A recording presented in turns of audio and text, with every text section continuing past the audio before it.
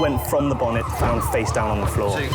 Pediatric trauma It's a stabbing cordred. 25 feet from a ladder onto his back. He's really unwell, and I think anaesthetics need to see him before he goes to theatre. Daphne? Daphne? How is everybody then? Chilling?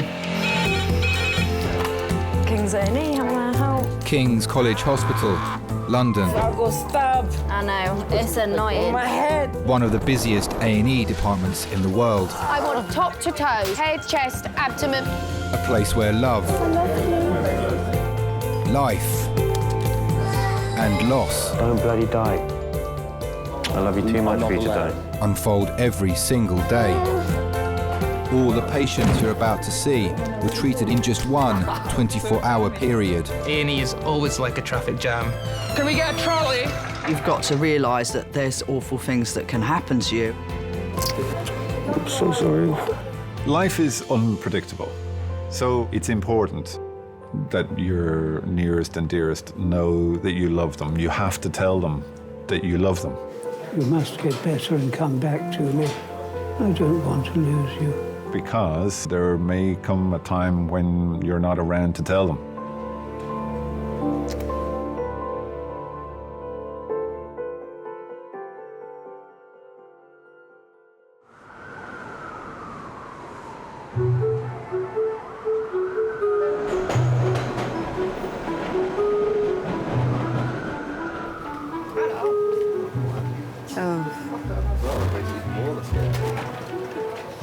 It's horrid. I don't like Red Nose Day. But it's just another day. I just find it all just a load of famous people crying in Africa, trying to get their profile up. Really famous people. All like Okay, this to I me. It's not saw, Red Nose. what's that little group? Boy band. Boyzone. No, young. 70, Harry. He's my age. 17. You're, no. You're going back like 30 years, darling. What's their names? Steps. Are they No. boy band? Yeah, One Direction. But see, someone knows. One Direction.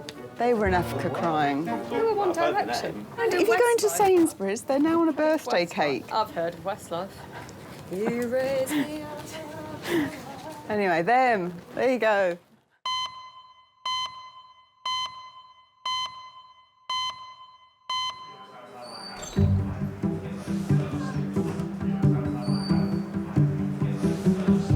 You think I call you in because there's no one here. No, I know. It was empty when I come in here. Yeah.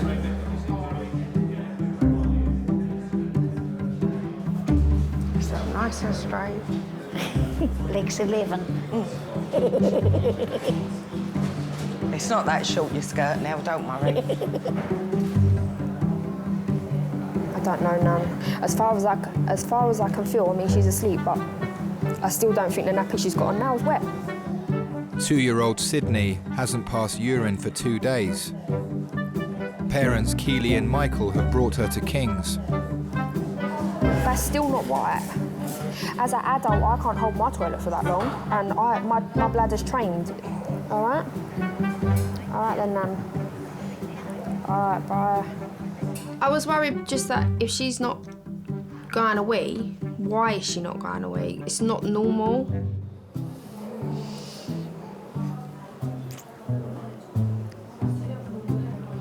What's he doing? What's he doing to you? When I first met Michael, I was about 13 and a half, maybe 14. We met through friends, just generally hanging out. I found her on Facebook. I messaged her. I didn't think I would get a reply. But then when I saw a reply, I thought to myself, I smiled that obviously that Keely replied. So then we started talking from there and met up. Shake your foot. Shake it. Keely was loving. She was always there when I needed someone to talk to. And we've never looked back, really. Michael. We have 4 kids. Chelsea, she's 13. We have Chanel, she's 6. Caden, he's 4. And we have Sydney, and she's 2. Hello? Because I told you have to go to Nan's. No, you can't. And I said take your ass to Nan's, and if I have to tell you again, you're going to be in trouble. Just after my 15th birthday, I fell poorly and I was at my nan's house and she called an ambulance and they took me to King's College with a suspected kidney infection. I was in A&E and they took me upstairs to do a kidney scan and the midwife looked at my mum and said she's having a baby, and Chelsea was born 37 minutes later. Yes. Did you have any idea? No, I went to school 2 days before I had Chelsea and did trampolining and played football on the teams at school. So when my mum phoned the school and said, Keely can't come to school today, she's had a baby, my head of year said, are you being for real? She was on my trampoline 2 days ago. And my mum said, yeah, she had a baby. Don't you dare put the phone down on me when I'm speaking to you. Do you understand me? She's 13 now. Big pain in the backside. No, don't okay me like you're not listening. Do you understand me? Right, hurry up. She's waiting for you. Stop saying bye. It's not your place to say bye.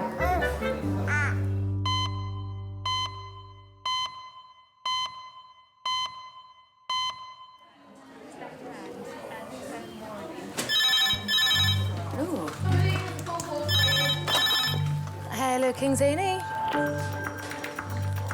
Yep. Do we know how far? Okay. Yep. 8 minutes. And they want this as the major trauma? Yep, okay. All right, thanks. Bye. Bye. How long? 8 minutes? Should I say 5? Yeah.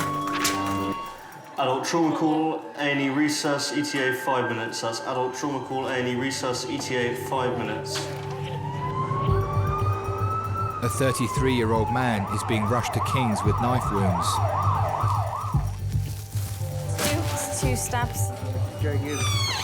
Father of one, Dilson, was stabbed in the head and neck as he was leaving a nightclub in the early hours of the morning.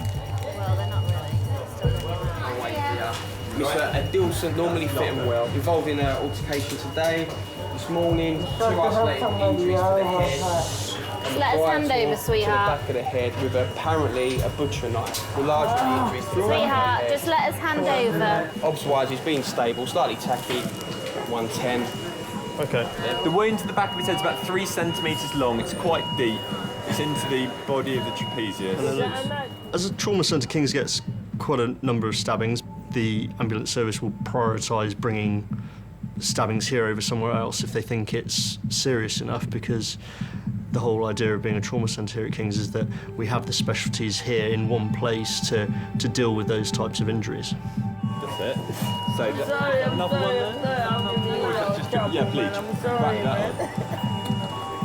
Yeah, I think he's had another one there, isn't there? Got another small one there, probably, yeah. And then, just have a look at this one. I think one of the things about stab wounds is until you've assessed them, you don't know how deep the stab wounds are. Until you've looked at them completely over, you don't know if there are any other stab wounds that the ambulance crew might not have seen. Is a stabbing, but that's just the doctor's hand, okay? I don't even know what happened to me, because what I tried to do, I tried to stop the fight, then what I did, I was bleeding just coming out my head. I didn't know what happened. Less than 1 centimetre right triceps. Well, you're in the right place now, yeah? Don't worry, my love, it's okay. Come on, take some nice deep breaths. If you sit back, like there. Sometimes stabbings and gunshots are the most difficult to deal with because they're so pent up when they come in.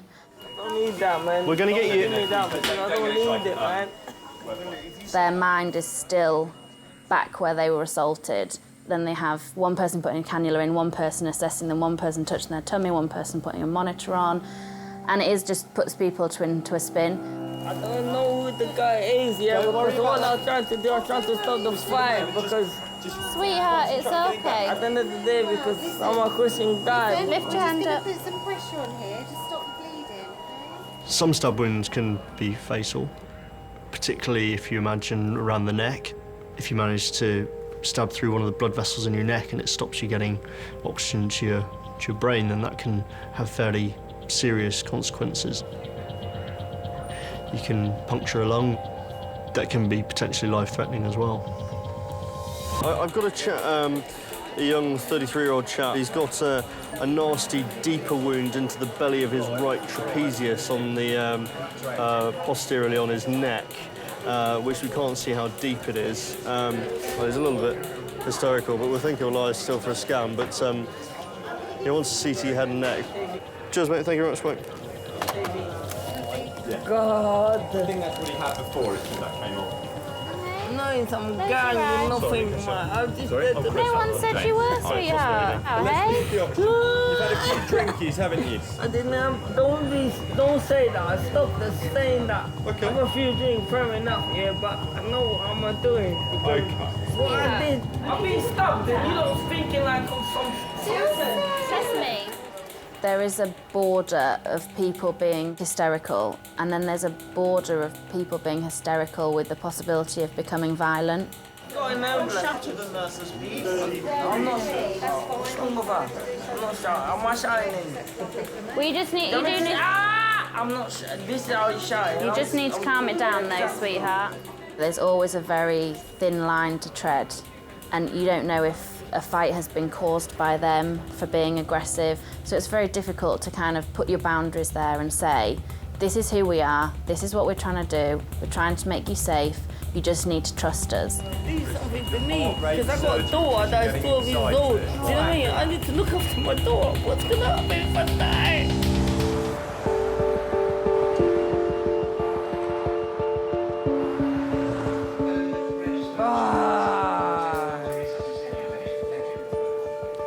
It's been 25 minutes since Dilson was brought into King's with a deep knife wound to his neck. You don't know talking sense. You don't know talking rubbish.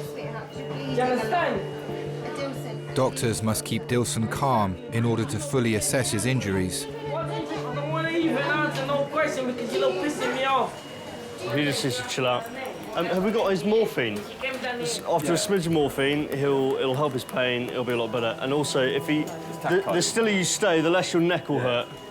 I think if a patient's hysterical when they come in, it's really important to calm them down, certainly from our point of view in terms of assessing them, getting their pain under control, for example. It can often help with that. I'm losing a lot of blood. I'd rather die, man. You know what it is, yeah? My head is hurting me, and my eyes is hurting me. I can't function. I was really scared, to be honest. Really scared. It was in a bad state of mind. I was really worried as well. All right, love. Thank you. I'm gonna get you some painkillers, okay, sweetheart? I'm really sorry about whatever happened, so I want to calm down. It's not your fault, is it? Yeah? Not your fault, hey? Do you know when you try to save somebody's life? A lot of emotional stuff was getting to my head. Do you know what I mean? Because when you're in that situation, you start thinking a lot of things. Because you've never been to that stabbing experience. Do you know what I mean? Because I can't believe this happened to me because I'm not ready to come on. Don't worry, sweetheart. Sweetheart, look at me.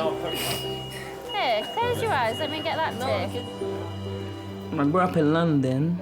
I was a quiet kid till about I was 21. That's when I started coming out of myself. You know what I mean? So I just used to be at home, doing my work, never been in trouble with no one. We'll drip in your arm, okay? So we can give you some... I'm even scared because I don't know what's going on because it's my first time I've been like that. Calm down, hey? My mom passed away in a car accident. I was about 5 years old. I was really young. It don't make no sense. But as always, the good people have to go. You know what I mean? So, I grew up with my grandmother. She made me to be the man who I am today, so I really appreciate that. Yeah, I'm gonna hold it, don't worry. Thank you very much for your doctors, even the paramedic that came in to pick me up. Thank you very much. I want to see, when I feel better, I want to see all of these. Just to say thank you, because I really appreciate it. I think it is quite nice when people have calmed down because all of a sudden you see actually the real person. Chick, Chick, CT are ready, okay? Be looking after me very well, even though I'm a bit whingy. If they trust you enough to have a bit of banter with you, then I think you've done your job. Come on, let's go. I have to come and see you, man. Yeah, you will. Now that Dilson is less agitated, he's being sent for a CT scan. This will show whether he's sustained any serious internal injuries. One of the issues with trauma is that the situation can change. You continually reassess the patient, so until you're happy with one area, you don't move on to the next. I think the hard thing to tell is, even if you look at a wound and say, oh, it looks quite deep, is which direction is it going in? I can't believe I got stabbed. I know, it's annoying. On my head. It's okay. Fucking hell, that's hang on. Oh, too far. Too far? Go forward. So go this way. No, lie back. Down. I need to wee as well. Okay, it'll be 2 minutes. I remember the day when I used to go clubbing, never used to be a knife. If anybody step in anybody's shoes, she used to say sorry and that's it. But nowadays, now you step in somebody's shoes, you get a knife or you get a gun in your head. See what I mean? Just times have changed, really. That's why I'm really scared about my daughter. All right. Stay still for us. I got a daughter, her name's Tegan, she's 12. I love her so much, she's my life. She means the world to me. I'll do what I can do to protect her, but it's just little kids, they're trying to prove themselves. They want to be gangsters. And what they're trying to prove a point, what, killing other people's life, what they're gonna prove. Do you know what I mean? They don't value life, they don't care about other people's life. But I value life, I care about other people's life. Do you know what I mean? They don't care.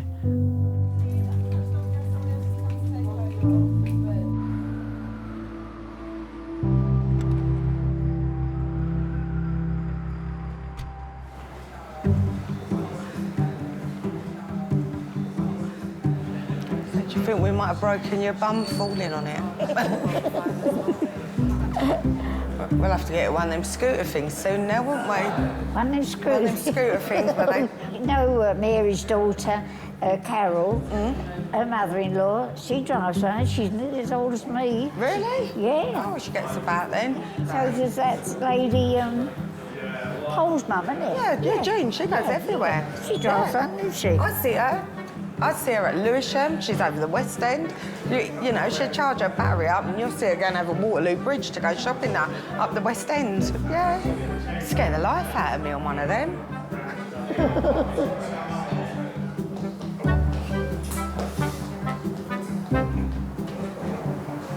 What's the matter? You look really flustered. I was 13 when I became a dad, and I was really shocked. One day, obviously, my mum went out. Me and my brother was watching TV. You saw the dramas, having sex, and we started laughing about it. Ain't that funny that two people having sex, kissing? So I thought, okay, let me try it and see what happens. And then we did. I was scared. So I was like, I closed my eyes and I kissed her, and she said to me, you know. But after that, we started kissing all the time.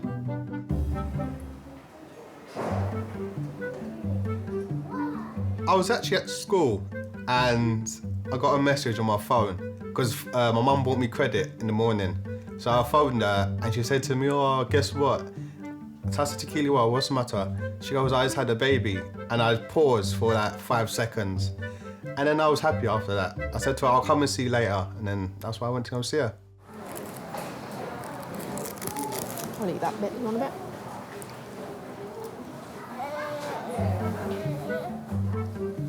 Everybody thought Michael would be gone after 6 weeks or a few months, but he's still here, still going strong. Any regrets? No, I'll never regret it. I'll do anything for my children. I'll love them even more every day.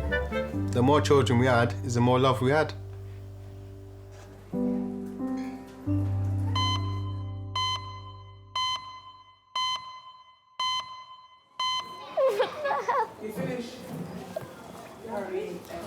39-year-old woman with a red nose on. Going, I missed it at school today. Oh, it's a rabbit. Oh, I want to play with the rabbit. Come on, let's put it on the arm. Why would you put it on my arm? That's exactly a happy arm. Hello, Doreen. How do you normally get around indoors? You use a stick or anything indoors? Do you use any walking stick? Yeah. 79-year-old Doreen had a fall at home and injured her wrist.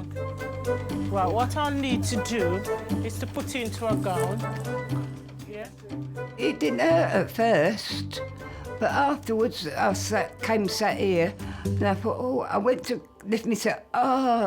That's when I phoned my friend up, you know, a neighbour, and he came down and he phoned the ambulance for me. You're going to go for an X-ray, all right? I just want you to tell me if you can you feel me touching your fingers? Yeah. You can, all right.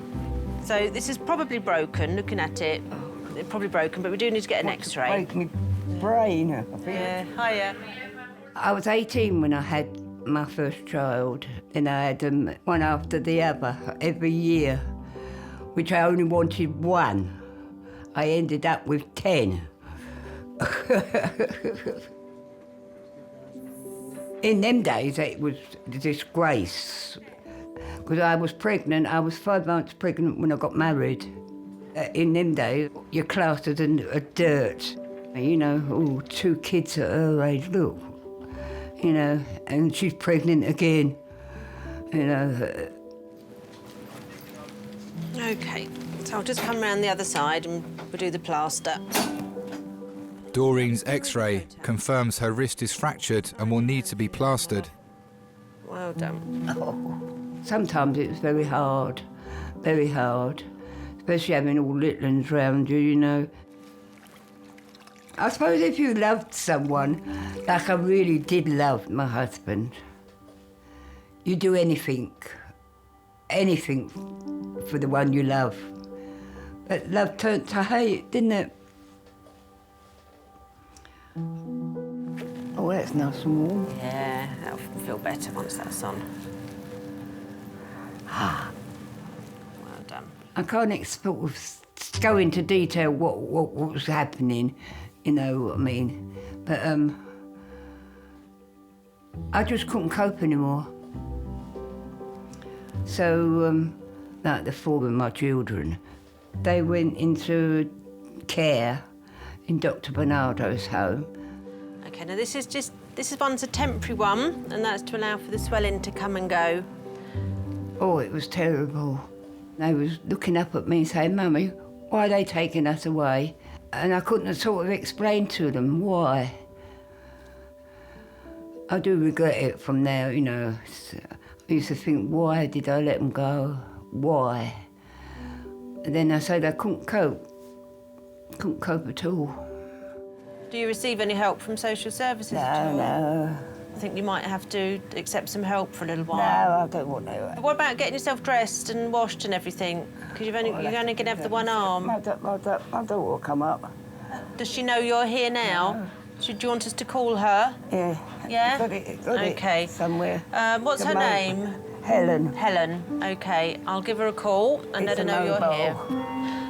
Got a phone call from the hospital to say that she's been in there, can I come up? Thinking, oh no, not again, what's she done this time? And she's forever tripping, nearly falling over. Hello, Helen. You're playing football again, earlier. My earliest memory, I was 3 years old. I was taken into Dr. Bernardo's. I remember my mum and dad walking away from me. And I remember it was me and my older sister, Diane.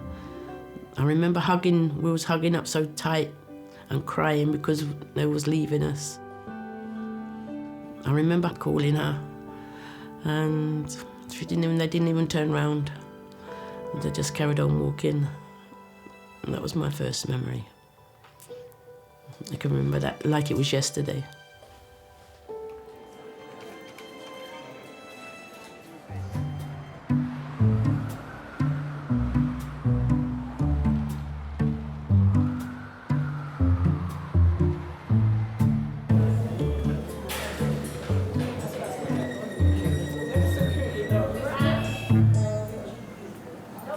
Look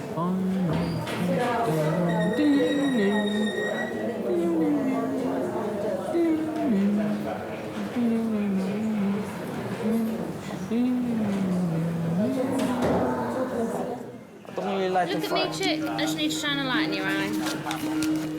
Okay. Dilson is waiting for the results of his CT scan. He is now calm enough to talk to police about the incident. What's your name? That was assassinated, basically. Because what I did, I was not involved in the fight. Do you understand what I mean? Place, wrong time. Exactly. Dilson was stabbed in the early hours of the morning as he was leaving a nightclub. Guy just came in with a knife, stabbed him behind.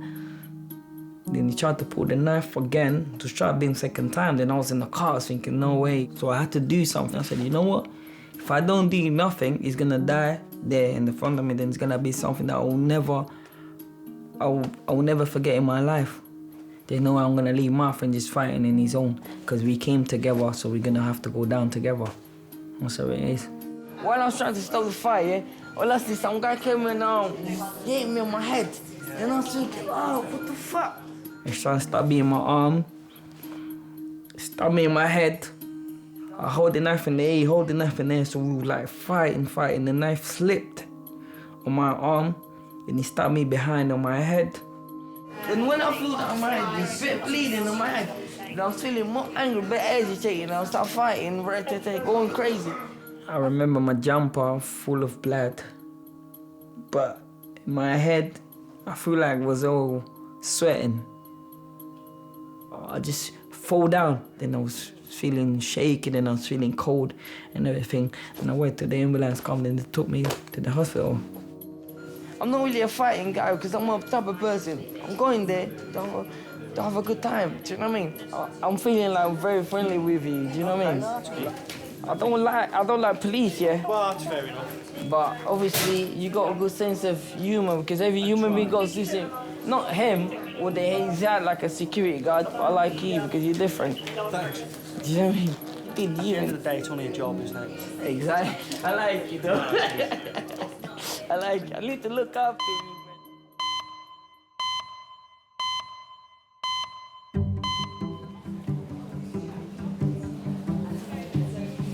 Oh, scratch my back, please. Put your hand in my... No. Put your hand in there. No. If you put your hand... Go a bit left. Yeah, I'm gonna put my hand in your breast. That way. Right there, yeah. Oh, God. Sydney? Yeah. Hiya. Come, look, the doctor's calling you now. Here. Stop crying. My name's Firas. I'm one of the Pediatric A&E consultants. How can I help today? Sydney hasn't been a wee for 2 days. Okay. No wee-wees? No. Has she ever done this before? No. Okay. None of mine have done this before. And how many have you 4. got? Wow. People's attitudes to teen mums are, we're young and stupid. We're not young and stupid. Some of us cope better than adults. When me and Keely used to walk down the road with a pram, you know, older people used to look, and I say to Keely, oh look, they're looking, and Keely always said to me, don't worry, we're good parents, you know, we smile at them, this is our child, just take it one day at a time, and always made the most of it. What are you listening to? Give me my TikTok. What's that? When I was younger, when I was at 13, I was most worried about not being a good dad. Because a lot of my friends, they ended up in prison or they've ended up, you know, doing bad things in their life. But it actually got me to the path where I always thought about, I've got a child. So it always kept me in the right path. No, she's very well hydrated, aren't you?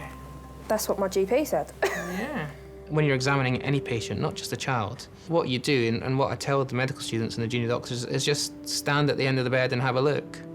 It is playing detective and just getting all the clues that you can get. It's either like she's producing a lot of wee and she's desperate, or there's no wee at all, and the kidneys are packing in, and then you look ill because the kidneys are failing. My gut feeling was that she was very, very well, and I did not need to worry about her. But then I had this little niggle in the back of my head that, well, the mum's told me she's not peed for 36 hours.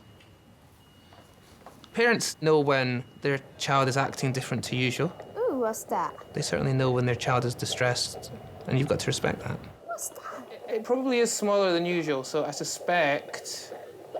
think I would be more comfortable, and I'm sure you'd be more comfortable if we just did some blood tests, make sure the kidney function's normal. Please. Yeah. Have that, hold your chocolate, because that man's going to stab you now. Right.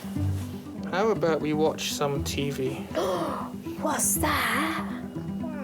That's a phone. I think probably one of the biggest changes that I've noticed in myself as a doctor since becoming a dad is the way that I probably deal with parents. Who's that? Very good. You can understand the pain and the hurt that they're going through, because actually seeing your child ill is the worst thing ever. It's not nice. All done. It's all done.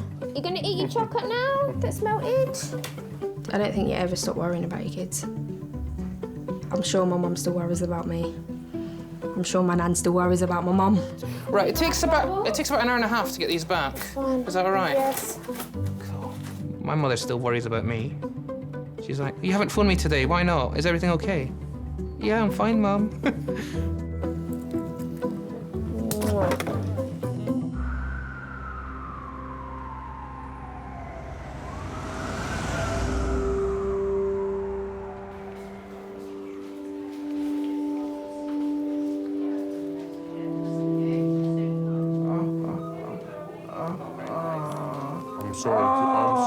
I'm sorry, listen, you're doing really well. But after that, I promise, you'll feel a lot better, okay? This is the worst bit. Dilson's scans have revealed no serious internal damage, and doctors can now close his wounds. Basically, I'm the miracle now, because I'm alive. Can you sit up? He was just trying to be the hero, but unfortunately in South London, you can't be a hero without getting a few injuries. The hero never has weapons, so always goes wrong. Dilson is now being taken to a ward where he'll be kept under observation.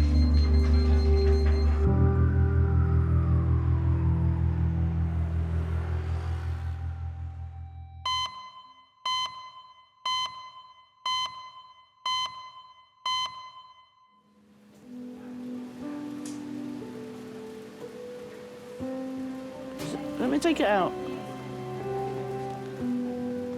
Come on, it's all lettuce, isn't it? 79-year-old Doreen fell at home and fractured her wrist. Ambulance driver said, you've been chasing them again. I said, it can't be a fine thing. I went into care when I was 3, come out when I was 11. I remember saying, the girl said, oh, she's going home to her mum. So I said, well, we're going home next week, although we wasn't. Deep down, I was wishing it, but when the time actually came, I didn't like it. We passed each other and they didn't even know us, and we didn't know them. Yeah. What is this, chicken? It tastes like chicken. Yeah? I took the lettuce out of the other one. There's only one thing I don't really understand. Why take us out knowing that 6 months later you're going to disappear? And that was my mum. She disappeared after 6 months. I left my husband. I just had to get away. Had to get out. Because I think, because if I hadn't, I would have done myself in, you know what I mean? But it's that, it was very, very hard. She's now, that's the one that phoned you up. Did I cry? Did I get upset? No. Not when she left the second time. I thought, well, I've been through this before.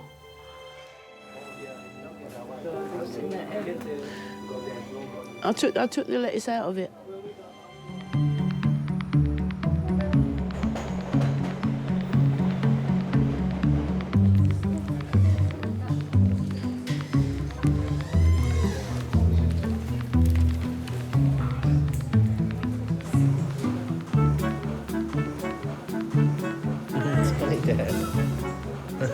Now turn it around.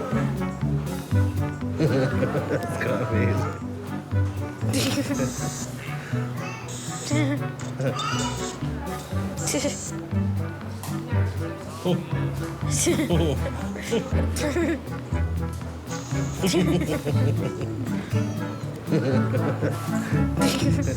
No, Sydney.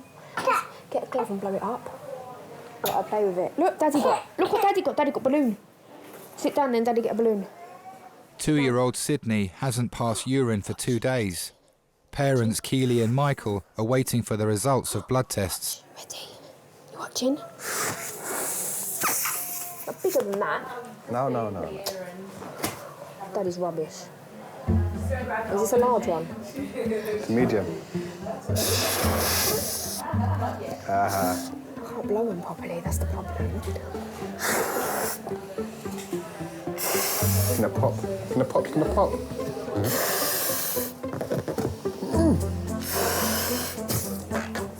Oh, wait, man, before I need emergency help. What's that?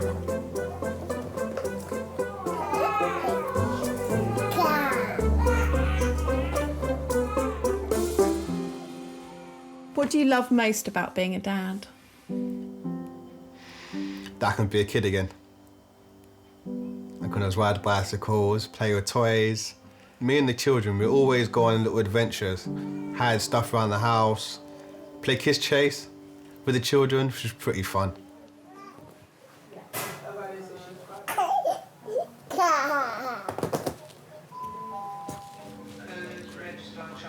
People's going to wonder where we are today. Eh? People are going to wonder where we are today. Oh. I've had to close the shop. I lost touch with my mum. And it wasn't until I was about 25 that I found out, it's just through somebody, I think, I found out where she was working. I was intrigued, what's she doing, what she looked like. So I just turned up there. I was scared. It took me an hour to go in. You know, I remember waiting outside. I thought, well, no, go on, you've got to do it. And I pushed myself in there. And when I saw her, I thought, oh, she looks miserable. My purse, not my purse, I didn't brought my keys and my passport's in that pocket. Your passport? Where you going, on holiday? I didn't recognise her at first, you know. And I said, what do you want, love? So she said, I'm your daughter. And then she asked me, which one are you? Yeah. I said, I'm Helen. I can't sit in this chair, I just sit. I couldn't get over it at first. I kept having to go out and look at her and see if it was her, you know, because I said I had to get back to work, you know, behind the counter. It was only Helen that got in touch, like, found out where I was in Brixton, and she was the only one that used to come to see me. Oh, that's better. Lean up against the back. We've been back together, we've been close for at least 25 to 30 years, that me and Mum was really, like, connected. And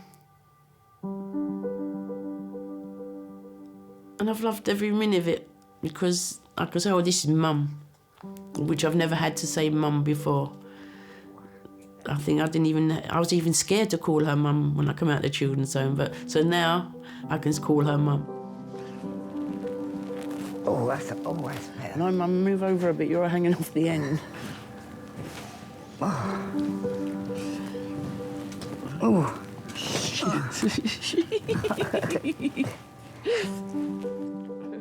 I have to forgive. Yeah. I don't know the real reason. And we all make mistakes. And that was her biggest mistake. I don't think since I've been back she's made any mistakes with me. Swivel your bum back. Look, there's my wrist.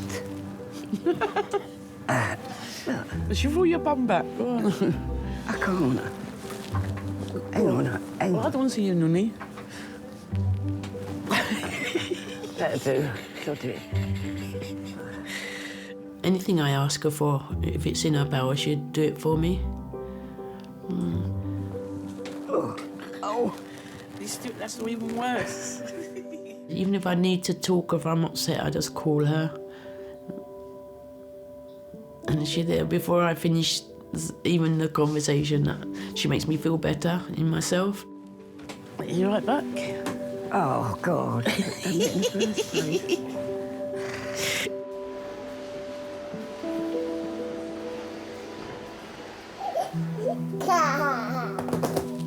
Just to say the blood test that I've just run is normal, so that's very, very encouraging. So kids that are ill, that blood test's abnormal, so it's not. So it's looking good already. Okay. That's All it. right, thank you very much. I don't think you can generalise about when is the right time to have a baby. I mean, I think ideally you would like to not have a baby when you're, a teenager, because I think you need a bit of life experience.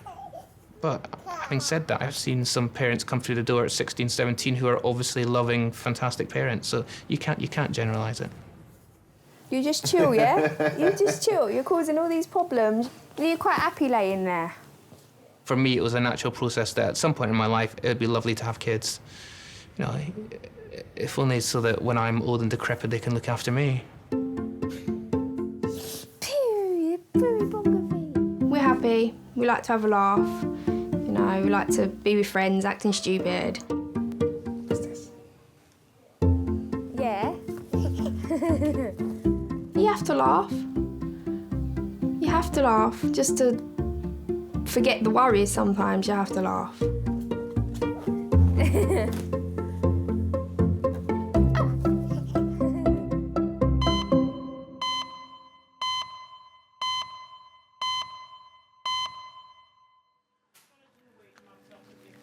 Okay, so that's her appointment for tomorrow morning, 9 o'clock, in the fracture clinic, which is in the Golden Jubilee wing, and that's just a copy of her notes that need to come with her. Okay. All right. The transport's picking me up, innit? Booked transport. Get decent before they come. As they've been saying, I'm chasing them in again. All right. You take care now. Do you think Helen knows how much you do care about her? I don't think so. She's really gorgeous. I had my keys in my pocket, Helen. We have our quarrels, admitted. We have our quarrels sometimes. But she's my life. My Helen is my life. I really love my Helen. She was there for me. And she really,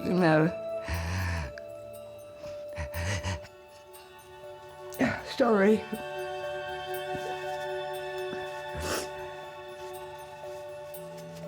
I mean, yeah, no, that ain't it. What's the way out? The past is the past.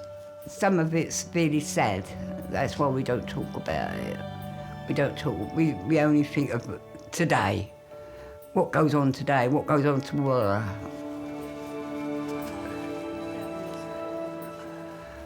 Look forward to the future. That's what I always say.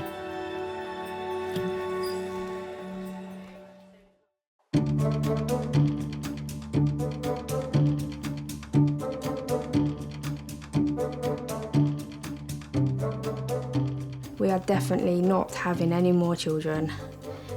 We don't need any more. We haven't got the space, or the money, or the time. No.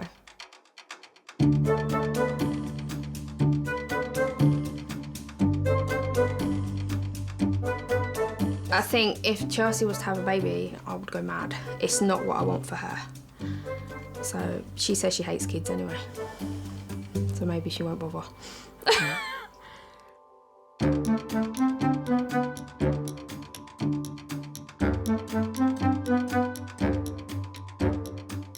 God gave me a second life, so obviously I always have to be there for my daughter.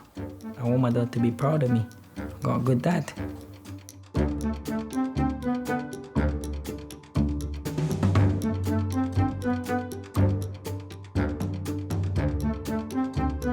I'm young to myself.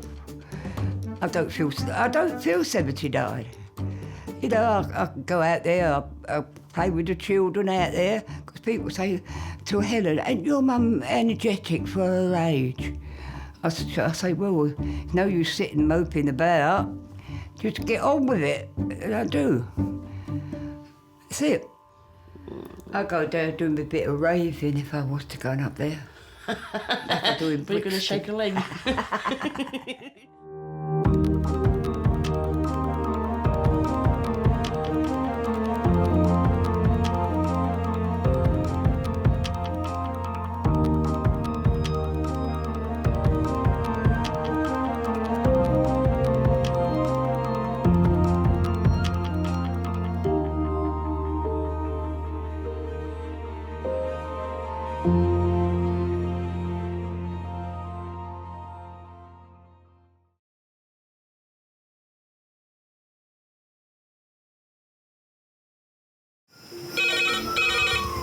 Went from the bonnet, found face down on the floor. Pediatric trauma. It's a stabbing quadra. 25 feet from a ladder onto his back. He's really unwell. I think anaesthetics need to see him before he goes to theatre.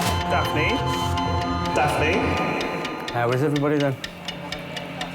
Chilling?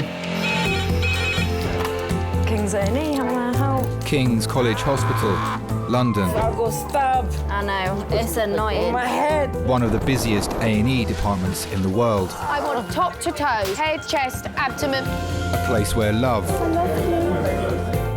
life, and loss. Don't bloody die. I love you too much for you to die. Unfold every single day. All the patients you're about to see were treated in just one 24-hour period. A&E is always like a traffic jam. Can we get a trolley?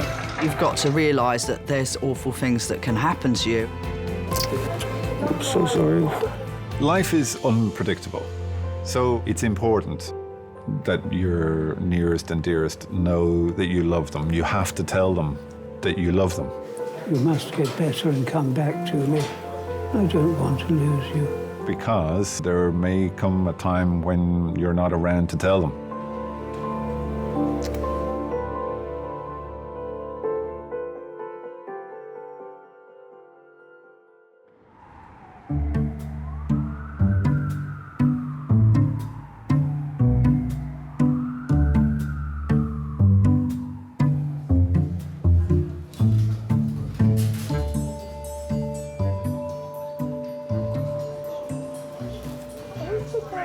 Where the woman says she's going? Eh? Where she says she's going? She's going to see how long it will take you. So that's fine. You had your break yet, mate? I am. Okay, great. Thank you very much. Thank you, you're welcome, mate. You're a lovely man. Matt is one of the nurses working in Majors today. You need to have a slight screw loose, I think, to be a good A&E nurse. You've got to have a sense of humour. My name's Matthew. Nice to meet you anyway. Pleased to meet you, my dear.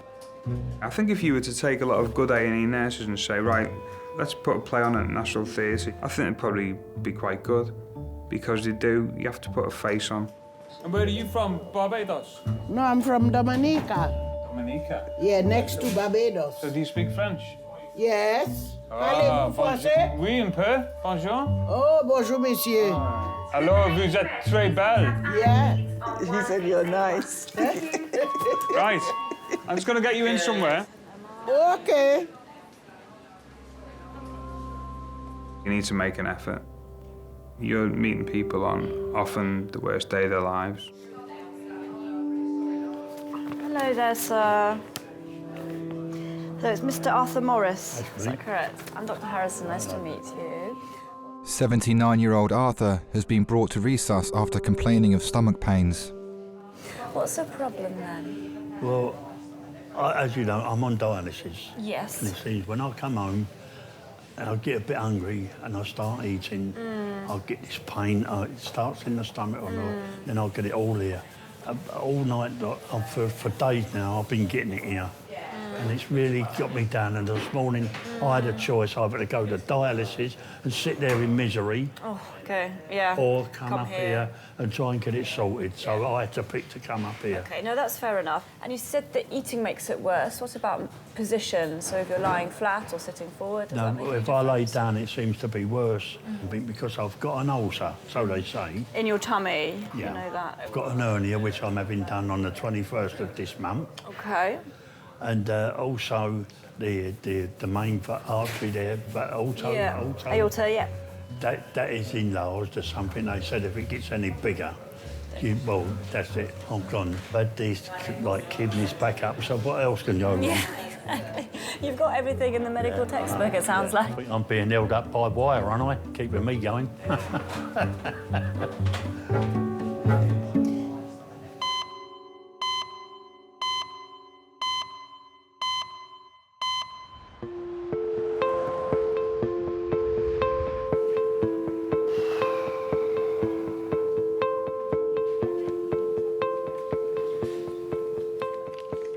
Look, this is what I want in the back garden.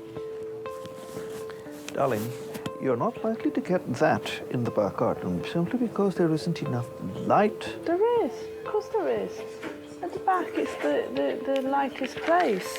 That kind of thing calls for a lot of open space and constant cultivation and attendance. Well, that's exactly what they don't need. They're wild. They don't need any cultivation, that's the whole point. You've misunderstood. Again. Oh, dear.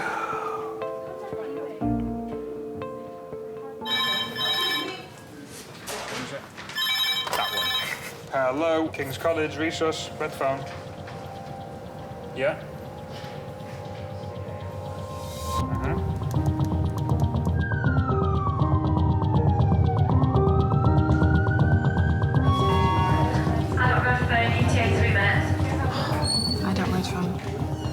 A 20-year-old man is being rushed to King's suffering from acute chest pain and breathing difficulties. He has no history of a heart condition or respiratory problems.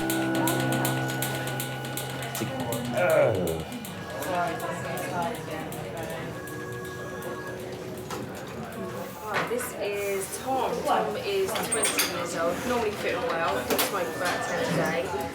Sat reading, had sudden sharp onset of pain on his left side, so it feels like something's pushing in. Whoa. Giving him 10 milligrams of morphine, but that's normally fit and well.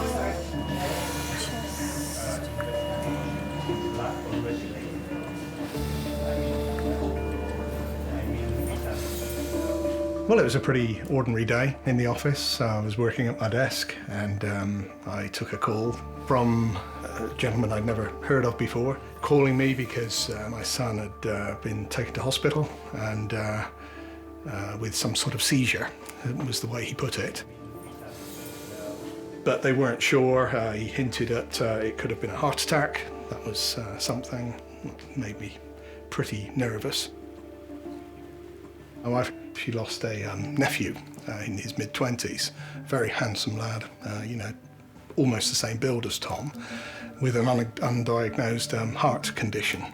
And that was one of the first things that went through my mind, just thinking, gosh, is this a case of one of these?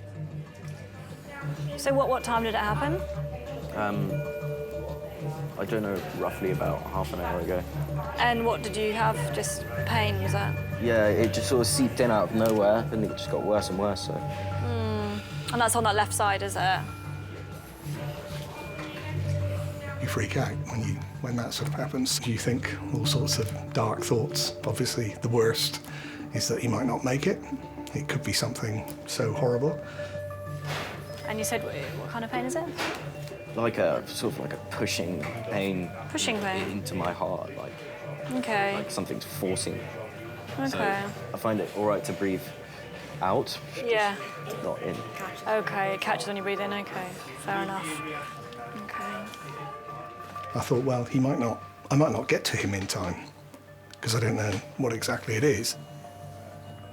You just don't know.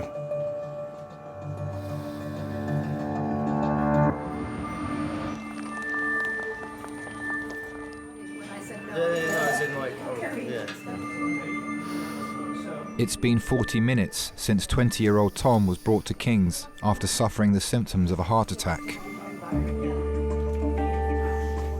Doctors are still uncertain of the underlying cause. Tom Fry, is it? Okay. Has he ever been here before? He's in hospital.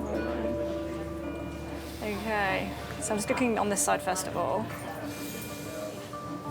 So this is an ultrasound. Stay a bit still for me if you can. Just really had no idea what was going on.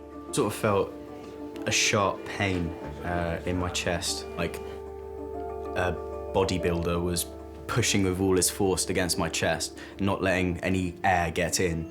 You know, I couldn't breathe at all. It was pretty horrible. And I thought it could have been a heart attack, could be a lung problem. I mean, initially I really thought I might have punctured a lung. I thought I was gonna die. Yeah, I genuinely had never experienced pain like that before. I just wanted it to be over, really, I suppose. Do you smoke? I do. How much do you smoke? 10 a day.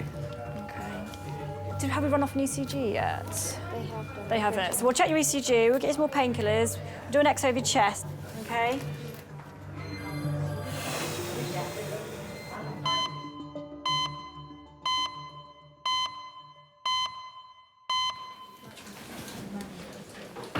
Anastasia, do you want to follow me? You can bring any of your friends if you want. All my gang, We'll all only be a my minute. gang, yes. All my gang following me because he's my daughter and my son-in-law. He's not coming in, is he? He can stay outside. Why? We don't need them, do we? Right. No, we need everybody. I'm only joking, he can come in if you I want. need witnesses. Yeah. You sure you know what you're doing? Not really, no. Oh, But it seems quite easy. I only hope you don't keep me there too long, eh? I hope so as well, yeah. He's not the doctor, Mummy, he's the... Don't have doctors where I'm from.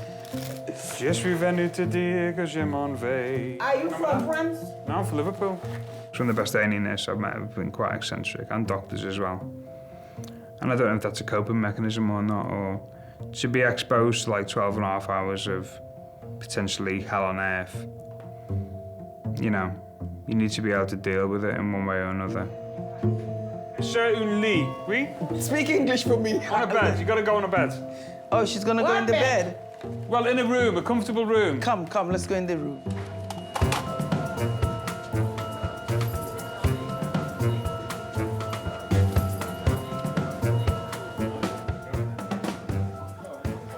When are we going to be cold? Huh? When are we going to be cold? Whenever the X-rays are ready. They come instantly now. Get them on an iPad. I've seen it on Holby City. This is not Holby City, this is King's College London, baby. Do you want any painkillers, Arthur? I'm not too bad. If I can do without them, I do, you know what I mean? No point in taking them if I don't have to. 20 minutes after arriving at King's, doctors are trying to work out which of Arthur's underlying health conditions has caused his sudden stomach pain. Here we are, Arthur. Just pop the smear load on. I had one of them when they evacuated me during the war. Did you? Where did you go? Can't think of where was it? Lincoln. Lincoln? Yeah, but when we got there, they was bombing that place, something terrible. So my mum brought us back home. She said, if we're going to die, we might as well die in our own homes in London. Yeah. So that's what she done, she brought us back. During the war, they never had toys or anything like that. It was always, I used to have to make the most of whatever was there. He never ever had anything new. So anything he ever got clothes-wise, and that was handed down by his brothers. So when we used to get something, he used to say, you get it new, I never. I used to have to put cardboard in my shoes and wear belts around the trousers where they were too big.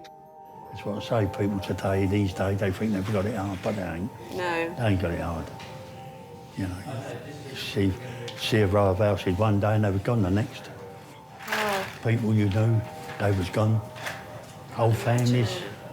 knew an old family and they was gone the next day. Oh, well, that must have been pretty scary. Yeah, well, he got used to it after a while. Did you? That's part of my life.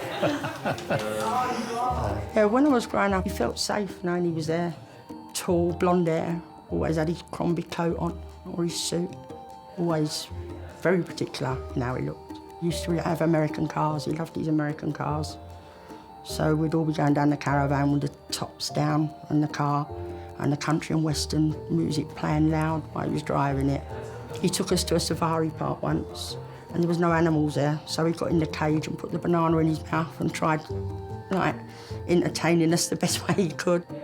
He always tried to make the best of a bad situation. He always got you laughing about something and, like, so you weren't too disappointed. And sit forwards for me. Deep breaths. And out. And again. Growing up, when we were teenagers, we loved him with us. We loved him being part of us. I mean, he's even come to nightclubs before and sat at a disco, you know what I mean, talking to everyone, and he loved it. He had his own coaling business, and he used to dress me up in his donkey jacket, and I'd go on the lorries with him on a Friday night to collect his money. My brothers used to work on the lorries with him, like, as they grew older. But I was always on the lorries with him, I loved it. My elder sister didn't. She used to like going out of weekends with my mum and dad and getting all done up. I weren't like that. I liked donkey jacket and being on the lorries with him. Ling's just talking about the tests we need to look at running, and it's likely that we'll need to do a scan of the belly today to just make absolutely sure that it's nothing to do with your... with the aorta, correct. Yeah. And we'll have a word with the renal people. We've got a few tests to make sure the heart's all right as well. Yeah. We'll be really careful about all these possibilities. Yeah. All right? Yeah. Okay. Okay, no problem.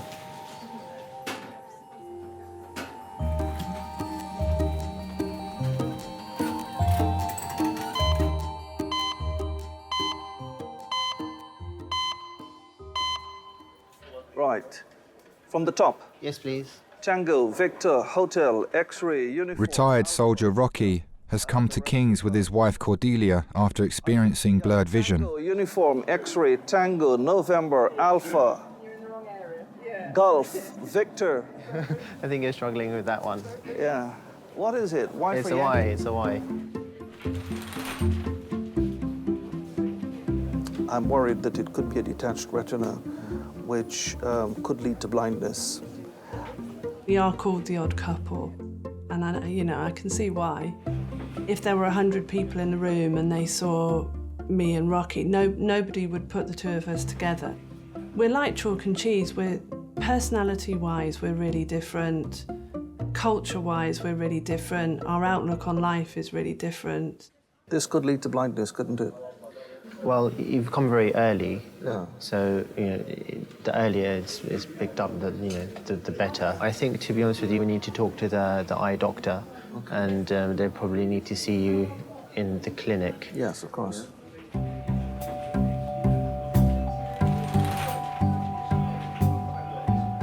I'm very prone to anxiety. Not that I take Prozac or anything, or I bounce off the ceiling. You know, I always thought I could sustain damages everywhere else except the head and the internal organs.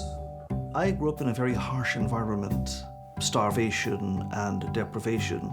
And so there was always that worry, and yes, the worry took a hold, just living. It was really difficult. A lot of people, I wasn't the only one, a lot of people migrated out of Guyana. But the eye has always been primary concern. And worry. He gets really uptight. He thinks the world is going to end. I have to be the voice of reason. I do try and focus on the positive side of things, and I think life is much more successful if you're positive, much happier. Why do you go around thinking about where you can sustain damage? I worry when these chaps just give you the soft soap. He's not giving you a soft soap. He doesn't know.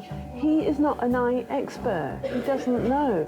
I think it brings out the worst in me, because then I start getting like a sergeant major and sort of being much more rough than I intend to be. So it sort of brings out the worst in both of us, I think, yeah. But it probably starts with him, I think.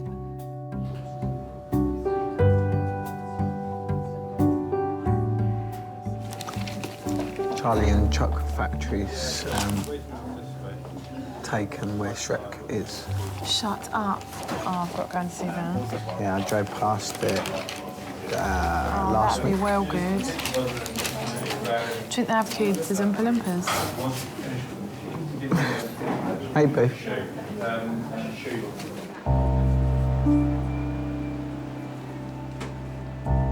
Doctors are concerned that the major artery in Arthur's heart may be in danger of rupturing.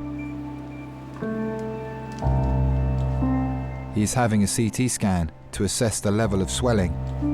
Is your dad the sort of man that copes well with pain? Yeah, he won't ask for help or nothing. He'll put up with things as best he can. He's not one to run to doctors or...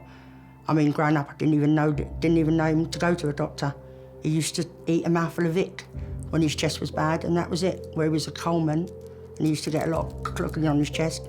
He used to just eat Vic and like steam his chest, and that was it. That was his medication.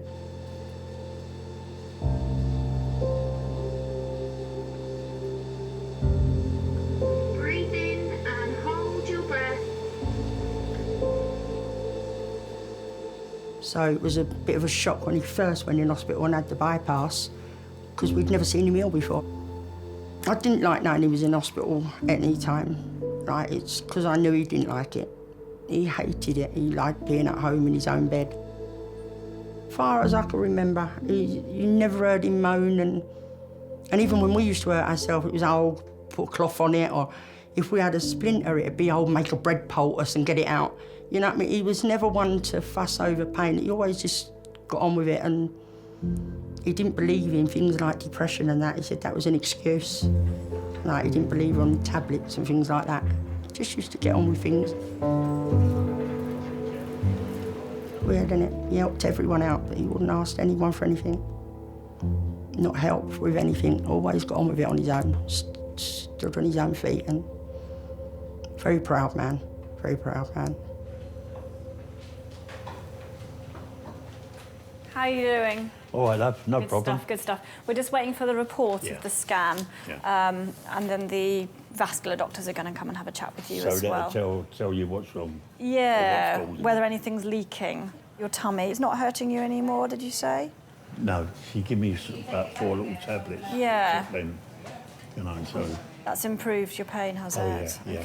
I mean, it could all be just down to your ulcer, but we need to really rule out all the other things that are going on with you. That's the only one I worry about, is that one. Yeah, the big vessel.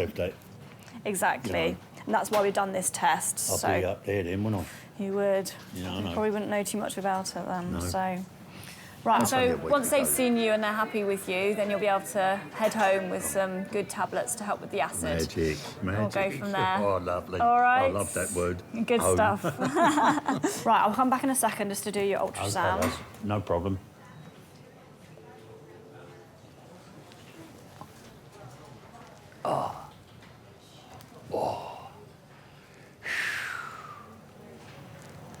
Do you like it strong or weak?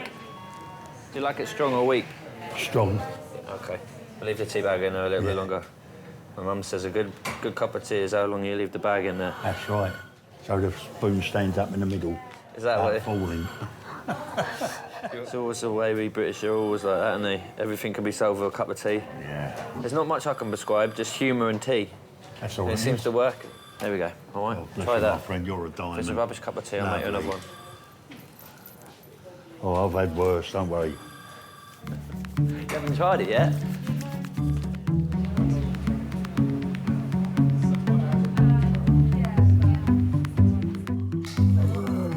Sleep. Put your head down. I'll sing you to sleep. Go to sleep. Baby cakes.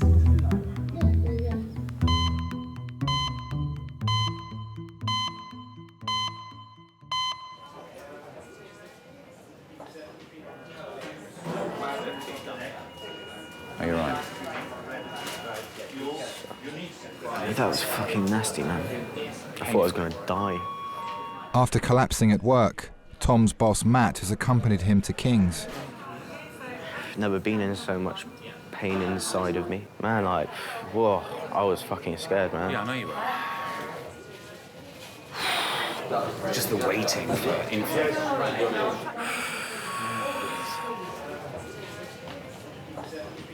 Shop will be all right. Who gives a fuck?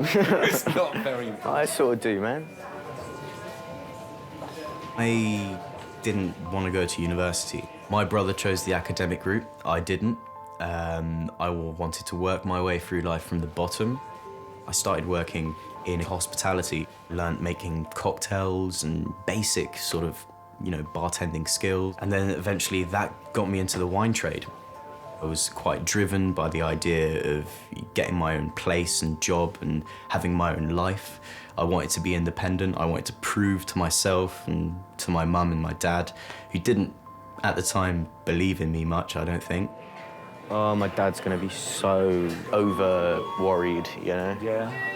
Yeah, it's fine.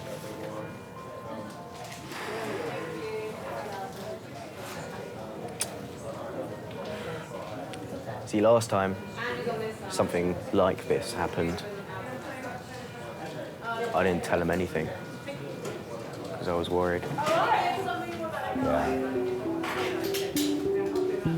While my son was living in London, he was diagnosed as having, as it turns out, a fairly mild form of cancer.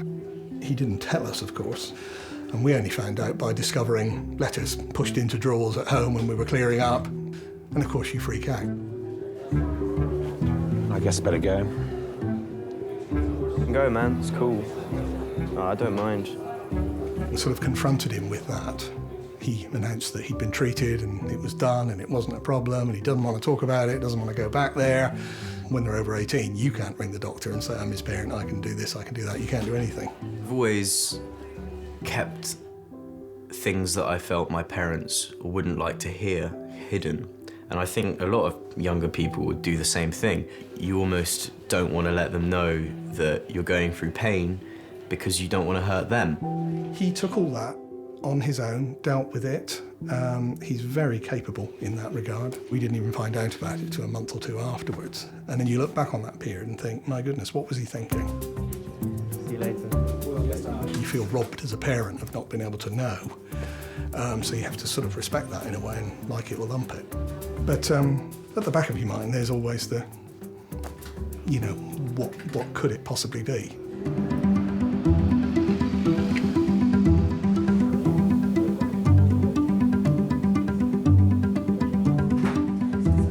There hasn't been a month this year so far that we haven't been in a hospital of some shape or form. Me up January, Mum in here February, Dad in here March.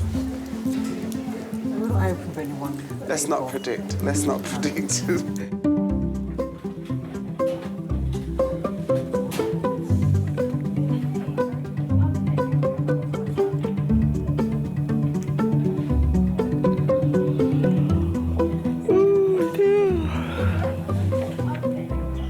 I'm still trying to get in touch with them. But these are just that's a letter and your copy of your notes that you'll need to take to them. I am worried about losing my eye. I understand that you're worried about that. But they're very good. You're not just pacifying me there, Sam, are you? It is a very common problem, and the earlier they catch it, the better. Well, okay. Well, thanks a lot. Very reassuring. I'll come and talk to you in a little while. Please, thanks. Can you try not to stop fussing? Well, look, I'm right back where I started. He doesn't know what the procedure is, and most importantly, he doesn't know the rate of success, so... Yes, but he knows that they're very good. Yes, well, he'll say that, wouldn't It he? is a very common problem. You don't have to go to the worst-case scenario. Tell me how you and Rocky first met. Used to work with Rocky's sister, and one day she appeared with him, and he rushed up to me, put on his very formal English voice, and picked up my hand and kissed it, and I just thought, what a creep. I took one look at Cordelia, and my head just went where my feet were. I was bowled over. I wasn't struck at all. I didn't think that I had anything in common with him. I didn't think it was anything I was interested in. All I could think of was Cordelia. And I said, you know what? I'm going to marry that girl. Jelly-like fluid seen on fundoscopy and retinal vessels less well defined on the right side. Many thanks. That's it. Buggered. I knew it.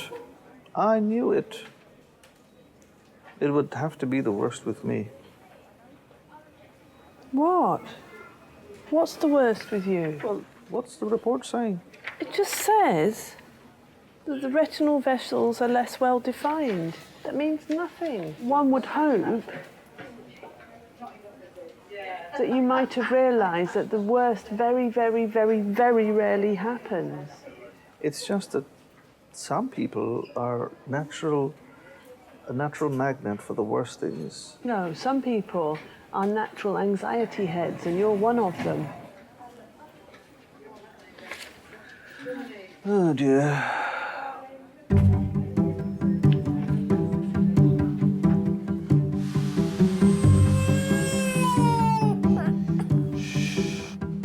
Where are you?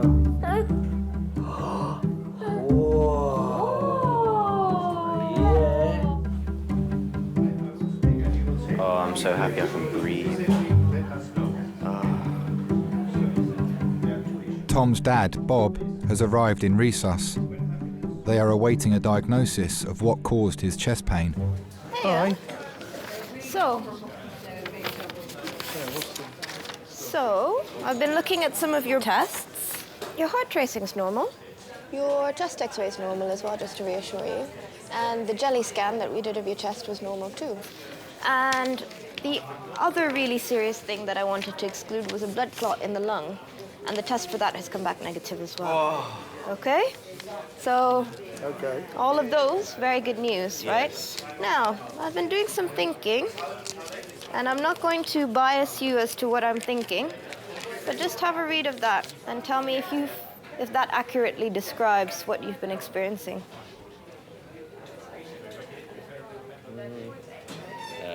Yeah, the top down to feeling sick, pretty accurate, and then the rest is I've had those before, yeah. Okay. But nothing of the last 4. Okay. Yeah. So, I'll show you what I'm thinking then. I think you might be experiencing panic attacks. And I think we're somewhat guilty of perpetuating this because when we see people in the emergency department, we try and rule out emergencies straight away. You know, which Yeah, we because have. you don't want it to be an emergency. Well, yeah, I can see what you Because you rule out the big things first, Yeah, isn't exactly, it? yeah. And I mean, to be honest, if you had had a blood clot and I told you you had a panic attack, you wouldn't thank me for that, would you? But what got me thinking about this is that you said you were afraid that something was wrong with your heart. And once you had that thought, you just felt a bit more short of breath. And it seemed that basically once we'd got you settled in a bit, your symptoms went away. And if we start getting it into our head that, oh my goodness, this could be a heart pain, obviously our inclination is to start getting stressed, right? And that's what triggers a panic attack. I see. I mean, yeah, this is entirely plausible. Quite stressed lately because you've had 2 flats fall through with his friend. They've been trying to move into a place because they both work here in London. We've sorted out You've how had it's 2 flat. falling through. You've had all the thing about getting the guarantees in place, Getting all the holidays moving, sorted, how we're going to make that. You know, you have been quite wound up sometimes. Up until that point, I don't think I realised how much stress I was under. I was moving place with my best friend, and that was getting a bit complicated. We'd been gazumped a couple of times. I was commuting to work 4 hours a day, and I think subconsciously, all these things in the back of my head were jumbled, and I was thinking too much about what was happening in my life at the time, and I just didn't really have time to relax. The doctor asked him, have you been stressed recently? And I'm sat there thinking, oh boy, I know you have. You know, I'd made it clear that I didn't want to be a guarantor of a rent deal again. And you think, well, have we, you know, you agonise over it as parents thinking, have you been too harsh? And, you know, you couldn't help feel a certain pang of guilt. So, Is there anything, if that is the case, what would be the steps to sort of prevent it from happening again? What triggers a panic attack is the way we attribute symptoms in our body, right? So if you feel a tinge on your chest and you go, oh, that's annoying, I've got a bit of a, muscle pain, then that will most likely not lead you to get stressed. It's how your brain... How you're perceiving it. Yes, it's how your brain interprets the signals of your body. I do think a lot sometimes over the top about what could be happening to me. So, yeah, that does make a lot of sense. In the world we live in, it may seem as though, I've got a good job, but I still get by the skin of my teeth, and I think that everybody in my situation who's decided to try and get a career from quite a young age, the first 4 or 5 years of their lives are going to be tough. You got to work to survive, you got to earn money, so that would be what I worry about, I suppose. I think there's a lot of pressure to conform, that a young man should be like and stuff like that. I think that can be quite hard for them,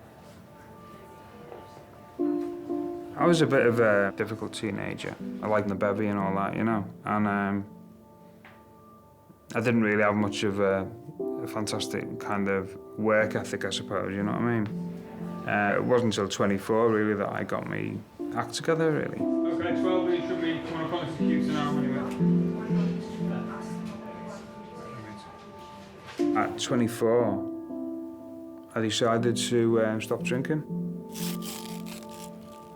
I realised that, drinking was costing me more than money. But being a young lad in the north or whatever, it was a very difficult thing to accept.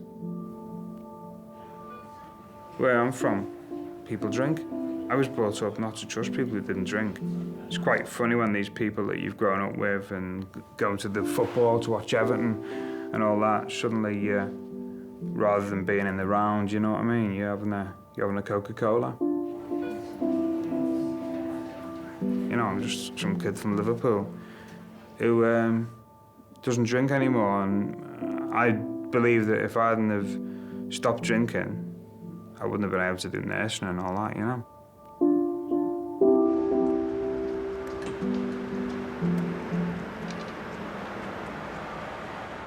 It was okay. Yeah, so I spoke to the eye doctor. I explained to them all about your eye problem. So they said that they would like to see you today, but not immediately. If there's one thing you said you love about it the most, what would that be?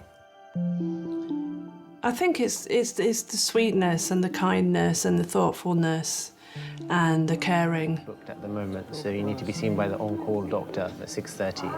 Okay. Okay. Okay. He'll go out with the dogs and he'll pick a bunch of dandelions or daisies or some wild flower and put it in the dog's collar and send the dogs up to me and say, they bought this for you, things like that, which is really sweet. Yeah, of course. Our relationship is quite interesting because I have to reassure him, but then there's also the side that other people don't see, which is him reassuring me, because I became very ill after he first met me. I was diagnosed with ME when I was in my mid-30s. And I've spent several years where I could hardly get out of bed in the morning, and I couldn't put my clothes on, I could hardly wash myself, I could hardly look after myself. I think I just thought, well, my life is over now, I'll just pretty much be retired, that will be my life. And I think since I've met him, I've realised that I can still do something that's useful, and my confidence has increased a lot. If it weren't for Rocky backing me and supporting me, and I suppose being prepared to, he says that he's my consort. We are so different in so many ways on the outside, I suppose even on the inside.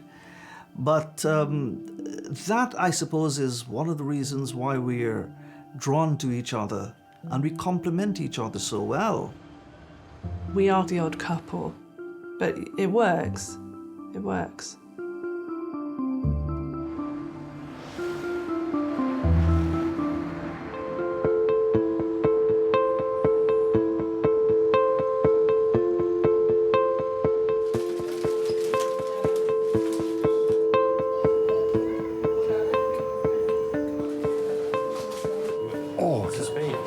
That's the only one.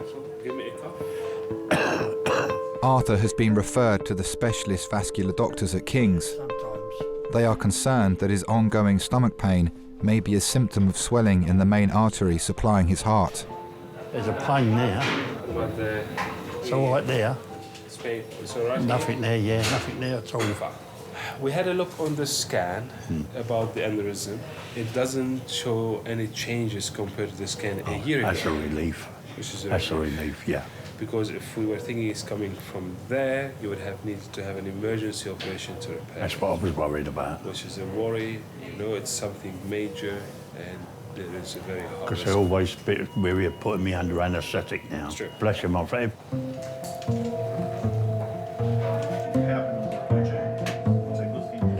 Doctors are satisfied that Tom's chest pain wasn't the result of a heart condition and that he's well enough to leave resus.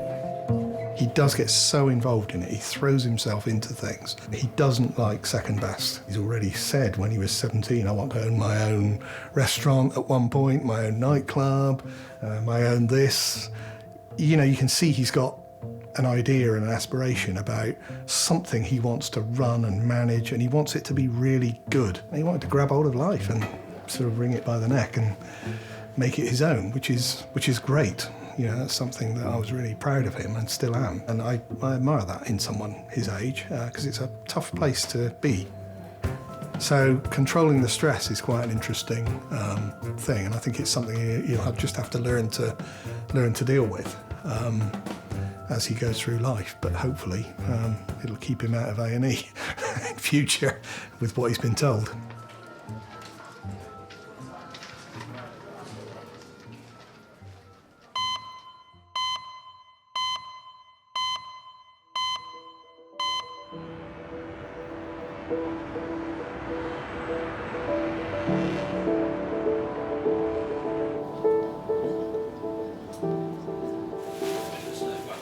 Arthur has been given the all clear. His enlarged aorta is not causing his discomforts, and with his abdominal pain responding well to medication, he's being allowed to go home. My dad is what you call a really old-fashioned gentleman. Even when he was in pain, it still wouldn't make him forget his manners or the way he spoke to people. It's an old-fashioned gentleman. November, looks like Kilo, Tango. After being seen by A&E staff earlier, Rocky has returned for his appointment with an eye specialist. Golf, Yankee, no, that's Tango, Lima. The aqueous humor, which is that liquid, that jelly-like liquid at the back of the eye, is attached to the retina, and sometimes it contracts. Just something that happens in nature, happens to everyone, and in so doing, it will pull bits, tiny film-like bits, off the retina itself, and they float around. They're called floaters, actually, which is the medical term the doctor used for the layman. Oh dear. But he said not to worry, just give it time, the body will absorb it. Just my luck.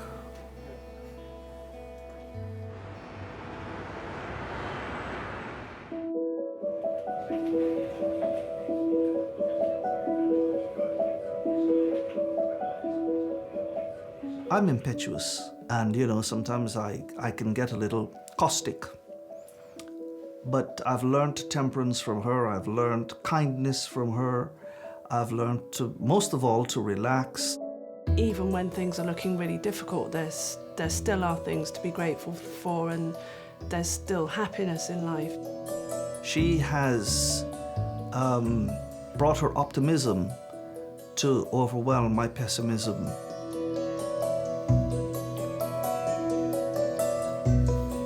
I look at the bigger picture and I think it's probably a good thing that this happened to me. It might have been a heart problem, it might have been a lung problem, and you know, you start thinking to yourself, you know, in the future it could be just that. So, you know, I started eating better. I now regularly play tennis. Yeah, I mean, things are put into perspective when you experience something like that.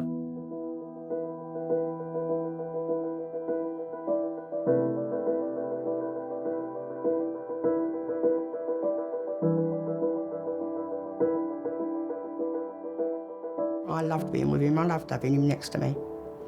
I was very proud of him. Even my friend used to say, "Oh, you're lucky. Why can't we have a dad like you?" I think, yeah, I won't give him away for the world. It's a perfect dad, really. Perfect friend as well. Just one in a million. I don't think anyone could ever fully choose. I don't think anyone, you never get another one of him. I think they threw the model away when they made him. There was only one of him.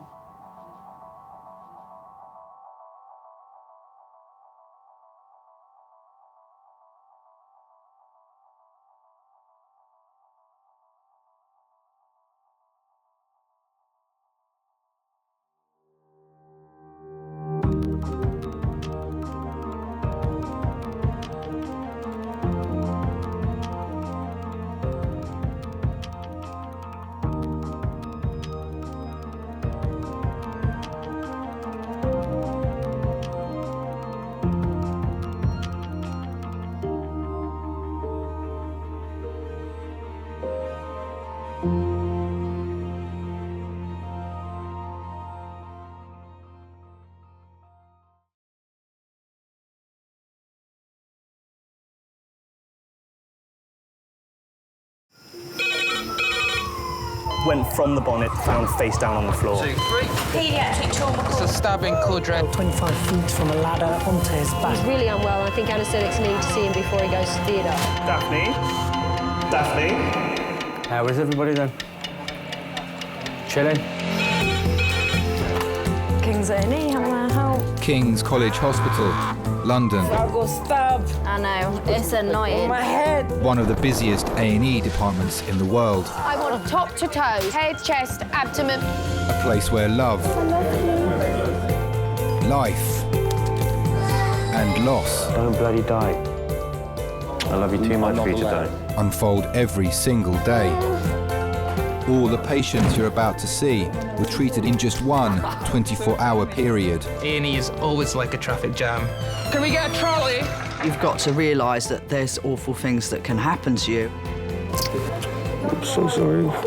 Life is unpredictable, so it's important that your nearest and dearest know that you love them. You have to tell them that you love them. You must get better and come back to me. I don't want to lose you. Because there may come a time when you're not around to tell them.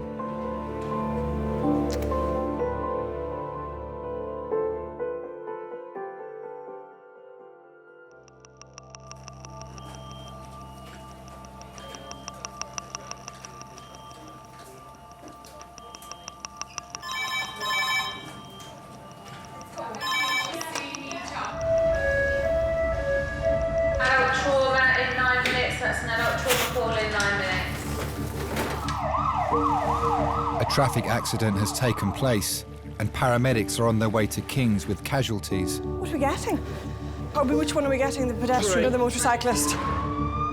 The first to arrive is the motorcyclist involved in the collision. Right, so we are getting the motorcyclist, but no doubt we will be getting the pedestrian. There we go, the pedestrian. King's A&E resus. So you see, this is your training one, and then you can do the pedestrian. Consultant Emma is in charge of resus today. She's been at King's for 9 years. Yes. Amongst the team are several junior doctors. This is a motorbike who's hit a pedestrian in the tree at the same time. Your ED job is the best job, but also the most stressful job you'll ever do as a junior doctor. The things you learn the best, that stick the best, are the things that you learnt in practice. And the books are fine, but it's not until you actually physically do it, the physical memory of doing it, the visual memory of doing it, that's what really makes it stick. It's the first of the 2 traumas. Let's get this one sorted then. Morning. Hang on, guys, our hands across. 1, 2, 3. Because the patients don't have a label attached to them as they come in the door, we're starting with a blank canvas. Okay. Right, tell us the story. He's hit a pedestrian and then hit a tree. You start with a patient and a story and your stethoscope in your hands, and you try to work out what's happening. So James, talk to me. Do you see anything abnormal? So there's equal chest expansion, but it's slightly reduced. The trachea is central. There's good air entry all over. Are there any grazes, marks, bruises, anything on his chest wall? Not that I can see, no. And there's a good resonant percussion note throughout as well. Meng, will you request plain film of the pelvis, CT chest? James, you're going to cross-batch him for 4. Claire, you're going to ultrasound him. Yeah. Thank you. Having 2 seriously ill or injured patients come through at the same time is demanding, because you want to be able to focus all your energy and all your attention onto the one, but you don't have the luxury of that. So you really have to trust your team.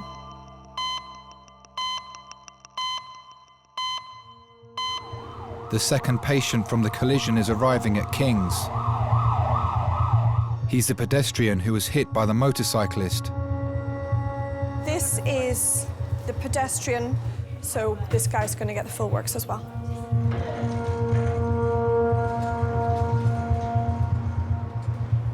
I've got to go because my other one's arrived. Bye. He was witnessed to go head over heels while stationary and standing. Top to toe, he has an isolated laceration to the left side of his mouth.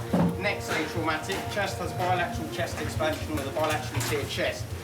Abdomen is tender on palpation bilaterally in the lower quadrants. He has lacerations to the left knee and to the left ankle. He has received 5 milligrams of IV morphine for the pain in both his abdomen and his legs. Thanks, guys. Okay. His abdomen is tender in the lower aspect with some voluntary guarding. The pulse is down here. The pedestrian is suffering from a low level of consciousness and extreme abdominal pain. Natural good pulses. Both of the casualties are at King's College. We're struggling to find any ID on the pedestrian at the moment. It doesn't appear to have any belongings with him. I'm just going to ring his wife. You got his details with her? I've got the wife's details. When the accident happened, I was at home and I was getting ready to go out. And then basically the police knocked on the door. Abdi, a 27-year-old father, was on his way to work when the accident happened. It's showing a torch in your eyes, darling. Open your eyes for me. Sorry. That was a bigger scare than actually going to the hospital and just seeing him. The police they just make your heart come out your chest. It's just scary when they come and knock. Reduced level of consciousness at the scene, complaining of abdominal pain with a bit of abdominal guarding. But if we could do the top to toe, that'd be great, please. Heart rate 75. Can I please have a porter to resus for an urgent CT run? Thank you. Okay. Good morning. Hi, how are you? I'm all right. Better than this gentleman. I'm just waiting for the scanner to be ready. We're going to pop you through a scanner to make sure there's nothing that we need to do. Abdi is being rushed for an emergency CT scan to determine whether he suffered any major injuries. You expect the worst and kind of brace yourself for it.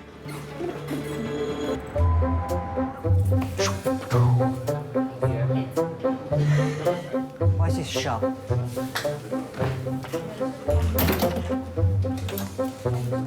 Come on.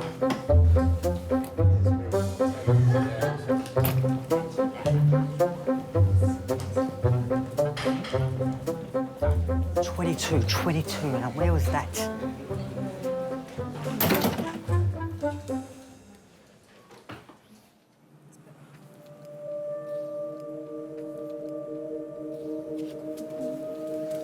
if you get your head nice and still for me, what we're going to do is you're on a board at the moment. We're going to move you across on that onto a different table, OK? Over this side. 27-year-old Abdi is having an emergency CT scan after being hit by a motorcyclist on his way to work. Where's your pain? Of course I can. I met Abdi on holiday. I met him on my last 2 days of my holiday. My first impressions of Abdi, they were good. He was a shy person, very quiet. After a while, he was lovely. He was really nice. He was really nice. I thought, I found a good guy. When Abdi found out I was pregnant, he was so happy.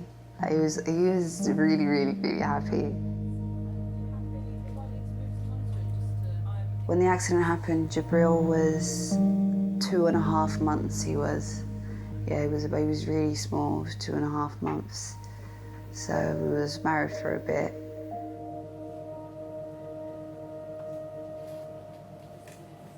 Where he had the accident, quite a few people have had accidents there. It's a really busy road. And you always see like flowers just on a lamppost, and it was scary, especially when they told me where it was. So I was like, whoa. OK, on slide, ready, steady, slide.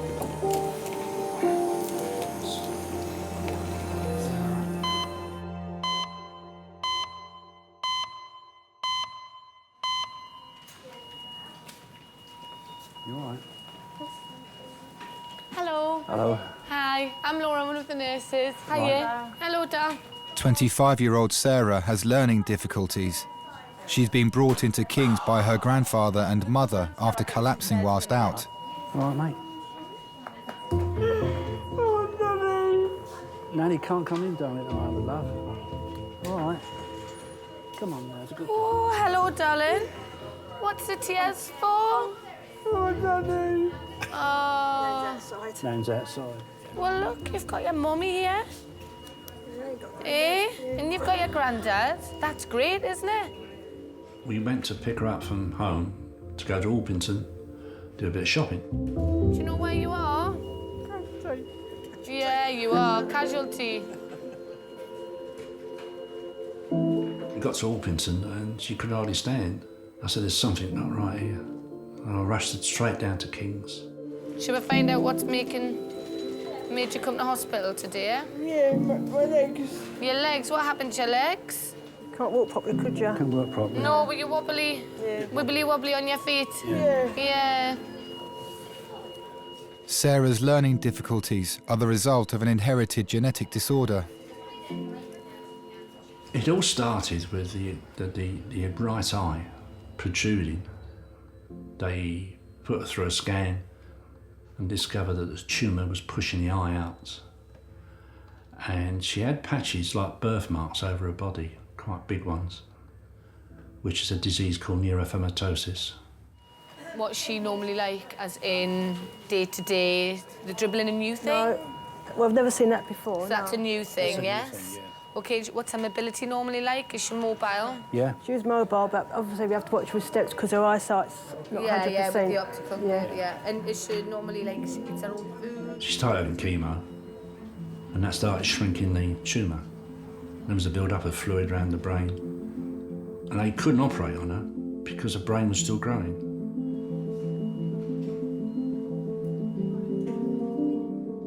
She was only 3 years old.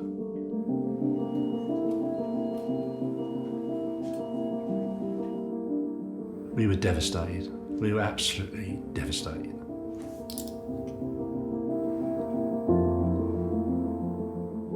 Right, I'm going to have a chat with the doctors and see if we can find out what made your legs go wobbly this morning.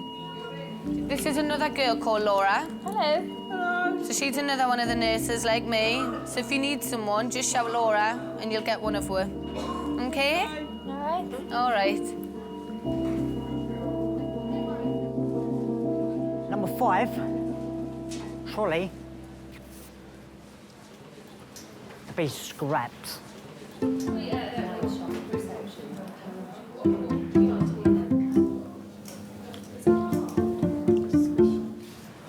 drive trolley, a base. Coming away.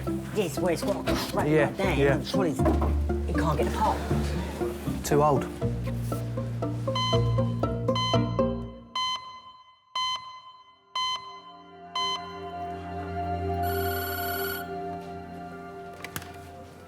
Resus.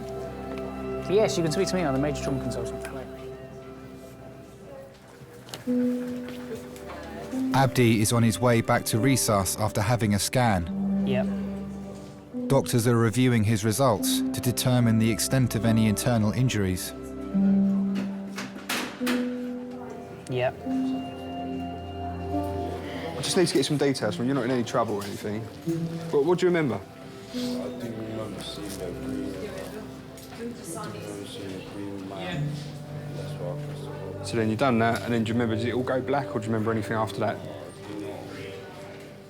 Every day in the ED is different. We get 400 patients a day. I think you have to be conscious that you're probably part of the most stressful day of that person's life.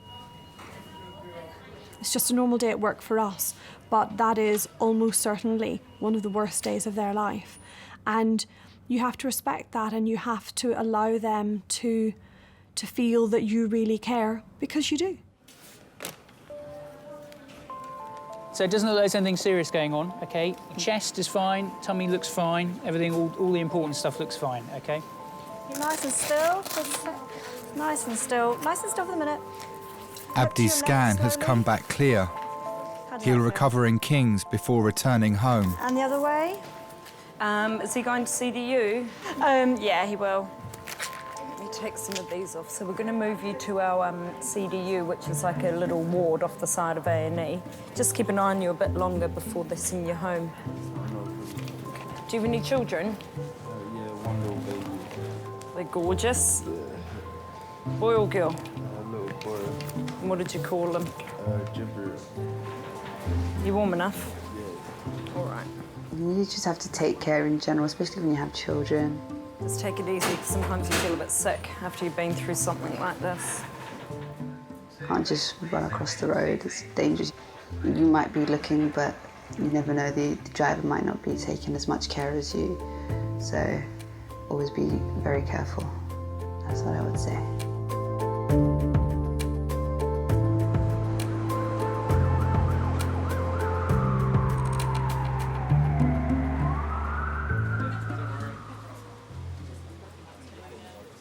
45-year-old Andy has come in with stomach cramps.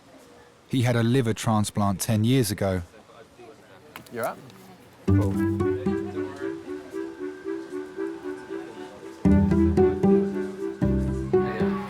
Okay. So listen, I had a chat to the liver transplant team, and she's really keen to get an ultrasound today, okay, just to make absolutely certain that there's nothing kind of new declaring itself. Okay. So I've been up the stairs and organised that. They're ready to see you now. Yeah. Okay. Do you have any questions so far? No, it's all pretty standard. I mean, I've been coming here and, you know, for so many years now, I know it all. Okay. You know what I mean? I know my body pretty well now. Okay, no problem. I'll arrange that. All right, thanks a lot. I had a liver transplant. It was a bit of a change. Once you have someone else's part of their body in you, has got a memory, what likes and dislikes that person who had it before. You might hate chocolate for argument's sake, and then the person who you got the liver off is a chocoholic, and suddenly you find yourself eating bars of chocolate without knowing why. Hello, sir. All right, mate. We'll be taking you up for your scan in a moment, sir. Yeah, don't have to call me sir. Sorry, full sir. What's your name, mate? Andy. Andy. In my case, it was more, I don't like hot food. I don't like very, very spicy food. Because the person that I got the liver off obviously did like lots of very spicy food, I found myself like going to we'd go to a Chinese restaurant and I'd order like this really mad spicy stuff. And then I'd end up not eating half of it because I didn't like it. But it was like I didn't know why I was ordering it. So that's quite strange about having a transplant. You usually have a bit of a wait up there, Andy, so Yeah, maybe up there a little while. I've been quite a few times. You know the score, mate, yeah. I was brought up in the East End, sort of Dagenham area. My mum didn't have any money, so, you know, we were quite poor, I'd say. Due to his liver transplant, Andy's stomach pains have to be closely monitored. He's being taken for an ultrasound. Quite a strange childhood I had, I'd say. I mean, I met my dad for the first time when I was 30, which is quite, you know, quite late to meet your dad.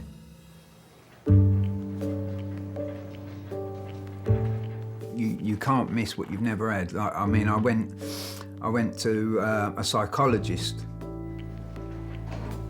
and he said, "How do you feel about it?" And I said, "Well, what is there to feel about? If I've never had a dad, then I don't know any different."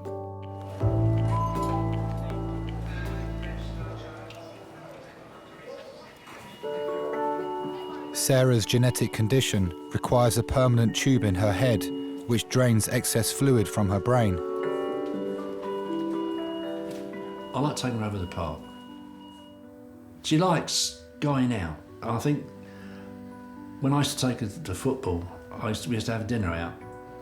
She used to like that.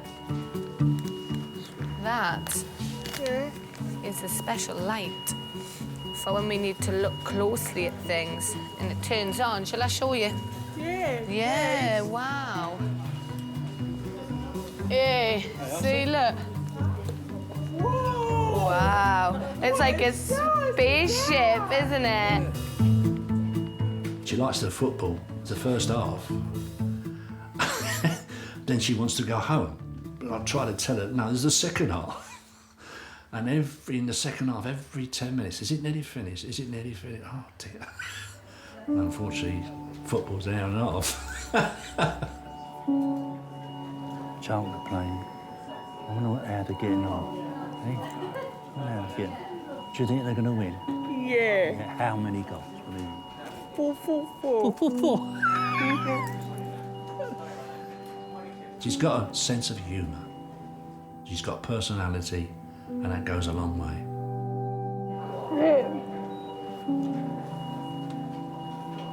Hey?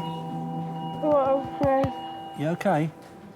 Doctors are concerned that Sarah's collapse has been caused by a blockage in the tube in her brain. Yes.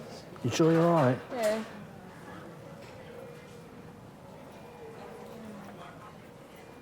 You're not, are you? You sure you're okay? Yes, Dad. You're not, are you? I want my dad. Yeah? If you go in there with me. Hey? Don't me. Hang on a bit, love. Sorry, buddy. I think something wrong with she's slurring again. You all right, sir? Yes. How's things? All right. No, she's look at her face. Can you do that for me? Look. No, it's all right. I'm gonna get her in the scanner.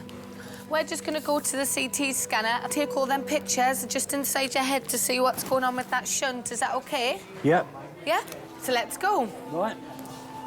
All right, then? Sarah's neurological symptoms are getting worse. She's being sent for an urgent CT scan of her head. She was about 7 years old, I think, when her dad died. It was devastating for my daughter. You know, it was really bad. They checked me out, and then they checked my husband out and found out my husband had the same condition as what Sarah had. But he was a very good dad and husband, and I miss him. Even though it's been 17 years, I still miss him, and it's hard. It will always be Sarah that keeps me going. And if I'm a bit low, she's always there for me. Sarah's my life. Without Sarah, nothing.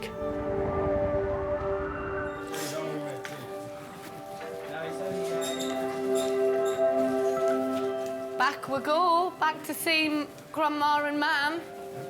Is it Nan or Grandma? Granddad. Well, I know he's Granddad. I didn't think he was My Grandma. granddad.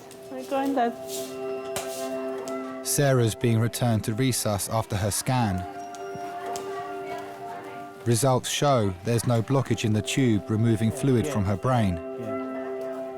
Doctors are now concerned that she's suffered a stroke. They've scanned her head. They've also x-rayed her chest and x-rayed her stomach. So that gives the whole of where the shunt goes down. I live day by day because we don't know what the future brings. So I just live from day to day. If we get through one day, it's a bonus. Mum, how about dinner? I don't know, Sarah, what's happening yet, do we? I'll get you some crisps. No, Mum. I can't have now because I don't know what's happening, do we? As soon as we know what's happening, then I know. All right? Yes, Mum. So you can't be down for long when Sarah's around because she's got a nice personality. She makes you laugh. She comes out with some funny things. She gives you cuddles. She's always saying she loves me. So it's Sarah that keeps me going. Sarah needs further observation. She'll be admitted to the neurological ward to be closely monitored. Yeah, but everything's fine, so the neurosurgical doctor will just get back to me. And hopefully there is a bed if she needs to stay in. There is a neurosurgical bed here, but hopefully they won't keep her in unnecessarily. We won't do that, so don't worry about that. Take it one step at a time. It's always good to think ahead, mind you.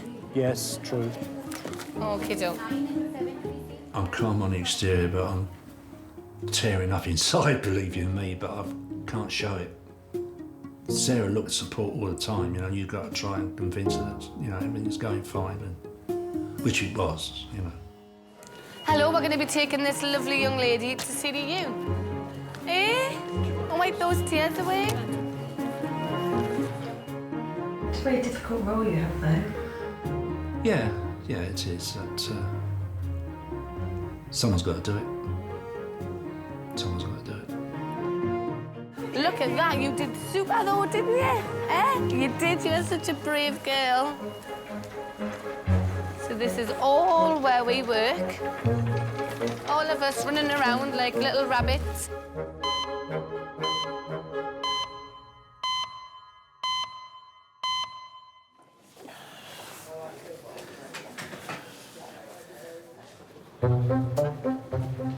Okay. Yeah, he seems to know where he's going. Andy is back from his ultrasound. Okay, you're going to be put in ADU, okay, mate? Right, what's that? It's just up here.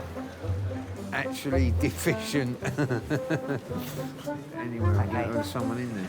Yeah, it's all right. Oh, right, okay. Okay, take care and all the best and look after yourself. Yeah, and you, mate.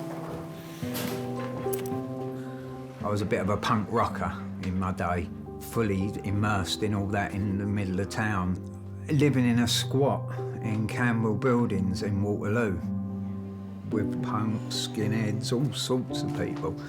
So it was a good place to be. The sort of belonging, if you like. Oh, no. I'm a Navy man. I was in the Navy. But then I did something really stupid and went and joined the Navy. I've been to Cyprus a couple of times, been to Panama. I used to be on the Illustrious, HMS Illustrious. I just sort of went, oh yeah, I'll do it, that'll be a laugh. You know what I mean? 5 years later, it wasn't such a laugh. Oh dear. It was fun, but not something I would sort of recommend if you've just got out of school or something, and then you go and put another 5 years of someone telling you what to do. The Navy uniform used to attract the women better than the soldiers' uniform, that's for sure. You know what I mean? Unless, of course, you're an officer, and they like the officers. I remember we used to have to do diving in, going over the side, and then they'd lower, you know, the old rigging ropes. You'd have to climb all the way up the side of the ship to get back in. Oh, sod that. That was cold. It taught me how to be a man, I'll give it that. You know what I mean?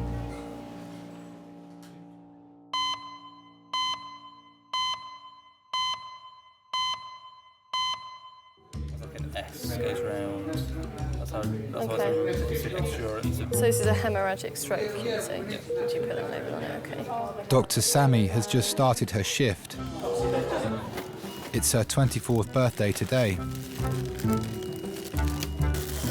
People do look at me, and I'm blonde, and I'm young, and I've got a pink set. I don't know why I have a pink stethoscope. It seemed like a really good idea. Kings. Yep. You definitely really need to get stuck in when there's a big trauma. It's really scary, and everyone around you is so calm. 1, 2, 3.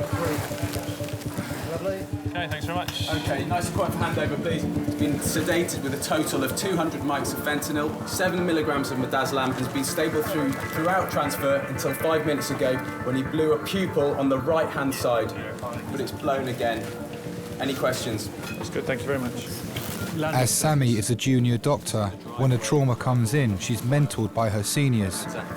You can't be shy. You can't be, because these are A&E doctors. You need to become one of them, and sometimes it is a case of just getting in there. Okay, from the top, please, guys. Okay, trachea central. And the more you do that, the more respect the consultants have for you, and the more you learn, the better you become. Happy, Sammy? Not happy? Not sure. Okay, Sammy, right wrist is free if that's blown. You can come back to the right wrist. Yeah. Would you be happy to put anything through that line? We'll see. No. Okay, well, it looks a bit blown. I think people think I'm a bit strange for loving trauma because it can be very gory. But in those few minutes that you've got with them, you could save their life. Just get a good line here and get that one out. We don't need that great. Sammy, just bring it. No, it's in. It's definitely in. Okay, that's fine. But this one's in. Okay, well done, Sammy. That's all right. Okay, good to go? Oh, you're welcome to come see to us if you want.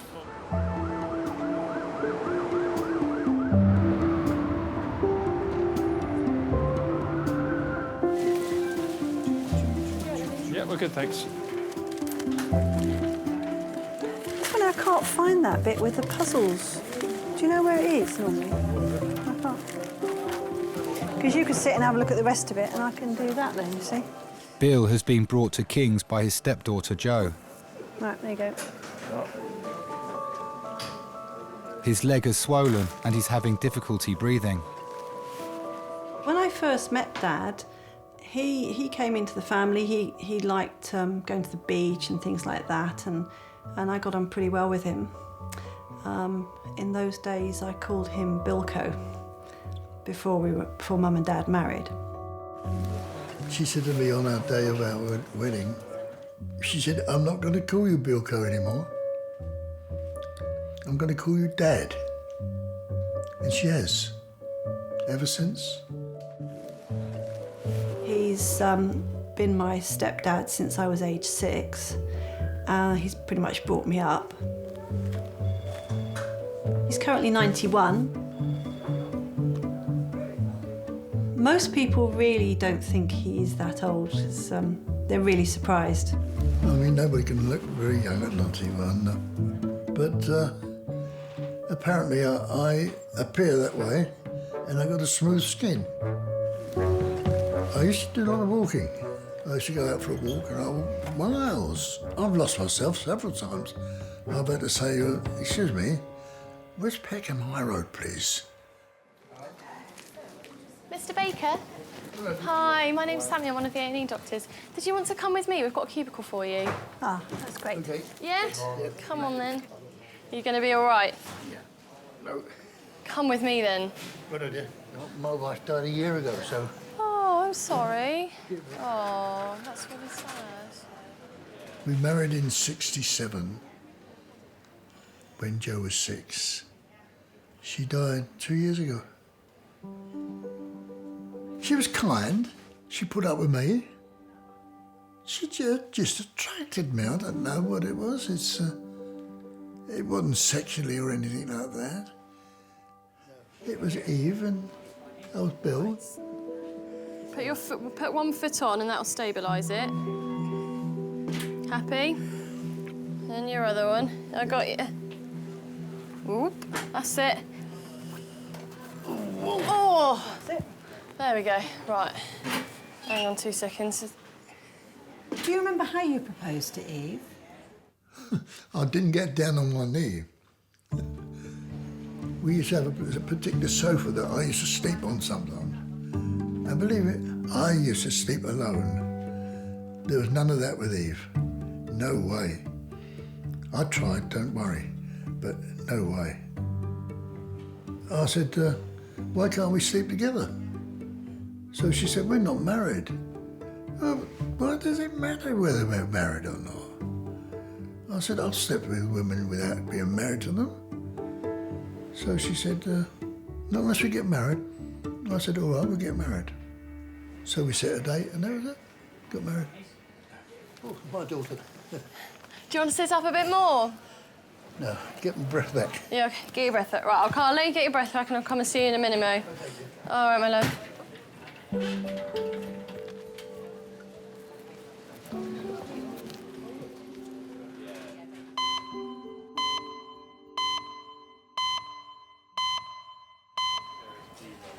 Tim, Yeah.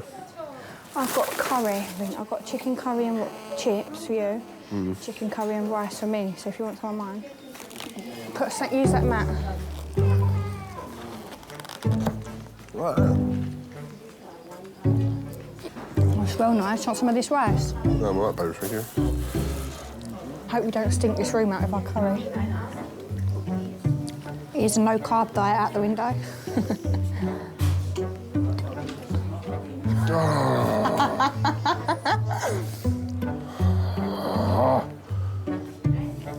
You do make me laugh. So, had a really useful chat with the liver transplant registrar. That your ultrasound's pretty much normal. There's a tiny little blood clot in one of the veins there that she's not concerned about it. Well, I get some sort of painkillers now. Why don't I get you a little bit of, the buscopan you want, don't you? Yeah, so why don't possible. why don't we just add that? Is there a person that you can ring? Oh, my transplant coordinator. Yeah, I mean, there is, but I mean, why I would want to ring her, I don't know. Only if things are not settling down. If you were to need earlier review, that's what she's suggesting you do if things don't settle down the next week. She's like a force of nature, she is. Oh, right. yeah, Scottish woman. You don't mess with her. No, all right. Sounds fiery. So let me get that buscopan. OK, lovely. And then we'll get you on your way, so... I am very much happy-go-lucky. I've had quite a few things sort of happen to me in my life. Like I had a liver transplant. I've had pneumonia in foreign countries and been on a life support in Abu Dhabi for like a month or something, 2 weeks, something like that. So, you know, I've had a lot of things happen. The thing that I've always thought is there's no point sitting and moping about it. So, you know, it's better to have a laugh and just sort of get on with it and then, you know, what happens, happens. OK, then. All the best. Take care. Yeah, and you, mate. Speak to you later. Hello. Sorry that took me so long. Right, so I've been told a little bit about you. Oh, good. Tell me in your own words, what's brought you in? Oh, my goodness. His legs... Look at the size of that. I know. It's basically overnight. It's swelled up above the knee suddenly. Dad's been treated for prostate cancer. Right, OK. And he did have... His breathing's getting worse, and he did have evidence on his liver and lungs. Right. But it had gone into recession. I'm just wondering whether there is any connection. Maybe. Do you normally wheeze? No, not normally. So this is new, is it? This wheezing is new? It's fairly new, in the last few weeks, really. You get breathless just coming down to the kitchen for your supper. Exactly. Yeah, no, I know. Although he has still been persisting with going out for his paper in the mornings.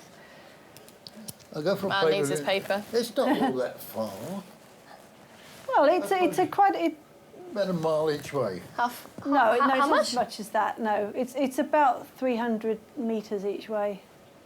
It's pretty good going. It is pretty good going. Take it easy, though. Right, nice deep breaths in for me. You shouldn't have favourites, you really shouldn't, but sometimes you just can't help it, and there are people that you instantly warm to. And it can be, like in his case, that he did remind me of my own granddad. Fine. What I am worried about is that you have a clot in your leg. Now, you're at high risk of getting a clot because you've got the prostate cancer, which makes your blood thicker. Now, the problem is when you get a clot in the leg is that it can travel up to the lung and then you can get very breathless. So when your daughter says it might all be related, it could well be. So that's my sort of clinical feeling on it, that there might be a clot in the leg. So we'll send you off for a scan, I think, have a look at that leg. I'm going to x-ray your chest as well, see if we can see any reason for your wheezing and give you something for your tummy. It does happen quite a lot. Someone's come in with a pain or a random symptom and we've done a scan and found something that we were never expecting to find. And I don't think anyone will believe how common it is. It happens all of the time.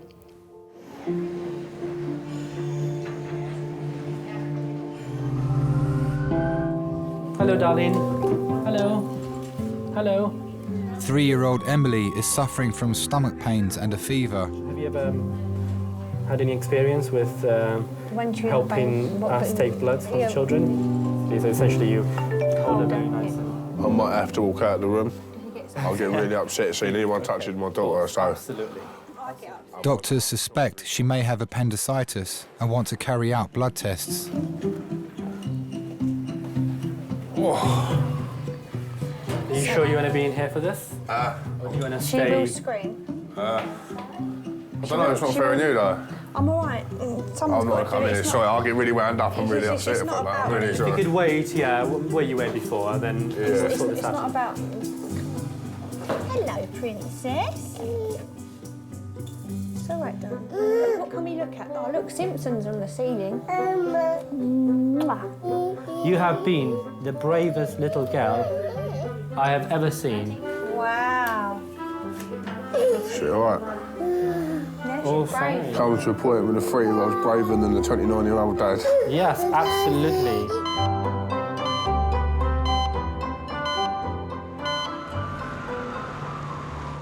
Put that on. It won't go any lower. We had to have a ladder before, but unless you can just about manage it. Oh, that's pretty good. Bill has returned to Majors with his stepdaughter Jo. Junior Dr. Sammy is reviewing the scan of his lungs to check for any blood clots. And up a bit, that way a bit. Great, thank you very much. All right, bye. Mr. Baker, did the medical registrar have a chat to you about your scan results? About my... Scan results? Yes. So he told you there's no clot in the leg? There's plenty of water. Plenty of water, OK. Gosh, you are still very wheezy, aren't you? Yeah. Telling people bad news is always really hard. It is hard for someone like me, and I'm not used to doing that. Did you see anything? Yeah, we did. What? Well, we're not quite sure, but there's a bit of... Looks like there might be some nodules there. Nodules Nodules attached to the lungs? on the lungs. I see, yeah. At some point, we need to do a CT scan of the chest to see whether it's the cancer and whether it's spread. OK. So, I'm sorry to tell you that news. No, it's all right. Really? Yeah, you get to 91, you couldn't get less, could you? OK. No, don't worry about that. I'm not the worrying sort of. Yeah. How old are you? I'm 24. Cool, I remember when I was 24. Mm. I don't feel 90. My imagination of 90 was wrinkled and can't move type of thing, you know, and I'm not one of those. You don't want to worry for me. You got your life ahead of you. Oh, but I will worry. No, you won't. Do you know what? It's my birthday party tonight and I'm still going to be worrying. I thought, well, everybody died after about 70. There you are. I've reached them past it. Lovely to meet you. Bye-bye, dear. Bye, my darling. Lovely talking to you. Yeah, you too. It just comes and goes. As you reach 91 or 92, it doesn't worry you too much. It doesn't worry me. I've had a nice life with nice people. Generally, anyway.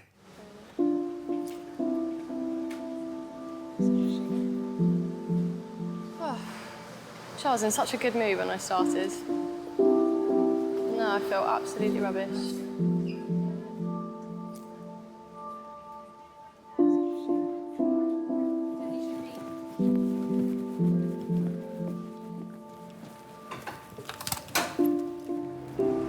So sometimes things, you know, we're all human. We're not robots, and sometimes perhaps we can seem like that. But we do this job because we care about people and we want to look after people. We do this job because we want to help people. So, you know, we do care, and sometimes it can get a little bit too much.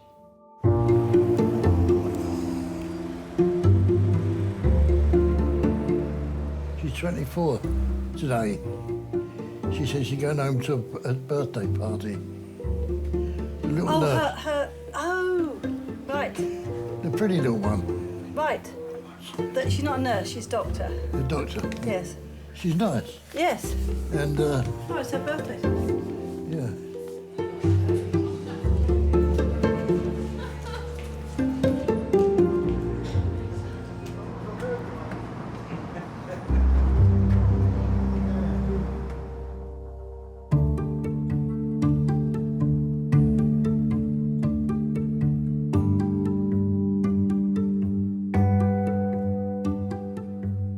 Yes, no, I'm very proud of her.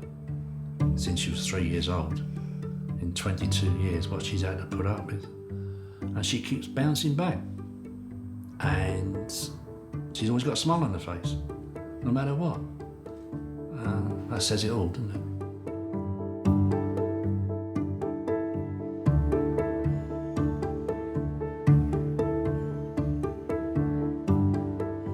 You take the good with the bad. You know, you never get good and only good. For every one good moment, you probably get 3 or 4 bad ones. So, you know, you have to try and make the good ones memorable. That's the way I look at it. At least you can say I lived. You're only here once, so, you know, go for it. And, like, you know, if it all goes wrong, so be it. You know, c'est la vie.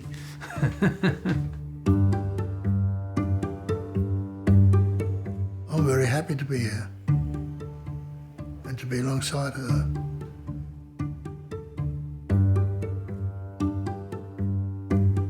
Proudest moment being a father to Joe. Oh yes.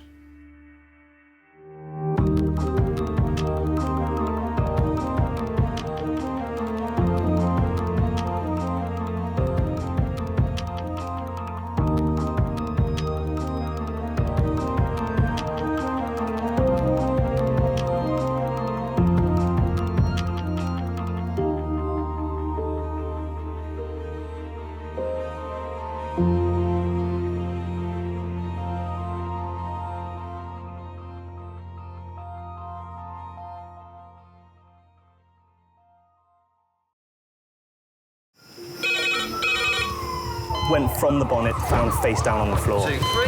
Paediatric trauma call. It's a stabbing quadra. 25 feet from a ladder onto his back. He's really unwell. I think anaesthetics need to see him before he goes to theatre. Daphne? Daphne? How is everybody then? Chilling? King's A&E, how can I help? King's College Hospital, London. I got stabbed. I know, it's annoying. My head. One of the busiest A&E departments in the world. I want top to toe, head, chest, abdomen. A place where love, life, and loss. Don't bloody die. I love you too much for you to die. Unfold every single day.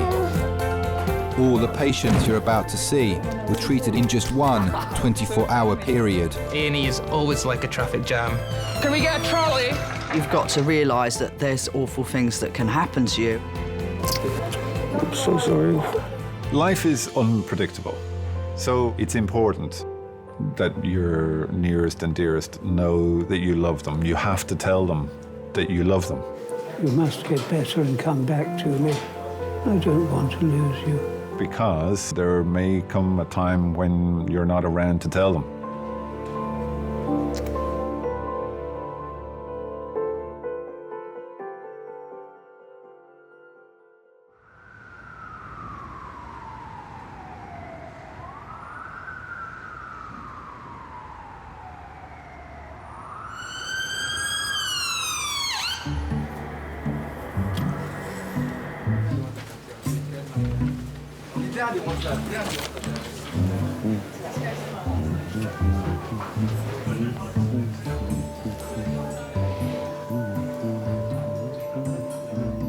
He is having IV fluids for sobering up.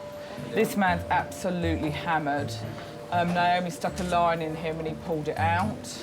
And he then threw himself on the floor in the cubicle. I like that name, Lopez. It's a great name. Or Jesus, I love the name Jesus. Yeah, Jesus, that's a great name, because it's spelled Jesus, but it's pronounced Jesus.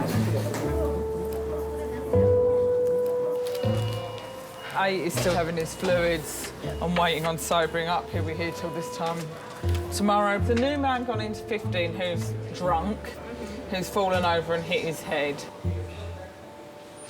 It's Saturday night, darling, and I'm afraid the drunk head injuries come in on a Saturday night.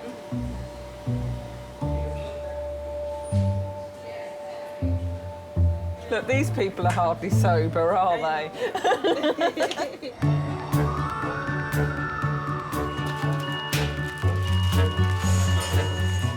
2 minutes. Head injury, 27-year-old head injury. We know nothing more. Dr. Fleur is the lead consultant on duty, responsible for every trauma case that comes through the doors. Quite combative and aggressive with alcohol, so that's all security. OK, great, OK. It's her first week in the role. Do you want to just try and keep quiet? Go across the side. Lovely, OK. OK, sir. Thank you. Well done. So we don't seem to have an immediate airway problem. However, we might have a assessment, sedation, need to scan problem. He's got an obvious head injury. Yeah. Yeah. Matt, do you want to just take the role of just trying to calm him down? If you'd asked me a couple of years ago if I wanted a consultant job at King's, I probably would have been too daunted to think that that was an option. Have you been drinking? Yeah. What have you been drinking? Jack Daniels. How much? A lot. What, since this morning or all night? All night long. Oh, OK. All night. Welcome to the world of trauma. Yep. Yeah. That's all you have. I've never been really searching for that trauma, adrenaline kind of medicine, but I've been totally surprised how much I've really loved it since I've been here. OK. All right, sweetheart. OK. We've got a trachea deviated to the left-hand side, a right-sided chest wound. I don't think I'd use the word exciting. Exciting kind of implies that it's something that you're looking forward to. I wouldn't describe it like that. His friend looked a bit... Bit what? Youth. Youth? Youth. I don't even know. You're talking different language to what I understand. What do you mean? Hoodie, you know, or... But that is... they are our people. They are our people. They are our people, aren't they? Hoodie, a little bit edgy, dodgy. Street. Street, yeah, street. Yeah, absolutely. It's not for me, I'm not here. Hello, King's A&E. We also have a lot of other patients there who are elderly, who have children. So it's a very challenging environment.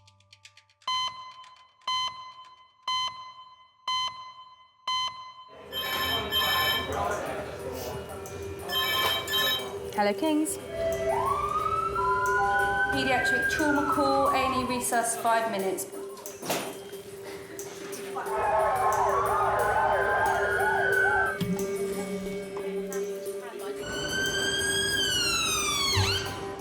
paramedics have been called to a flat where a 12-year-old girl has fallen down a flight of stairs. 8-year-old that's fallen down some stairs, C-spine immobilised. Can you not both go? Because I can't do all the lifting on my own, because I'm not very strong. I'm 6 months pregnant. You're kidding me. Thank you. You're kidding me. Why didn't you tell me? It'll be fine. It'll be fine.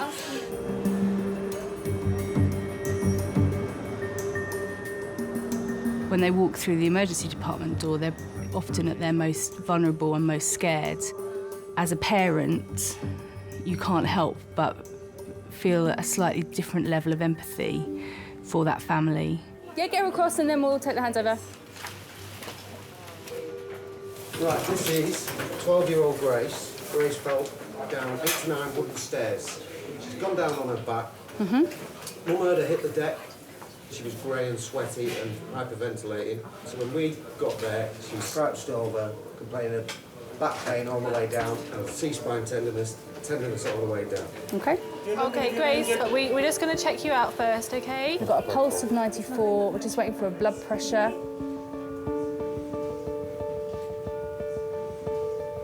That sort of fear that you see in parents' eyes when they're bringing in a child that's very unwell, you can really be there with them.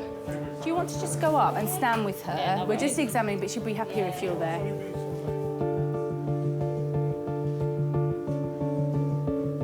The way she fell and, you know, and how she did look, her face was grey and I've never seen her look like that. We felt the pelvis. Just feel gently around the pelvis. You're doing well, Grace. Yeah. Where I'm pressing hurts? Okay. That hurts? Okay. It's that bond you have with a child, with your own child.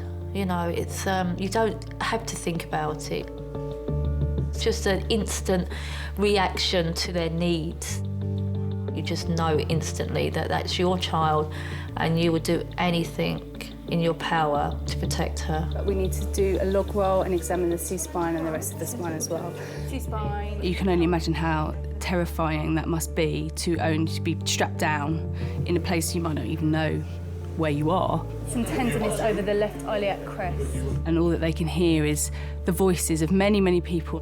Grace, my name's Fleur. I'm one of the consultants. Now, when you're lying there now, can you tell me where it hurts the most? Yeah, more around the neckish, backish. Neckish, backish. Yeah. OK, well then we need to examine your neck and your back, OK? You always have to think, what is the worst case scenario? What is the worst injury this patient could have? 1, 2, 3. Right, well done. You're being very brave. OK, that's it. Now just try and relax a little bit. Maybe they've got a cervical spine or a spinal injury. It's OK. There, all right. Down here? Yeah, there. It's all there? Yeah. There. There, over these muscles here? Yeah. No. There? Yeah. OK, well done. The way that a child's spine responds is slightly different to an adult's, which makes actually diagnosing a spinal injury in a child even more difficult. We're going to pop the collar back on, OK, and we're going to get some X-ray pictures of your neck and of your lower back. OK, so it's sort of, it's lumbar, really. OK, fine. 1, 2, 3. 12-year-old Grace has been brought in with potential injuries to her neck and spine, having fallen down a flight of stairs at home. We get pelvic X-ray, lumbar spine X-ray and C-spine X-ray, yeah? OK. We've just had a paediatric trauma call, a 12-year-old that has fallen down 8 wooden stairs. So I'm going to request C-spine, lumbar spine and pelvic plane films. Following the X-rays, doctors will also scan Grace to reveal how badly she's been injured by the fall. She has fallen down 6 to 8 wooden stairs, bless her, on her back. Mum found her grey, clammy, hyperventilating, complaining of pain. She was really, really in a lot of pain. Ambulance come, immobilised her.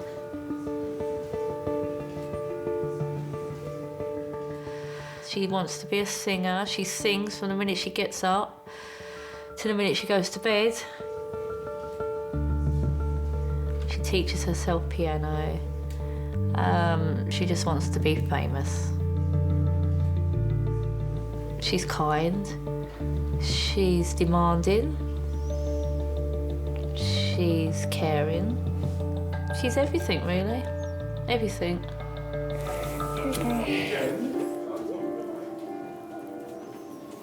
I would jump in front of a train for Grace if it meant that it would stop her getting hurt. Stop her getting hurt, I would take any pain whatsoever.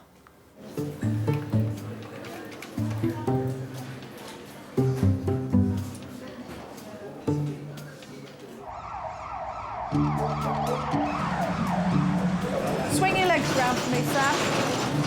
Stay nice and still, darling. Stay nice and still, OK? It'll be fine. All right, it's just going to sting for a minute. Crazy night in A&E starts with seeing ambulances parked all down the ambulance bay, walking into the waiting area and seeing it absolutely rammed. You just know that that's the start and it's not going to stop. Hey, police, why you here? Why you here?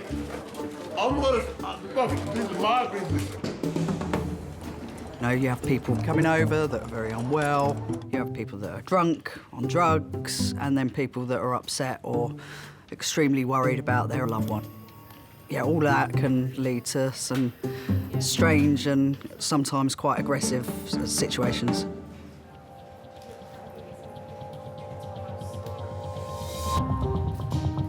I mean, what are the police doing tonight? Are they bringing everything in off the street? Seriously, look. Hello. You all right? What's wrong with this charming man?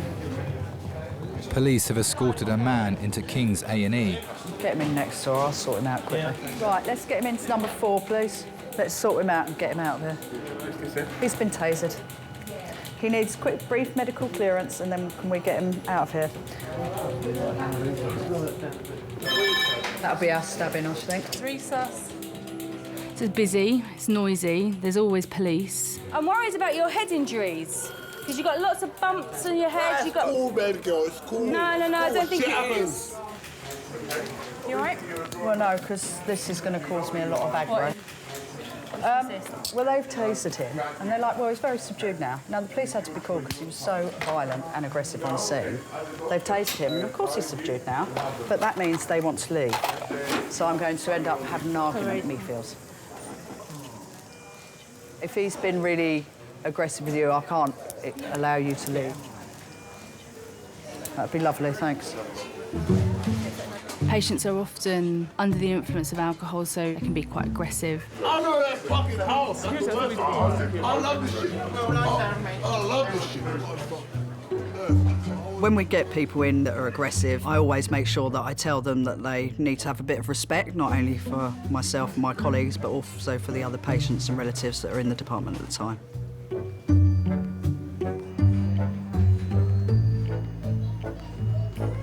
Dexter.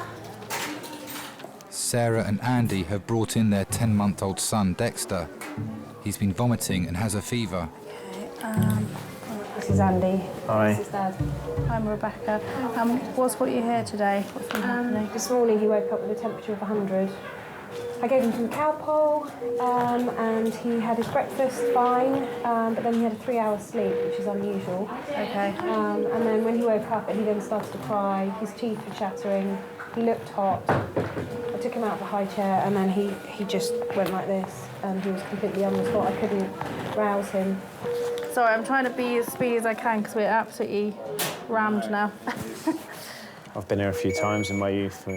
This is when it all gets crazy. His heart rate is a little bit high for his age. So, has he got little spots there? See here as well. Just here.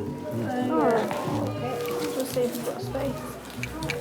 Can we pop Dexter, 9 months old, to try and capture urine? We check his blood sugar and give him electrolyte. All right.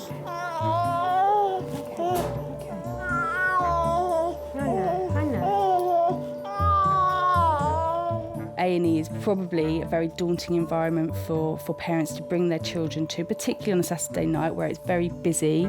There's a lot going on that you may not want your child to be exposed to, and therefore, if you're bringing your child into that environment, you must be really worried. Can I have a porter to resuscitate the patient to theatre? Thank you.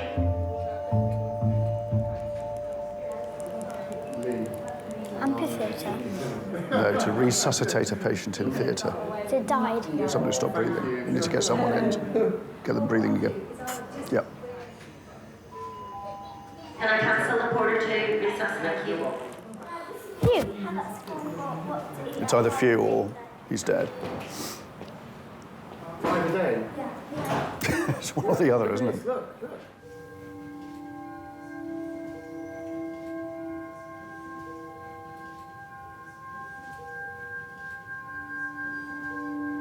Dexter's fever could be a symptom of a serious infection. He's given fluids while doctors carry out a series of tests. It's so difficult because you're kind of like, I'm watching him, his teeth chattering, and I'm thinking, so when the paramedics arrived, I had him wrapped up in his green blanket, so his green blanket was covered in bomb. So the paramedics goes, right, Mum, come on, strip him off, all the way down to his nappy. Come on, Mum. And I was like, but his teeth were chattering. And he's like, that's just a reflex in babies.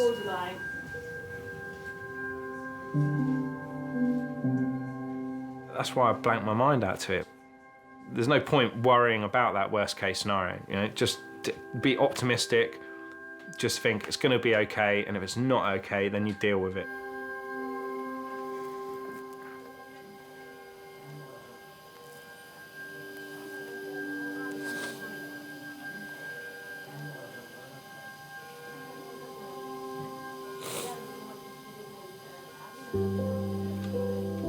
You've been a perfect mummy today. You've done everything right. Everything. I always draw on the situation where my mum was unwell and you know, she was in intensive care and my dad was doing a speech at a family gathering, you know, and he's just so calm and collected, and his whole outlook on life, you know, is you have to be positive about every situation. You can't live your life in fear of those situations.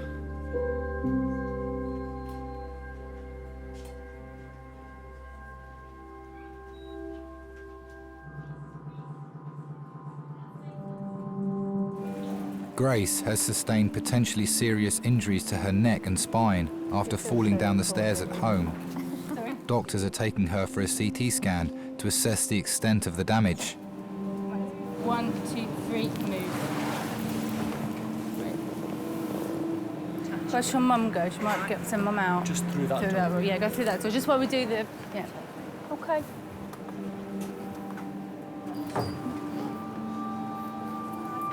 I think my mum, she was a lot calmer than I was. She was fun. She was fun. You know, there wouldn't be anything she wouldn't do. She was just a character.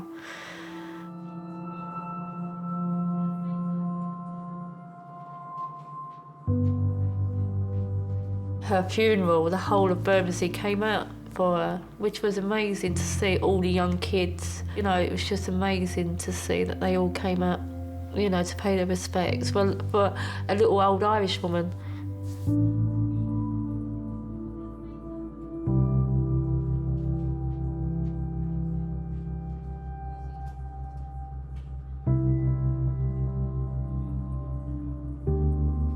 It's not fair on her, you know, because I haven't got my mum now. She lost 2 nannies in the same week, so, you know, she's had it hard. Because I am a single parent, and she hasn't got her nans, and, you know, and other people have got their nans, other kids have, and I just think she's lost out on that as well.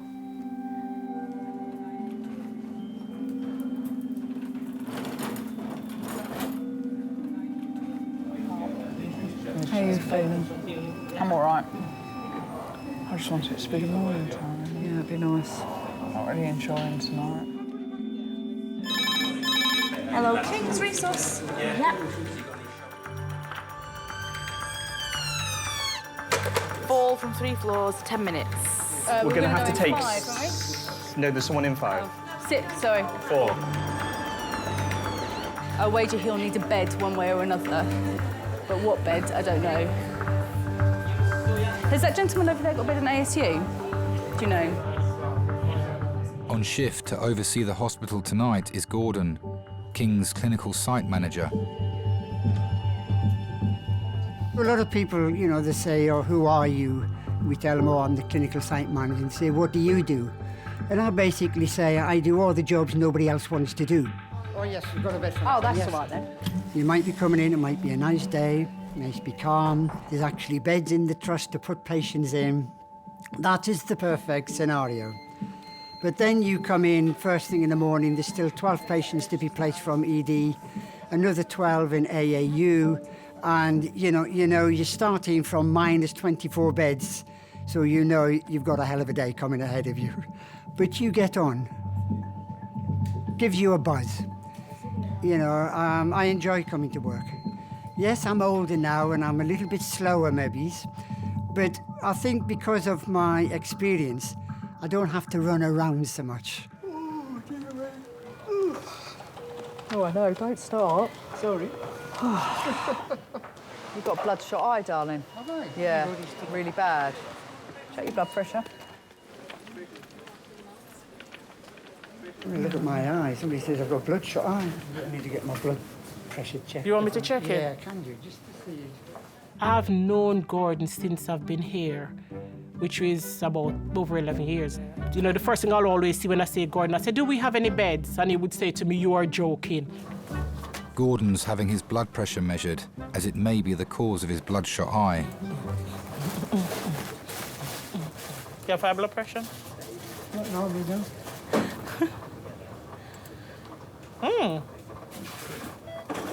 Wow, Gordon. No way. That's a little bit worrying, isn't it? Show me. That is high. You think of sustained high blood pressure, all the damage it can cause the various organs within your system. So it's quite worrying because he has other things. Not feeling well, headaches, you're wondering what's happening here. That's high, Gordon. I don't know what I would do. I'm 6 months pregnant, and I stupidly thought, oh, you know, I'll get a little bit of sleep. On Saturday night? Be fine. I get a little bit of sleep.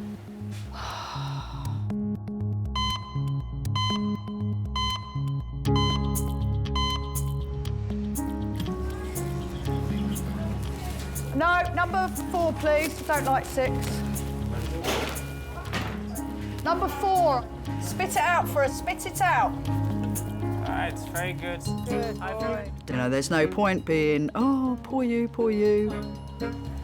Wake up for us. He's had so much diazepam, he'd be sleeping till next Christmas. At the end of the day, you need to either change your life or stop climbing up ladders with flip-flops on. You've got to be firm and fair. The patient doesn't want to stand up, but we're not going to cure that. And she needs to go home. I'm just about to become a patient. I've got high blood pressure, 180 over 110. My right eye's bloodshot. He's got headache. After a colleague noticed his eye was bloodshot, hospital site manager Gordon has been taken off his shift with dangerously high blood pressure. Anybody else want their blood pressure taken? I'm doing a staff blood pressure check this morning. Anybody need, just come to my office. Get a full MOT. So I'm just waiting to be seen by the reg, and they said that possibly they might want to scan me. As medical professionals, I think we tend to carry on. And we carry on sometimes if we're invincible. I'm sorry about this.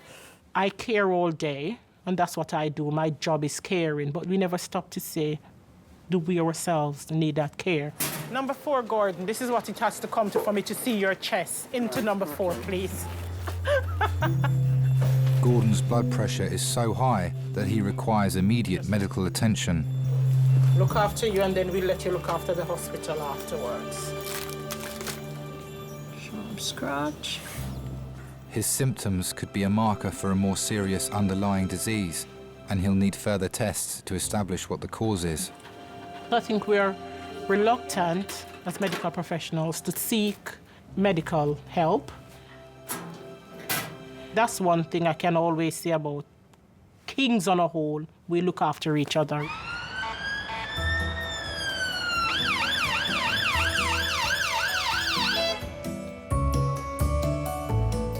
had 15 milligrams of IV diazepam and 5 milligrams of PR. Is this the dislocated shoulder? I did ask for them to just wait. Gynae came in wanting to cause chaos and hurt others. He's going home now.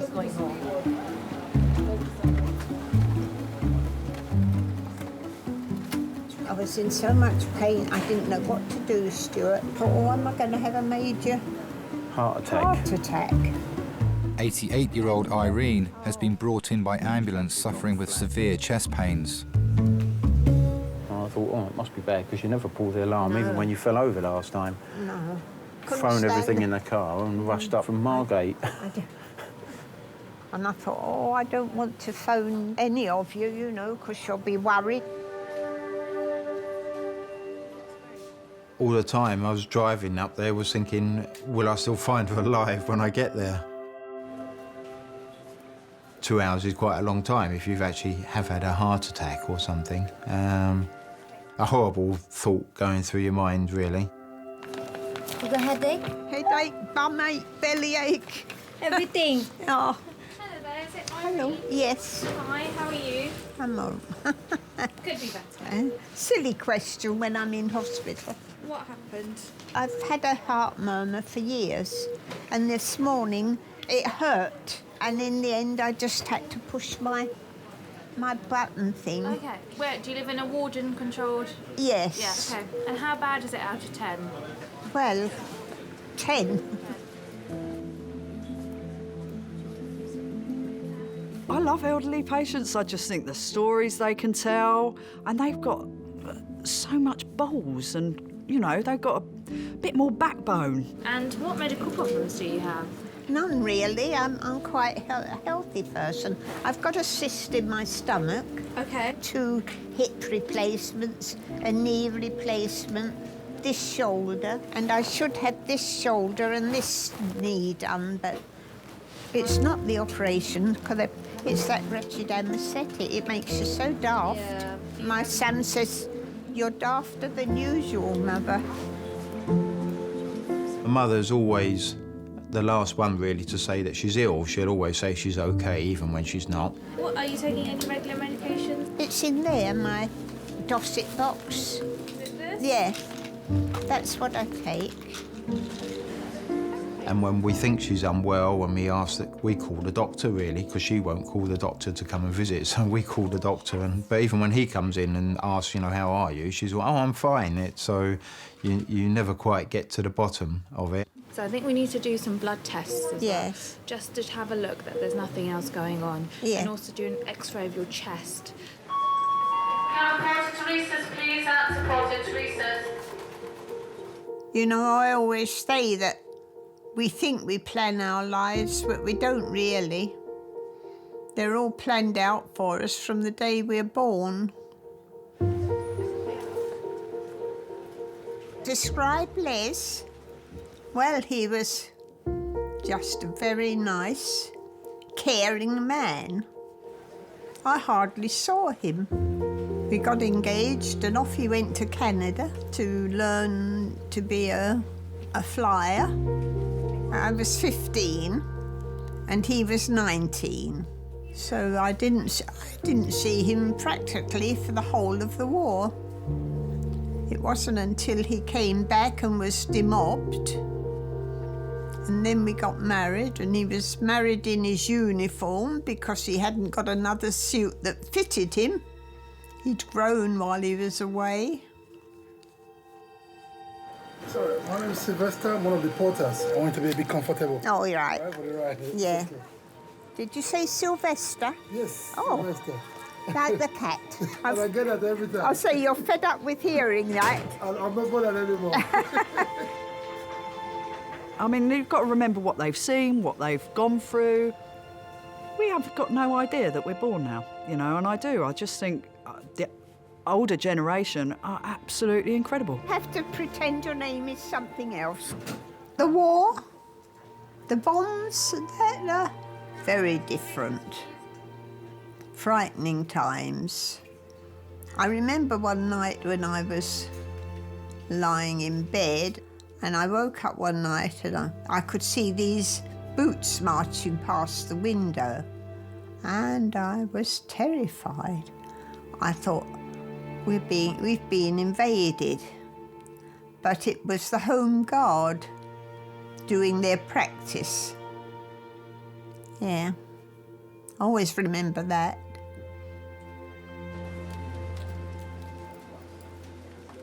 He's got a stable pelvis, but he needs skin traction. He needs to be consented, but he needs to stay here until he's awake. Yeah. You know, and I need to assess. Resource keys. There's some in the cupboard. No, I haven't got them at the moment. He's got the keys. Anna, keys. That's it for that, really. Can I please have a porter with a wheelchair to Major's Cubicle 8? Thank you. Grace was brought into King's earlier in the evening with suspected spinal injuries, having fallen down a flight of stairs at home. I feel really sick. You've got to remember, yeah, you came down and you've knocked yourself, yeah? So it was really scary in that X-ray thing. Have you ever been in one of them? No. It was really scary. You just panic too much, yeah?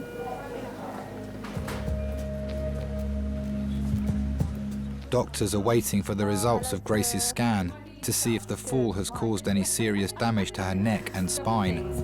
Have you got any funny feelings in your arms? Do they feel weak or pins and needles or anything like that at all? No? Okay, let me just have a look at them. Like this. Keep them up even when I press on it. Keep it up, keep it up, keep it up. Keep it strong. Stronger, stronger, stronger, stronger. Don't let me, don't let me. All right, thanks. Well, this might be them now. Hello. Hi. Okay. Yeah, I thought so. Bye, bye. That's all.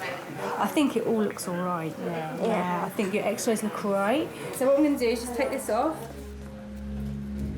When they first come in, they look one way, and then once they've been woken up and all of the blocks have come off, it's just amazing to see who that person really is. Ready, slow? Yeah.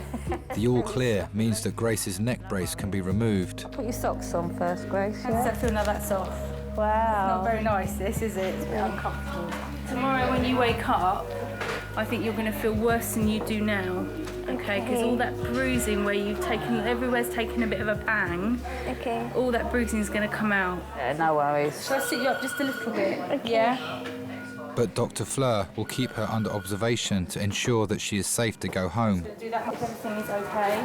Then yeah, that's fine. Go home. All right, lovely. Thank you. Thanks. I never really had that chance to experience or show my mum the woman I am really now, and also the mum that I am. I never got that chance. I think that she would be extremely proud. I think that she would be... I think she was always worried about me. Take it slowly, because you haven't been standing up for a long while. All right. Thank you. Yeah, I think she'd be proud.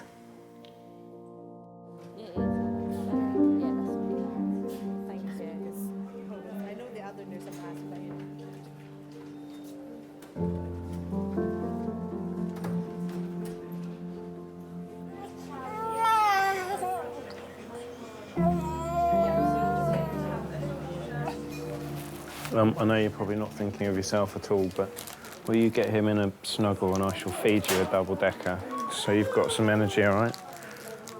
10-month-old Dexter is under observation, having been brought to A&E with a high temperature by his parents.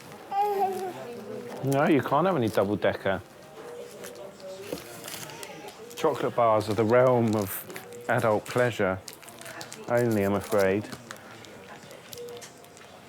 Although if you come home in tip-top condition, I might consider finding you something chocolate-related.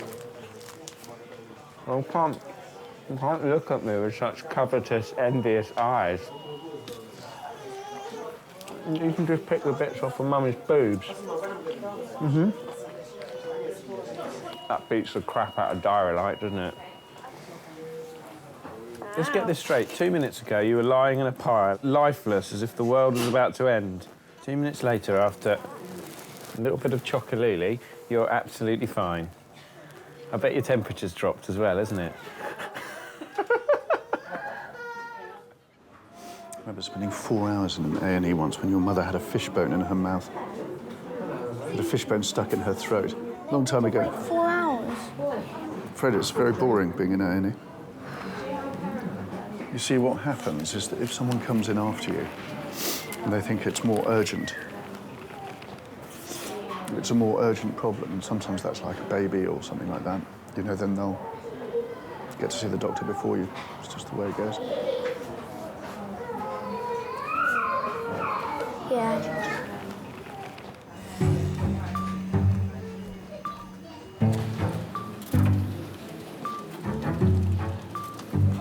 Haribos. Haribos? Yeah. Haribos? Hands on the other.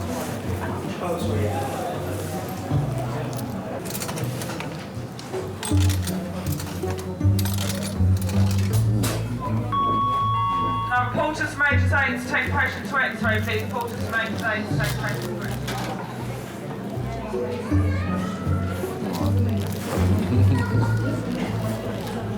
What, entertain yourself? Can I have a high-speed river resource to top up? You're off, boy. Yes. Look at him. Oh, wow. You're smiling as well. He had a 40-degree fever, and he had a bit of double-decker, and then he livened up a bit, and then another bit, and then another bit, and then suddenly said, you need to get a stack of double-deckers in here, and then your waiting list would be down in no time at all. Oh, wow. Chocolate is the universal medicine. I think that's just where my father lives strong inside me, is that until the worst case scenario comes to fruition, don't waste your time worrying about it. Love you.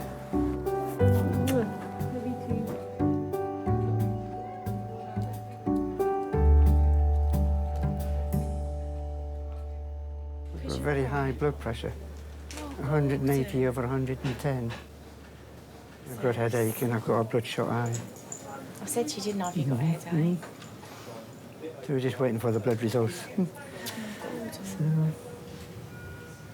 Doctors have ordered tests to find the cause of Gordon's dangerously high blood pressure. It's just you don't think about these things. No. You know, you just plod along and...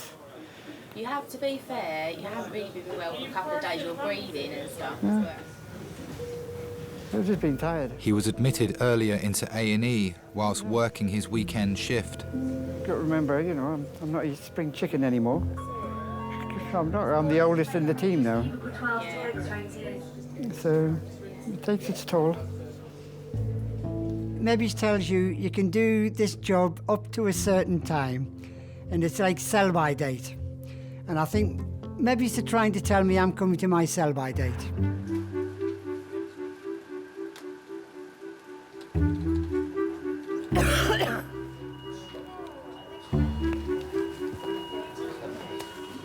Welcome to World War III.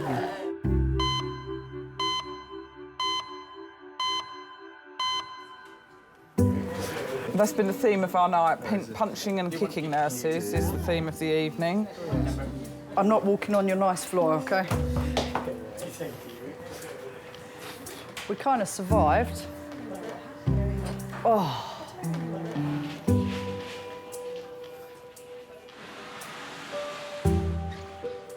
88-year-old Irene has been brought into King's by ambulance.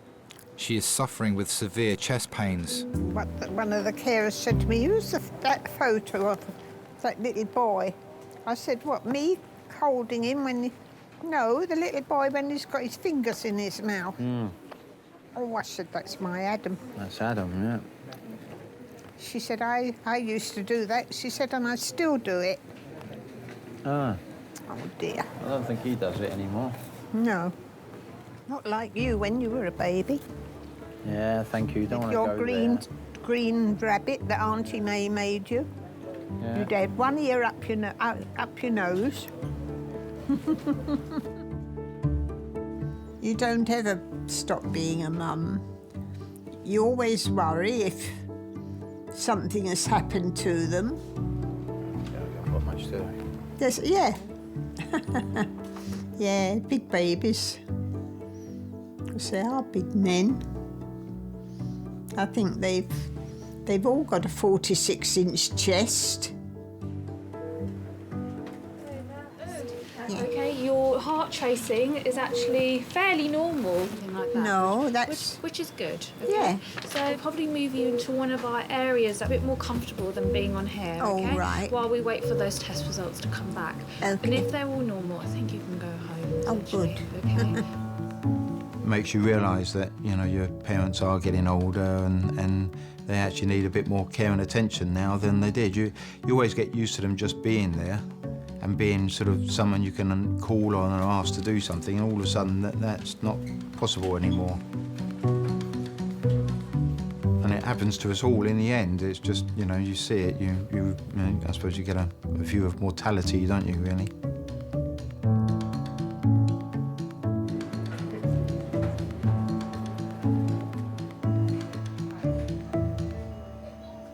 We have an X-ray, chest X-ray for Gordon. Could I send him around? Thank you.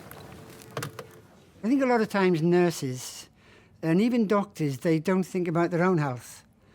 And that was true with me. I never thought about my health. I thought, no, I never get ill. You have the pleasure of taking Gordon to X-ray, please. Right.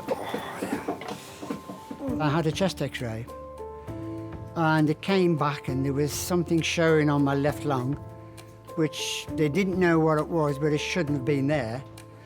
So they referred me to the King's Chest Clinic.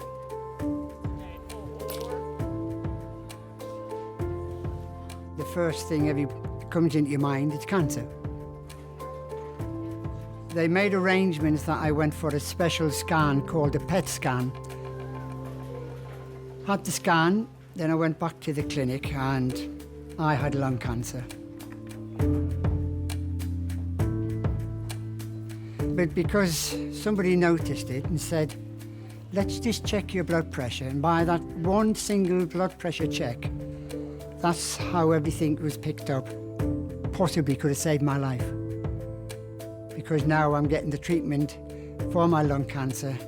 Because if I didn't know that, goodness knows how long I could have gone on with this, not knowing.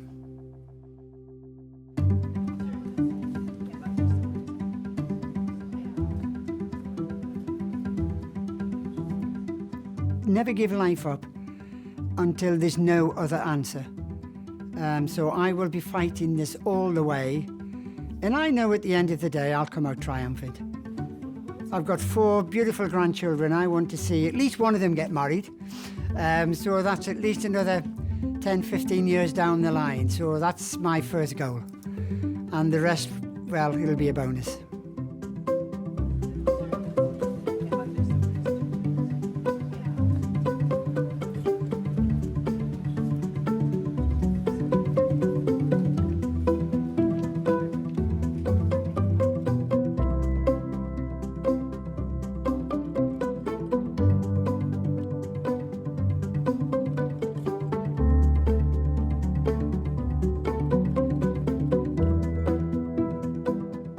I paid for my funeral. I thought that's something less for my sons to get upset about.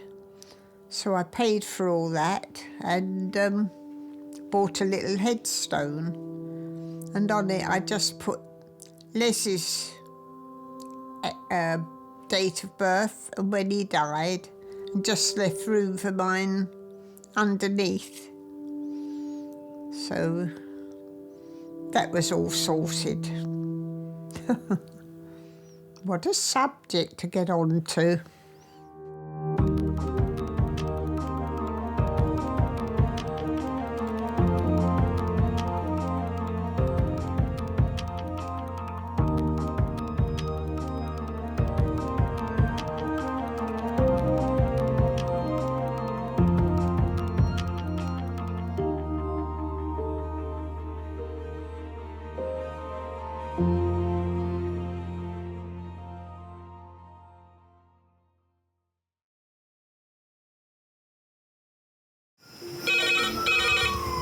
Went from the bonnet, found face down on the floor. 2, 3.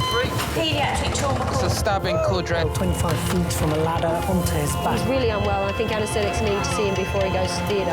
Daphne? Daphne? How is everybody then? Chilling? King's A&E, how may I King's College Hospital, London. I got stabbed. I know, it's annoying. My head. One of the busiest A&E departments in the world. I want top to toe, head, chest, abdomen. A place where love, life, and loss. Don't bloody die. I love you too much for you to die. Unfold every single day. All the patients you're about to see were treated in just one 24-hour period. A&E is always like a traffic jam. Can we get a trolley? You've got to realise that there's awful things that can happen to you. I'm so sorry. Life is unpredictable, so it's important that your nearest and dearest know that you love them. You have to tell them that you love them. You must get better and come back to me. I don't want to lose you. Because there may come a time when you're not around to tell them.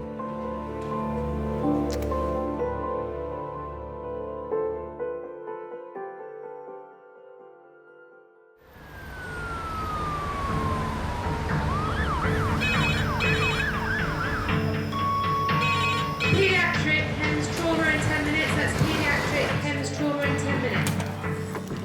Left-sided chest drain in situ, code red. Are we all right Has here? he got a line Managed in? to get bloods off? We've got stats of 99. Can I get someone for the paediatric trauma call? It's a stabbing, code red, pericardial tamponade.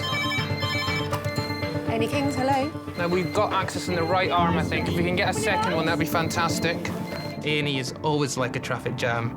Thanks. That's another one. He's unstable. So I would just get his bloods and run with him to CT. And it's always like a traffic jam on the M25 on a Friday afternoon. Firaz is a consultant in charge of resus. We still don't have cardiothoracic reg, do we? Ah, lovely. Today, his department will treat up to 20 patients with life-threatening injuries. Is he seeing anything? Got a kid just pulled out a big shot, literally just arrived at the doors. Really? There's a kiddie being shot outside the door. Can we get a trolley? Trolley, please. I'm quite well known for scurrying around. I think it's the sight of my tiny legs going faster than my body will allow. I got keep coming back, keep coming back. Can you just get them to book in another male trauma as the next one after? No, it's fine, we'll do it as a trauma code. I couldn't imagine being a GP. That's just not me. I need the little adrenaline buzz. I need to be running at 70 miles an hour, otherwise I will collapse and die and fall asleep. Fine. So do you want the blood? Hello, it's Firas, trauma consultant. I've properly had enough now.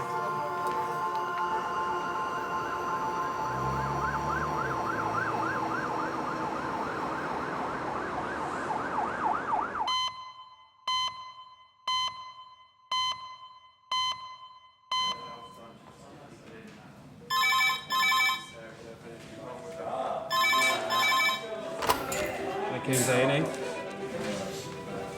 To where? Lower limbs. Okay, thank you. Cheers, bye.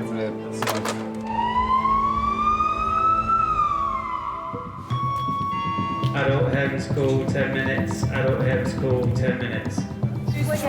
I'm trauma, but George is just going to lead this one. A 70-year-old pedestrian is being brought to A&E after being hit by a car.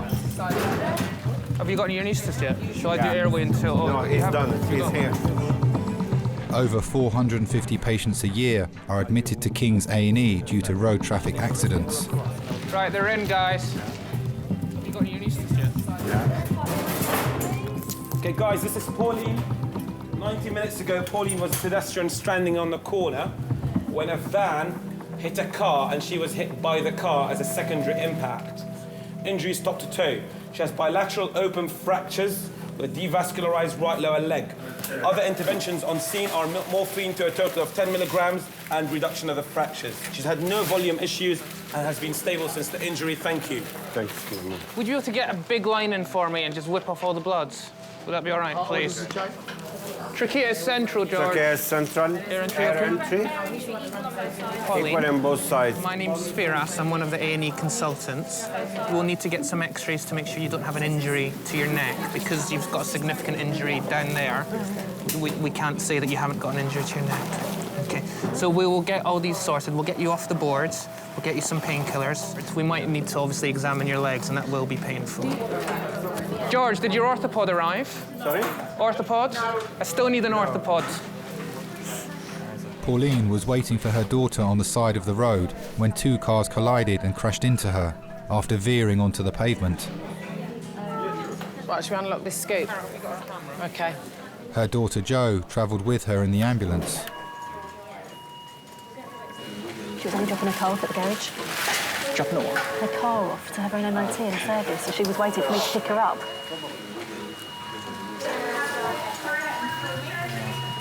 She just couldn't get out of the way. I drove around the corner and I could see something had happened in the road. There was a white van and a car, all the airbags out. Mum was laying on the floor alongside the car, awake, and she just said to me, "He's broken both my legs." And I just went into panic mode, I think. It was terrifying. She doesn't seem to be rolling around much. No. She's not got any sort of... I just wonder what sort of neuro there is.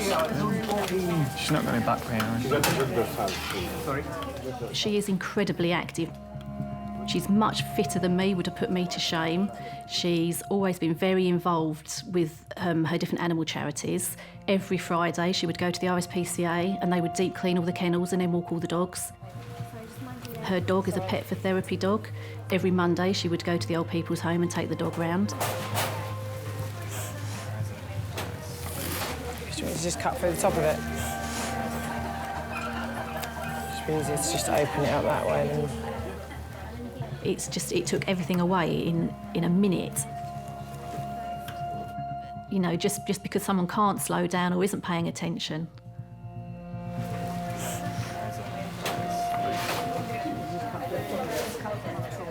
That's what we were like to hear. Ouch. I think we should let the dog say that. We just need to do some sort of sensory assessment of her. Can you feel my touch? Yeah? On the sole? Can you feel that as well? Is it a normal feeling, Pauline, or does it feel different to normal? It feels normal. Well done. She's not feeling that. She should be able to feel that. That's what I was saying when she first came in. She's not got enough pain. She should have more pain. I just want to go higher up. I just want to make sure she doesn't have a spinal injury as well.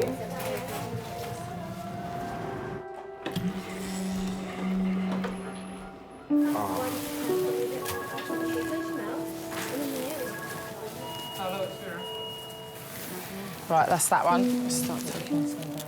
It's been an hour and a half since Pauline was hit by a car that swerved off the road. She has severe injuries to her legs.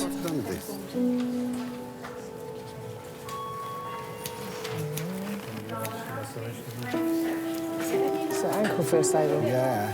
So it might just be a wound. Oh no, definitely not. My friends have always said to me, "Your mum looks amazing for her age." She's amazing, the things that she does for her age. But I just think she's amazing anyway. It's nothing to do with her age. She has always been incredibly strong. She left home when she was 17 to live on a houseboat. What's the story of that one? When she was younger, she tells me she used to make her own clothes, dye her hair pink. She's always been happy to be different to the crowd. And when my son was young, she started to foster, so she's been probably fostering for 20 years now.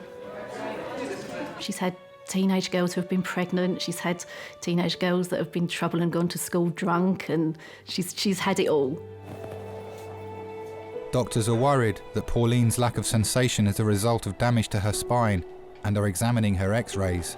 Because what would be nice if we can clear her neck now. I know she's got distracting injury, but she's got no pain at all. Just to be sure that we're not missing huge thing. Clavicles are all right. Yeah. Perfect, thank you very much. Just do one peg, yeah? Fantastic. We can clear it. See you later. I can't believe it, Mum. No, neither can I, Jo. It's so fun. I can imagine. It's going to take months, isn't it? You're just going to be so bored, not being able to do anything. For a good time with the children. Oh, Mum, we'll work it out. We'll cope. We'll always cope.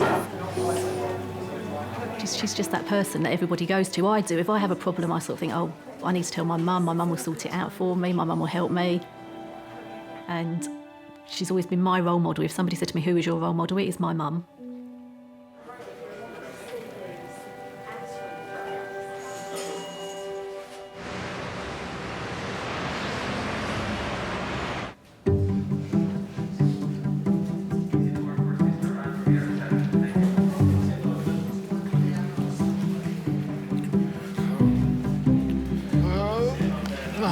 Susie.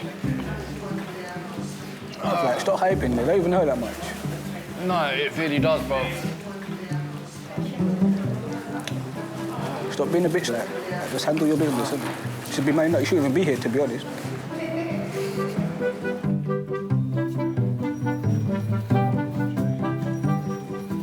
Yeah.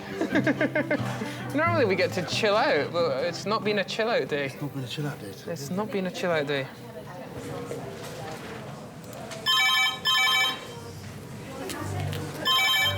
After you. King's A&E.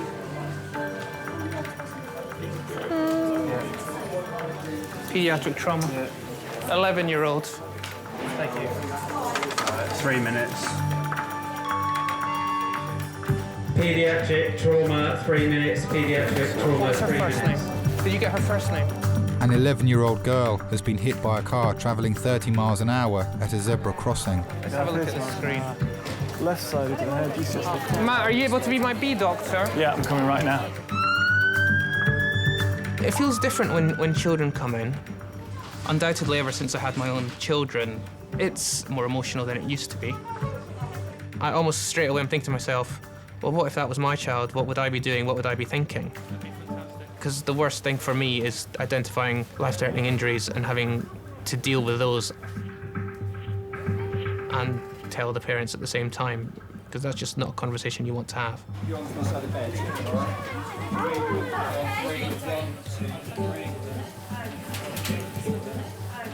Coming right up. Scarlett is 11 years old, just crossing the road, hit by a car at approximately 30 miles an hour, knocked into the air and out of her shoes. She's got large hematoma to the front of her head. Can't get blood pressure on her, she's very agitated, can't get a collar on. She has got she's got no recollection of the events. My name's Firas. Are you a doctor? I'm the head doctor looking after you today. Oh, okay. What happened to you? I think I got run over. Where were you going just now? To the Science Museum. To the Science Museum. Okay. Am I gonna die? No, you're not. What about Absolutely having a not. heart attack? No. Scarlett, can you feel me pressing the back of your Yeah. neck? Okay. Is it sore? Is it sore there? Don't nod or shake your head. Just say yes or no. Okay. Pull your toes right up towards you. Who are all of these people? Scarlett, Mum, can you ask her to pull? Just focus on me for a minute, please. Yeah. Good. And again. You can say whatever you want. Is after you gonna have to do an operation? No. Nope. No operation. Are you gonna have to do anything on my heart? Nope. You'll be absolutely fine.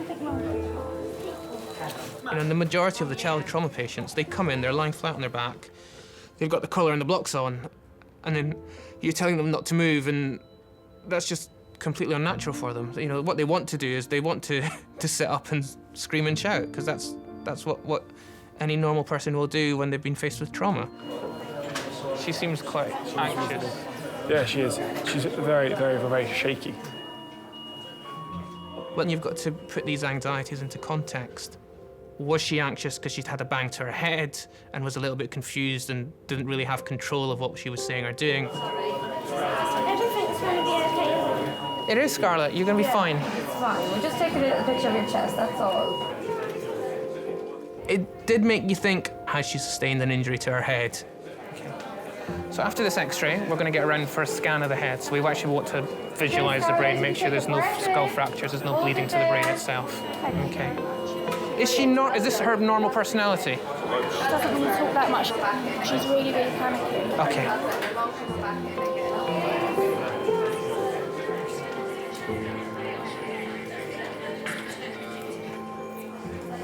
Love you so much. I won't die, will I? No.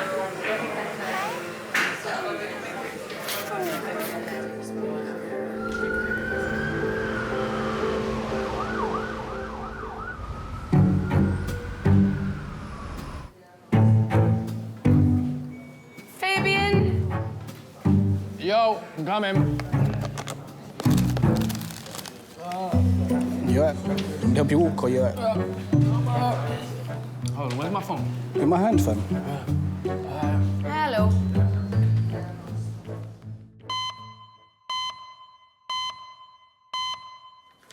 My colleague informs me that you were involved in a low-speed motor vehicle collision. Were you driving or...? Yeah, I was riding on a scooter moped. On a moped, OK. As I'm approaching the roundabout, I've slowed down. I've gone about 40, maybe 50. The back skidded, and I've just landed sort of on the roundabout, on the actual curb. My whole of my foot, I can't put no pressure on my foot. The pain is excruciating. Do you want to pop your sock off? Are you sure about this, Doc? Why do your feet stink? They're just really hairy.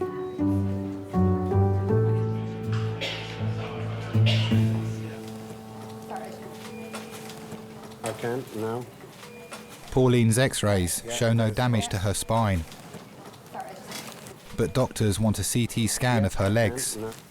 They are concerned she may have sustained multiple fractures. Yeah, if you go in where George is. So she'll go around for a scan now, and then she'll come back here, and then she'll probably need to go to the theatre. It's crazy. Yeah, the van just pulled in front of the car. He just wasn't looking what he was doing. He just said he couldn't see the car coming. My mum was a single mum for my brother and myself. Worked all day, would then do an evening job as well to sort of manage for us. We never went without anything. Mum worked so hard for us. She was a Samaritan when I was growing up. She was for years and years. And with the fostering, she gets so much from helping the children. Her foster son, Bob, he's only 17, and she's determined, I think, that she needs to be there for him, to support him. This lady is literally, her ankles is completely shattered. You can feel that it's completely flapping in the breeze. It is completely shattered.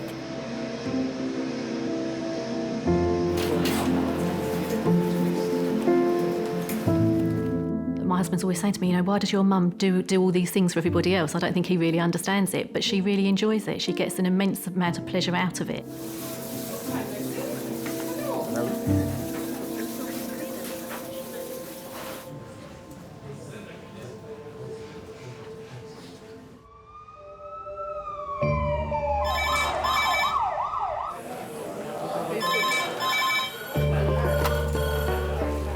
Recess, Kings.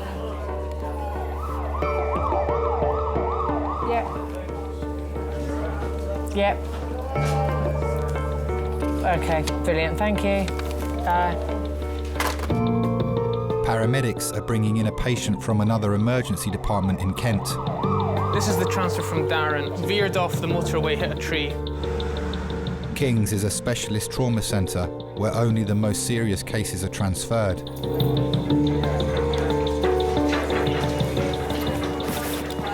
It's not on a scope, no? It's not on a scope. You might want to roll. Is C-spine cleared? C-spine. OK. 1, 2, 3, go. Lovely. Thank you. OK. Clarifying what imaging he's had. He's had a CT of his head, plain films of his lumbar spine, and a CT of his lumbar spine. 48-year-old Steve crashed his car on the motorway after blacking out at the wheel and has broken his spine. I need to look at his keys. Is that CT booked? This chappie is in his 40s. He was driving about 70 miles an hour on the M20, lost control of the vehicle, went into a tree, was fitting at the time, and he fitted again in the back of the ambulance. Taken to Darrant, found that he had some back pain, did some plain images of his lumbar spine, saw a fracture of L4, and then had a head CT done. If we could see what CT images were sent across. Steve's wife and daughter have travelled from their hometown in Lincolnshire and are driving from the other hospital to King's. I met Steve on a night out in Nottingham. I'd gone to ask him to dance because my friend had met somebody else. So I picked the tallest, biggest man that I could see, and he came to dance with me. And he was just so handsome and kind and generous all the time. And we just had so much fun. We met in the January and married in the June, and that was 22 years ago. It was quick, but yeah, I knew he was the one for me. Firaz has received Steve's head scan images from the previous hospital to establish the cause of his blackouts. When you have someone that sort of loses consciousness in the context of an accident, you don't know whether they've banged their head and blacked out or they've blacked out and then had the accident. That makes things slightly trickier. Yeah, no, we have had to. I think when certainly for that. And you're thinking, right, has he got a bleed? You don't scan his head thinking, oh, I'm looking for a tumour here. Once we got to the first hospital in Dartford, the doctor came over and said, "Can I talk to you?" And said, "We found a tumour on the left-hand side of his brain and it doesn't look good." I couldn't put into words how devastating that was. Steve, hello. Hello. My name's Firas, I'm one of the consultants here. I spoke to the bosses at Derwent Valley Hospital, which is the hospital you were at before, and they've brought you here because we're the sort of specialist trauma centre. Okay. From what they've said, you've got a couple of fractures to your lower back. Yeah. You've had a couple of fits, haven't you? Yeah. Have they told you why you had those fits? Because I was tumour in the brain. Yeah, okay. Steve's initial scans revealed a previously undiagnosed brain tumour had caused his blackouts. Firaz will need to carry out more scans to identify whether it's cancerous or benign. Okay. And you've never had any fits before? No. You've been suffering from headaches recently? No. Nothing like that? No. Have you got relatives that know that you're here, or do you need us to tell anyone? My wife and daughter's just got to Derwent. It's at 10 minutes for the ambulance me over now. Right. No, the family's all been told. Okay.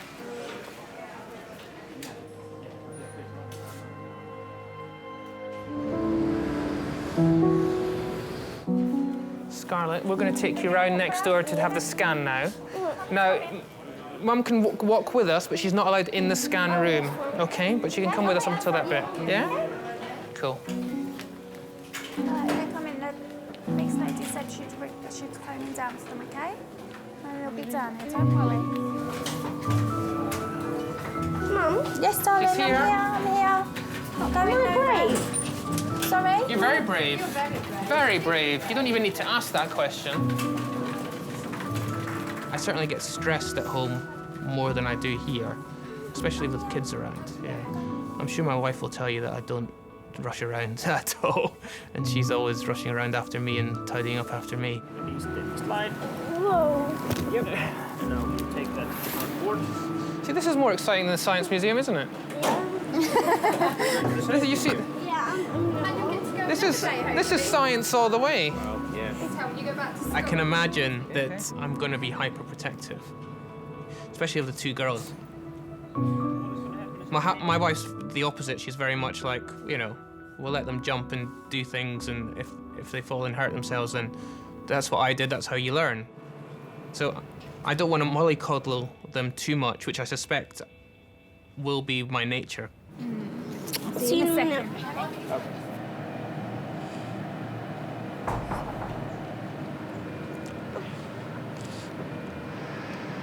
Where's everyone gone? Where's everyone gone? Is she all right? Sorry? Where have you gone? We're just doing the scan. Okay. Scarlett. We're watching you all the time. Okay. There's a window over there. All right. Okay. Yep. we're standing there. I'm looking at you all the time. Okay. And we can talk to you with it. We've got a speaker. We can talk to you. Okay. But we're not allowed to stand in the room at the same time as you. Okay. Because we don't want pictures as well. It's just for you. We don't want to interfere with it. Okay. You've been really brilliant, really brave. Okay. Yeah. Just give us a couple of minutes. I still can't figure out if this is her normal personality or because she's had a bang to the head. Well, it might be that this is a bang to the head. My mum says she's more hyper now than she is normally. She's more talkative than she would do. Yeah. But she's lovely. She's very sweet.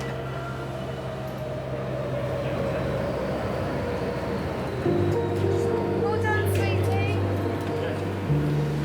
Okay. All right, baby. We're just going to move you back onto the other bed, okay? Yeah. Right, would you like a drink of water when we get back? Yeah, yes, please. If you're good to me, then I'll let you have one. How many have you got now? I've got 3 kids now. So that's a handful. So when you talk about multitasking, I've had to learn that at home as well, and certainly I'm not so good at that. Give me a resource full of trauma patients over 3 kids at home anytime.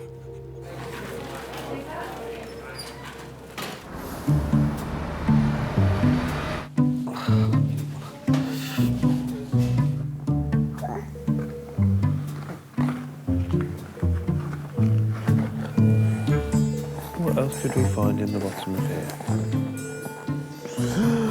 Car. You're gonna drive him fast. Meow, meow, meow, meow, meow.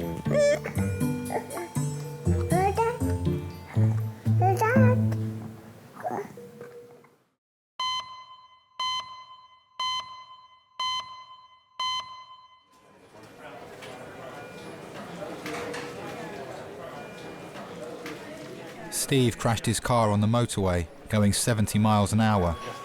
He was transferred to King's from another hospital after they discovered a tumour on his brain.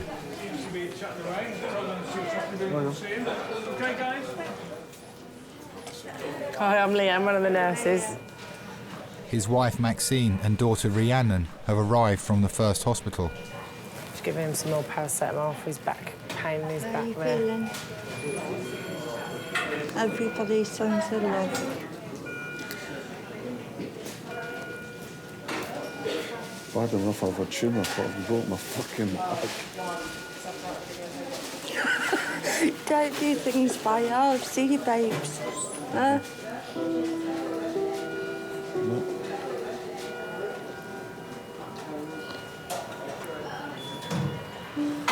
Sorry I scared you. It wasn't intentional. Doesn't matter. No, it doesn't, but... Concentrate on you getting better. My dad was in the army. He got sent to various different places, which were like Afghanistan, Iraq, Falklands. When he used to come home from when he was away, he used to take us to the fairs to go on the rides and always sort of went on the biggest ones with me. Even when I was little, he used to make me go on, tell me I was being a wuss if I didn't. So that was always the best memories, is when he came back and had been gone for 6 months. Right, Steve, we're just going to do those scans just now and make sure there's nothing else that's been missed, OK? Viraz wants more detailed images of Steve's fractured vertebrae as well as his head, to see if the tumour is growing from brain tissue and if it's likely to be cancerous. They've seen the tumour in his head, but until we've imaged it properly and had a proper look at it, it may or may not need surgery. I can't believe how lucky he is for this. It's not a mark on him. Apart from his No, nose. and we wouldn't have even known about that if this had happened today, because they wouldn't have had a scan. That's what I said, that... So the fact that they scanned his head...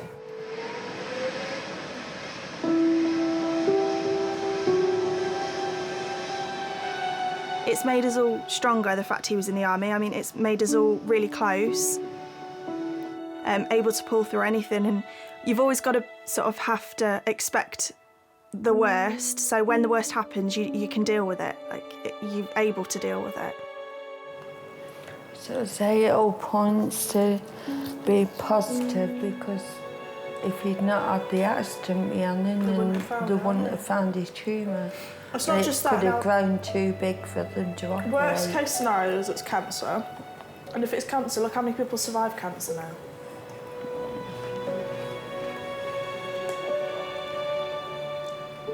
He's more than lucky. If he can survive that, I'm not being funny, cancer's nothing, is it? Even if it is cancer. It did make me think, God, what happens if something does happen to my dad? And he's reliant on my mum, but then my mum is so reliant on my dad as well in so many ways that I suppose you sort of think, like, will I have to step up to the mark, and is it going to take me and my brother to sort of support them and help them if they need it?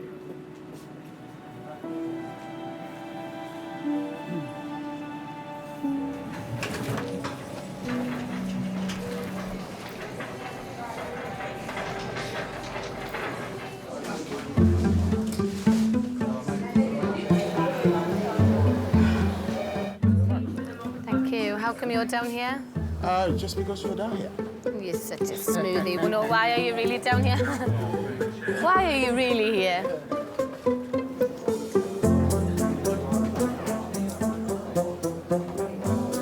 Got a very achy head.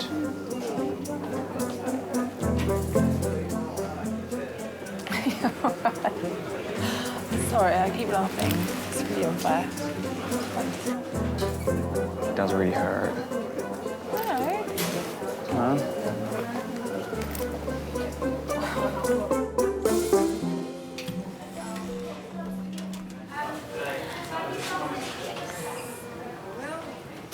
Pauline's legs are fractured in several places. She will need to go to theatre for the first of many surgeries. Her daughter Jo has been joined by her husband Danny and her brother Nick. I mean, they reckon she won't be out of hospital for 2 weeks because what they're saying is she's got to have pins and stuff, and then skin grafts on the top, because apparently one of them is quite a bad, like, wound as well. I feel better now you two are here. It's awful. So awful. It's going to drive her mad. Yeah, but the thing is, Joe, it is going to heal up. That's the thing. It's going to heal, won't it? I hope it heals up to be how she's used to it being. It's better than the alternative, isn't it? Oh, God, yeah. No, of course. No, she's going to get better from it. She's going to have to stop doing things for everybody, though, and that's going to be what she struggles with. You know what she's like. She likes doing it all. It's a feeling of being generally quite useless. I suppose we all see ourselves as that person, and I'm not that person anymore. You're right. Nick's here now. Oh, is he? Yeah. Hello, love. You do feel tension, don't you? Wrong place, wrong time. Yeah. Stupid.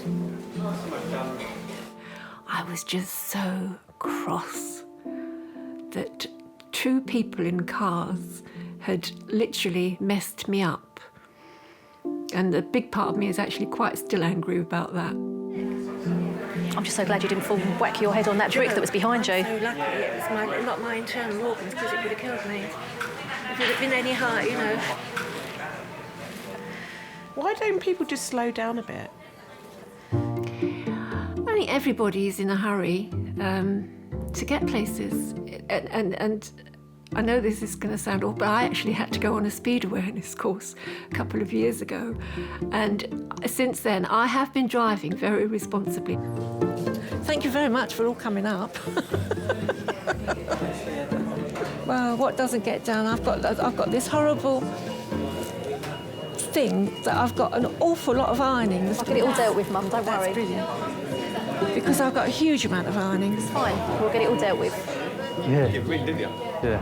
Right, we're going to get off. See you later. Bye-bye, lovely. All right, see you soon. So we'll phone tonight and we'll come up in the morning. Lovely. Okay. Yeah. If you want us anything, Bye-bye, lovely. or you remember anything. See you later. Yeah, drive carefully, all of you, please. Yes. No. Okay. See you later. All right, then. Bye-bye. Bye, Mum. Bye. I'd like to think that this has made me take more time out to actually not be doing quite so much, because I've spent my life really sort of doing, but perhaps taking more time out to relax and value what I've got more. I think more than anything else. I'm just really lucky.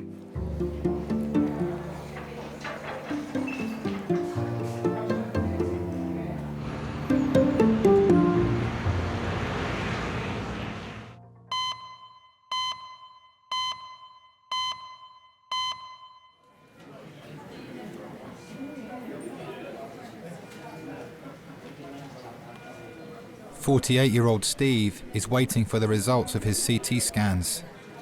Doctors are still trying to diagnose the type of tumour on his brain. I won't be in work for a while, so we'll just take it day by day, and that's not a problem. Okay, so that's sorted. Think you'll get bored? Hmm? Just think you'll get bored? No, I'm bored with you, so I don't care. He's been away a lot in the army. He loved going around the world. You know, he's seen so many things and so many places, and he loved that. But I always knew that he'd come back to me. I knew he would. And so you deal with it. All these things are going through my mind. I've sat lying in our bed. I was just terrified of leaving you. Well, that's what scared me more. Not the cancer. It's how you would cope.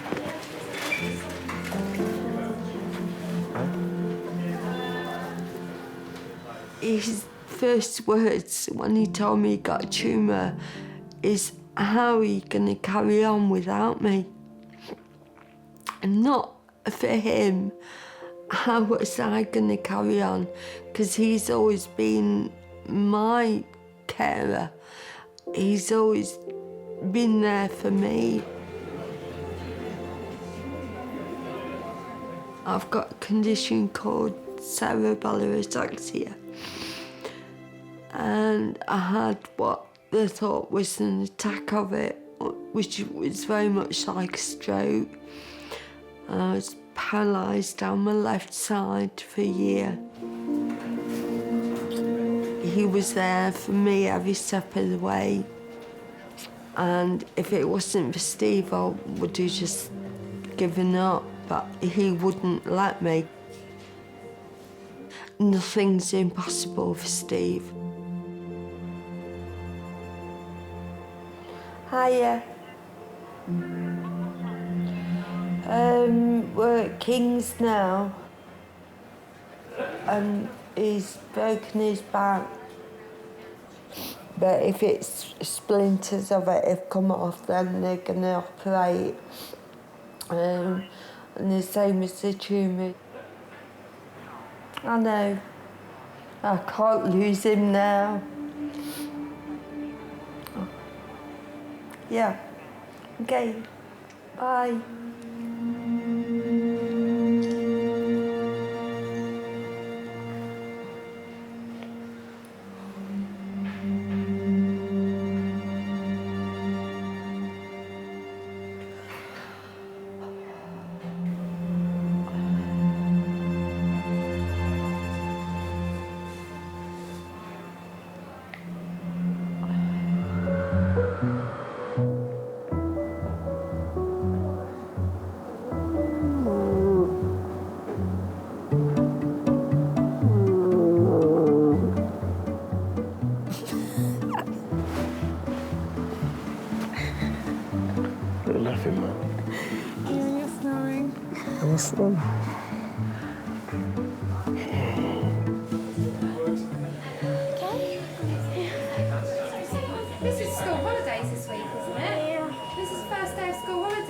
timed it very well. When Monday, oh, I wish I could go to a science museum.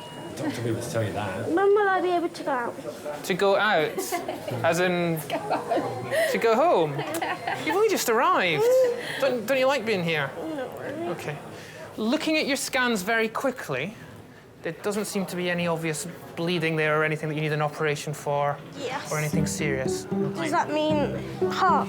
No, we're talking about your brain. I was worried about your brain because obviously you've got a big bruise there. Okay. So that's what was worrying us. Brain, could there be, like, I don't know what's wrong with my brain. There is nothing wrong with your brain.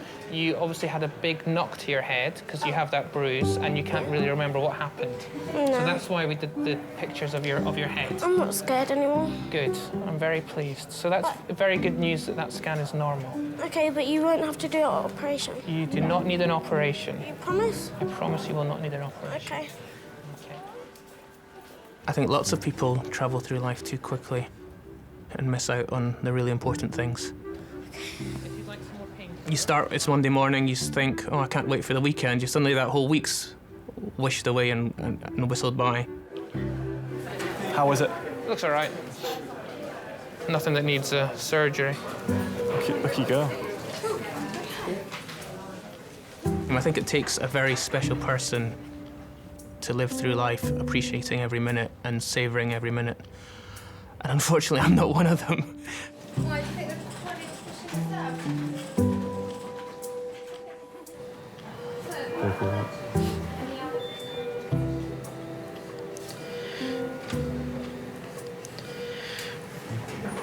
Thank you for today. It's not really a thankful thing, is it? Oh, thank you for being there for your mum. Who's going to be there for me? Yeah, I'm just saying.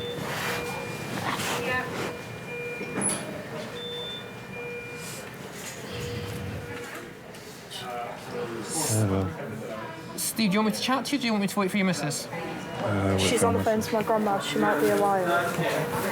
I'll tell Mum everything. That's fine. I mean, as they identified at Darren, you have got a fracture to 2 of your vertebrae. And obviously that can damage some nerves. That bit of bone is probably going to need to come out. And then we'll obviously need more information as to what's going on head-wise. Now, just looking at the nature of the type of tumour you've got on the head, it does look like a benign tumour, so it's not one of these that will spread to different parts of your body. Okay. And depending on its position, they're sometimes quite amenable to surgery and theatre. Okay. That's fine, that's good. That's good, such good news. Do you know what, honestly, that's good news. It's good.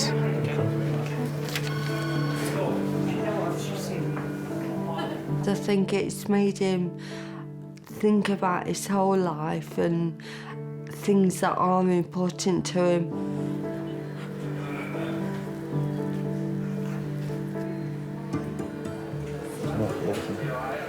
Dad, be careful, Steve. I'll do it. If you need to anything, I'll do it. I'll nag you like you used to nag me. Yeah, well, that was my job. See how this is my job. So do as you're told. I've got the upper hand now, mate.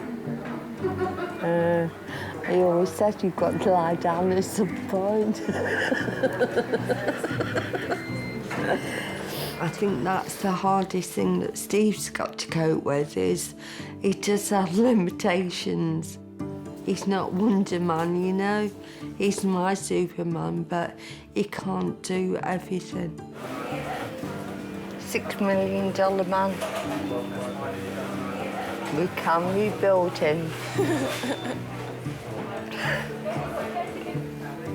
He's done so well. So proud of him. Sorry.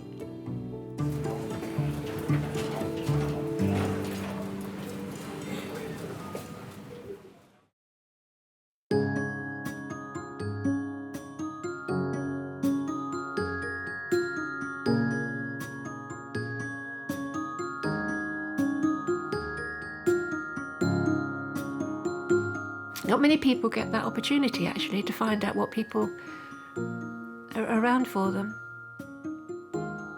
It's quite comforting.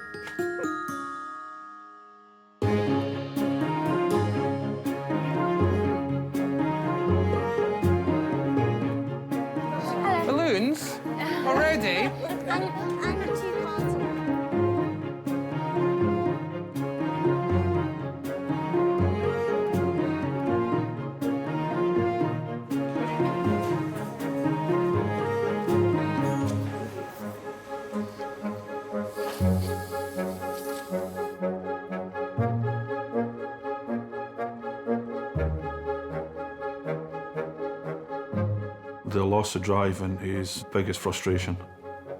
I was that used to driving everywhere and having my wife and my daughter drive me places. I'm like, no, it's a man thing, it really is.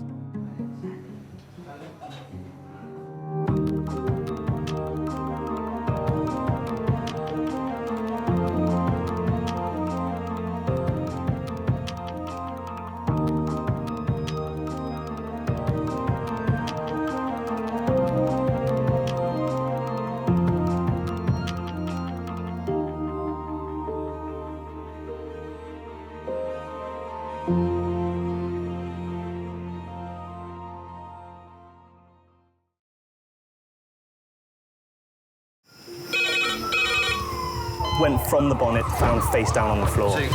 Paediatric trauma. It's a stabbing code red. 25 feet from a ladder onto his back. He's really unwell. I think anaesthetics need to see him before he goes to theatre. Daphne?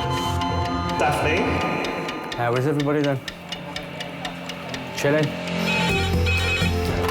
King's A&E, how can I help? King's College Hospital, London. I got stabbed. I know, it's annoying. On my head. One of the busiest A&E departments in the world. I want top to toe, head, chest, abdomen. A place where love, life, and loss. Don't bloody die. I love you too much for you to die. Unfold every single day. All the patients you're about to see were treated in just one 24-hour period. A&E is always like a traffic jam. Can we get a trolley? You've got to realise that there's awful things that can happen to you. I'm so sorry. Life is unpredictable, so it's important that your nearest and dearest know that you love them. You have to tell them that you love them. You must get better and come back to me. I don't want to lose you. Because there may come a time when you're not around to tell them.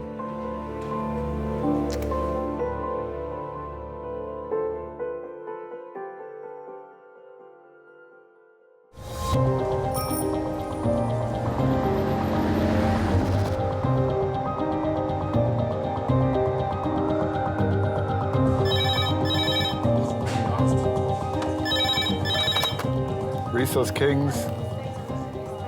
Entry car, 107. Great, thank you very much.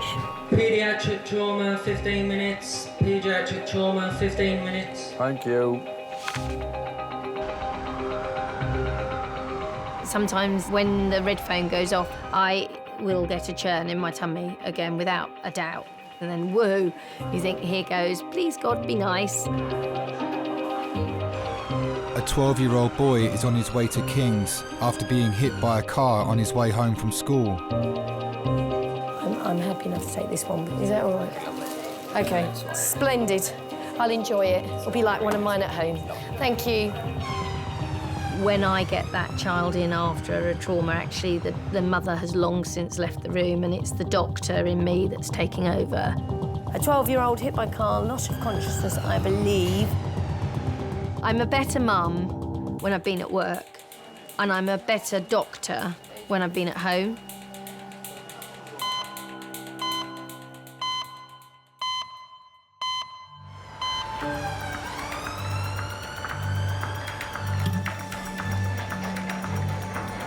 Schoolboy Eddie is accompanied by his sister Chloe, whilst his mum is trying to get to King's from a day out in central London. I'm Dr. Hobson, one of the A&E consultants. If we get the patient transferred over, I'll take handover after that, please. Respect. Hello, are you sister? Are you the accompanying person? No, nobody. OK. Right. What's the story? Nice and loud, if you could, please. Right, this is Eddie, he's 12. Hello, Eddie. He's been involved in an RTA. He ran across the road and a car hit him. He has hit the front centre of the bonnet gone up in the air, hit the windscreen, bullseyed the windscreen, somersaulted at least twice. Okay. Was he walking on scene? No. No. Okay, so he was on the ground just that time. Chest down, spine. You can get more emotionally involved with the children. I guess I go instantly upper grade. You just have to look at the size of a child and then imagine a car going into it. It's like a peanut getting flicked across the road. And does he remember anything after the bump on the windscreen? Still. Look at me. Thank you. Remembers being hit by the car, remembers being on the roadside, so there's a few moments lost of consciousness. If they bullseyed the windscreen, the body comes rolling down onto the bonnet, and of course, with the movement of the car forward, it's then flicked off, usually at an angle, and at that point, the spine will end up across the curb. I'd be concerned about the back being broken or a neck being broken. Has he got any pain anywhere? Please, can we ask Kate if he's got any pain? Thank you. Orthopaedics, isn't it? Thank you. Your ankle's a bit sore, is it? Which one? The right one. Right. Eddie, is there pain anywhere when I do that? OK, I'm just going to have a quick listen. There's no such thing as an isolated head injury hit by a car. All right, sweetheart, you're doing really well, Eddie. And Anthony. Right. Eddie, Mum will be on her way. I'd have the day off work. I was uptown with my friend Julie, it was her 50th. Eddie rang me at 4:10, said, I'm OK, Mum, I'm going to go straight home, Nanny's going to meet me there. Charlie then rang me to say he was home from work. Then Chloe rang me and I said to Julie, oh, look, all three of my children ringing me, did it? And as I picked the phone up to Chloe, she said, Mum, Eddie's been run over. Is there anything there? Eddie, hold it together, sweetheart. You've been a superstar. I thought he was dead and then no one would tell me. I just wanted to get there because I just wasn't convinced he was OK. I didn't want it to be my Eddie, and that sounds really selfish. OK, now, Eddie, does your head hurt? Not much, OK? But your head hit the windscreen of the car, all right? So I'm on the commuter train, I'm crying, I'm shouting at my friend. Nothing moved fast enough. The train didn't come fast enough. We got to New Cross and the cab office was closed. 1, 2, 3, roll. In your mind, no one understands when you need to get there because until I physically saw Ed, I wasn't going to be happy. Any pain? No. Good boy, nice and loud. Do you feel touching here? Yes. Yeah, give it a squeeze. Touching here? Yes. Good boy. Well done, Eddie. It was horrible because I wasn't there. And it was the one day I wasn't there. 1, 2, 3, roll. Please may I have a quarter, Matrix 11, to go to CT, go Jubilee, thank you. Bravo 2 Alpha 5. Give us a call on 3426, please, mate. Yeah, no problems, Killer Bravo. I might ask the hospital who are actually double jointed because no one's ever confirmed that. I've been told it. I don't know, just assume it's if you can do that, you're double jointed and Did anyone do that game with you when you were little where they pretend that they throw in their thumb at the stone? No, but they did the nose thing. Oh yeah, the nose thing. That's it. You did it.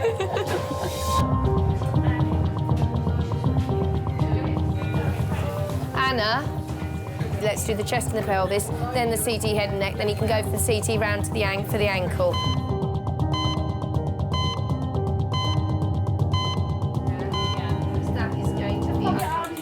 It's 30 minutes since 12-year-old Eddie was knocked down by a car.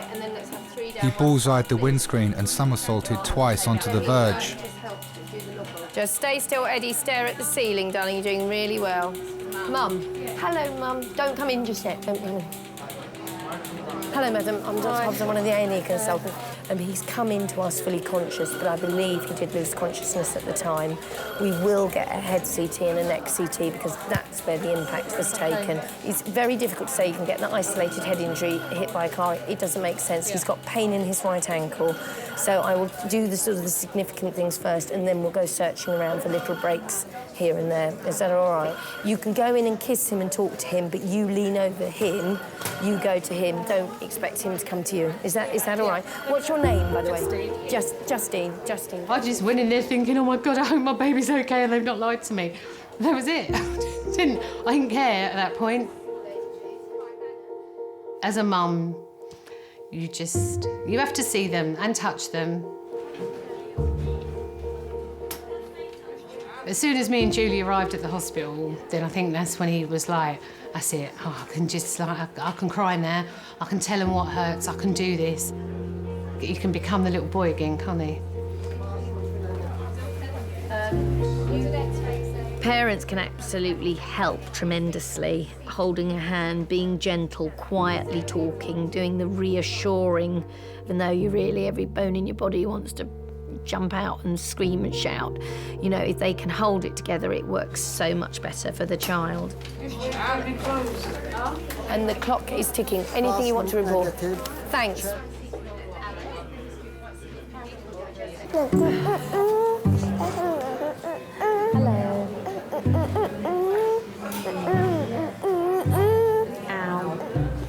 It doesn't really hurt, does it? Does this hurt? No. Does this hurt? No. Yeah? Does that hurt? Ow! Yeah. So just a quick one, sorry. Can you just secure your bag because someone could easily, while you're busy talking, especially around this area. Amy? Yeah, come with me, sweetheart. Okay. My friend's just gone out for a cigarette. Will she be able to find me? She'll have to ask. 20-year-old university student Amy has come to King's with her friend Helena after coughing up blood. She's also experiencing headaches and chest pain. Right, have you done a urine sample for us? No. No, okay. Let me go and get the urine pot for you. And then the doctor will come and see you. Okay. Okay, I'm Emma, by the way. Nice to meet you. Nice to meet you, Amy. Nursing is to nurture. So, I mean, that's where that's where the job title comes from. And it is mothering. It's tenderness and compassion and gentleness and listening. And it's why I love being a nurse. Well, I thought that I was coughing up blood. And how much blood was there? Probably like half a cup. What colour was it? Like bright red. Scarlet? Yeah. Okay. Ever happened before? A tiny bit before, like I cough up phlegm and there'd be like a tiny bit, but never anything like that. Been treated for a chest infection recently? No. Felt like you've had a chest infection? Yeah, I have asthma. Okay. I don't have any inhalers at the moment. Right. Alcohol? Have you been drinking alcohol? Yeah. How much alcohol do you drink? Not that much. I don't know. Smoke cigarettes as well? I did. I stopped like a week ago. So I think that might be why the lung stuff's happening now. How much will you smoke? I don't know. Okay, sweetheart. Right, you're ready to pee for me now. So how do I remember which key? The nursing instinct, because it is an art and not a science, and sometimes you can just feel something's not right. If you haven't got the caring side of it, then you can do all the clinical excellence in the world, but you won't have done your job as a nurse properly. So do you live in a shared house or what? I have a roommate, but he never actually comes back. He only comes back really drunk once a week, so I basically live alone, which is nice. Are you at school or college or uni? It's the first time away from home? Yeah. Did your mother used to pick up your inhalers for you? Yeah. Yes. And she used to get me my repeat prescriptions for everything. And used to nag you about it, and Yeah, I think I know what might be wrong with you. It's just mummy syndrome. I just need my mummy. That's what you need.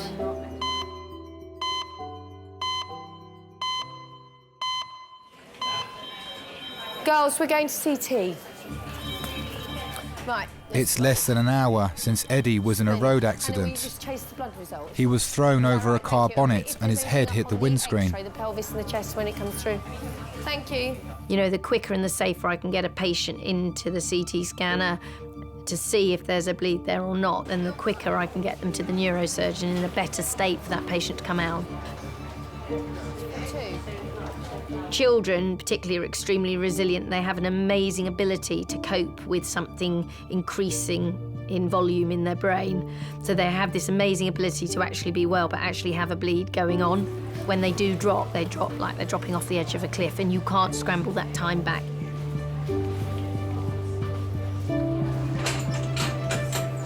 Eddie, we're going to slide you over. All right, darling, I need your nose looking at that ceiling, and I don't want your head wobbled from side to side.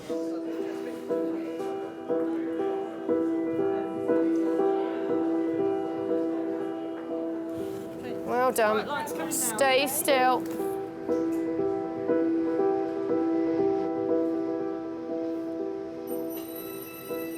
I had Eddie at home in the living room, on a stormy night. Came out with his arm wrapped round his neck, and I named him after my dad. So he's Edward, really, but he's always been Eddie. They don't know how lucky they are, do they, these children? What is it, occipital where he's... No, it's here, parietal. He is very accident-prone. He's cut his finger off when he was 22 months old and had to have plastic surgery. This was Eddie's 4th trip to A&E by a blue light. There's an awful big injury to be somersaulted twice at that size if it was really doing 20 miles an hour. But there's something not right about that.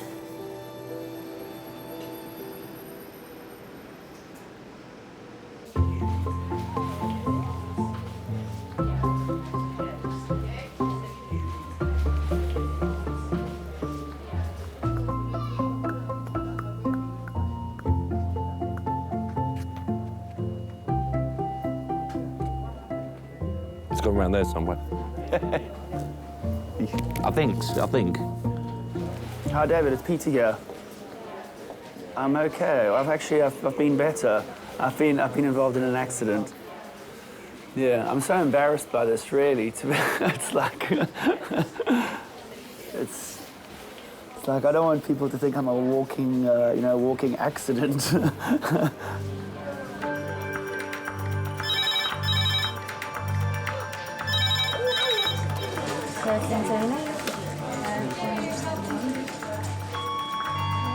Aldred for 2 minutes, that's Aldred for 2 minutes.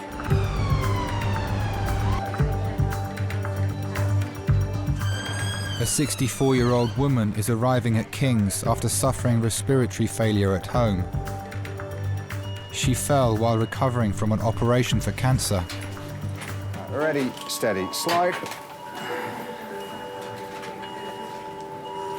Well done, Linda. Well done. She's got tracking. Yeah.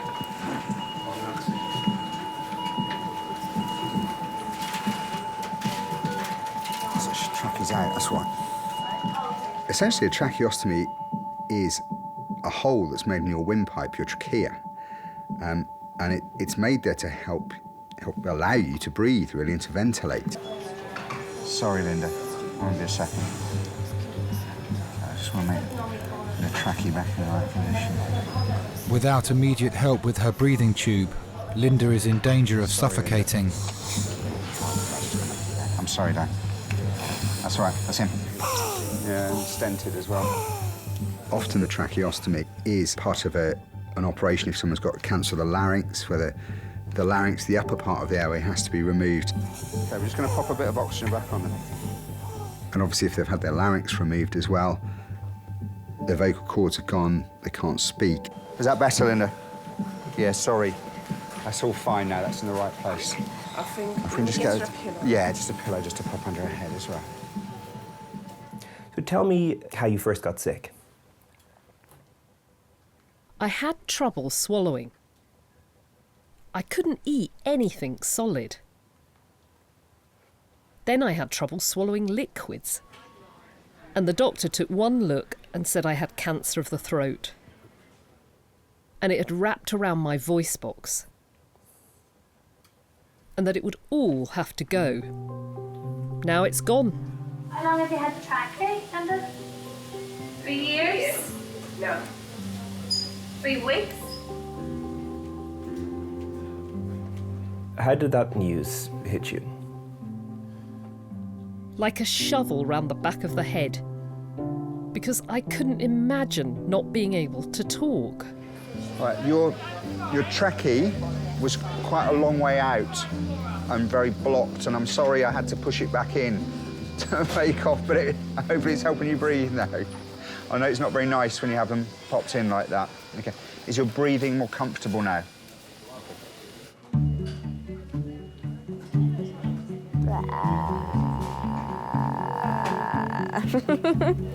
That is exactly how I feel right now. It expresses it so perfectly. I'm in my 30s and I am a complete generation away from the teenagers of today, and it just baffles me. They baffle me a lot of the time as well. And the clothes baffle me. Do you want me to give you a breakdown about her? Yeah. She's first year university away from home. She's an asthmatic. She's been smoking, increased alcohol intake. She's been coughing up a little bit of blood. Her mother doesn't pick up her prescriptions for inhalers anymore. That's it. She's probably got a little bit of a chest infection. Okay. Cool. Yeah, Thank you. she's nice. Stroke call, 10 minutes. Stroke call, 10 minutes. Strobe call. I had stroke. You had strobe. I had strobe, but maybe it's just a call for everyone to stroke each other. Maybe there's a specific time every hour where everyone just has to stroke each other. That would probably make people feel better. That would cheer me up. Yeah, definitely. Being stroked. It's a nice thing to be stroked. I would never be a teenager again for anything in this world. It is a really stressful time. I survived, and I would never want to do it again. I'd go back to my 20s in a heartbeat. That was fun. I like the Irish lady. And the doctor's hot. She's nice. The doctor's good looking.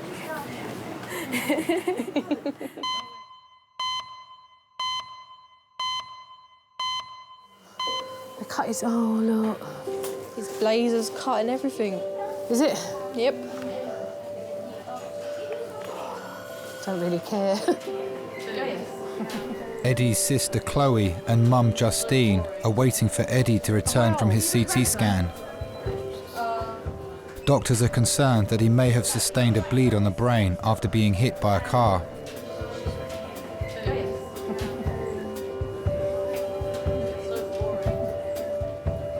They don't work from this end. Apparently I was a gymnast today. Was ya? Did some cartwheels, front flips and everything. Yes. So you're a very, very lucky boy. Yeah. And the lights were working and they were green and you ran across them. Don't think I don't know. I had a good shot because I broke the windscreen. Yeah, it's not funny, is it? Hey. Chloe, it's a great shot. I saw the windscreen. Ching.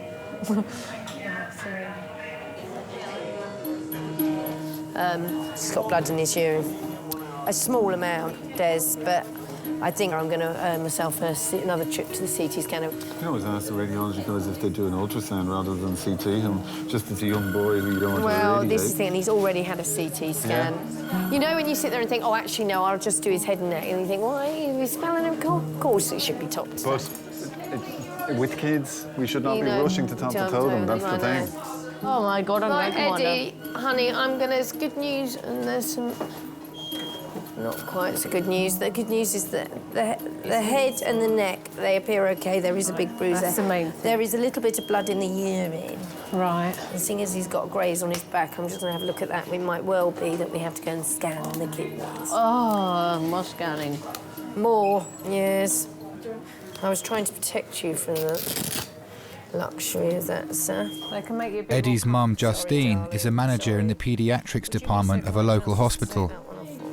Oh, sorry, sweetie. I know that what you see at first is not always what is, because I thought he's got away with this, he's really lucky, and then at that point when they said he's got blood in his kidneys, I'm thinking he's not. Yes, blocks away, please, and then the hard collar away, please.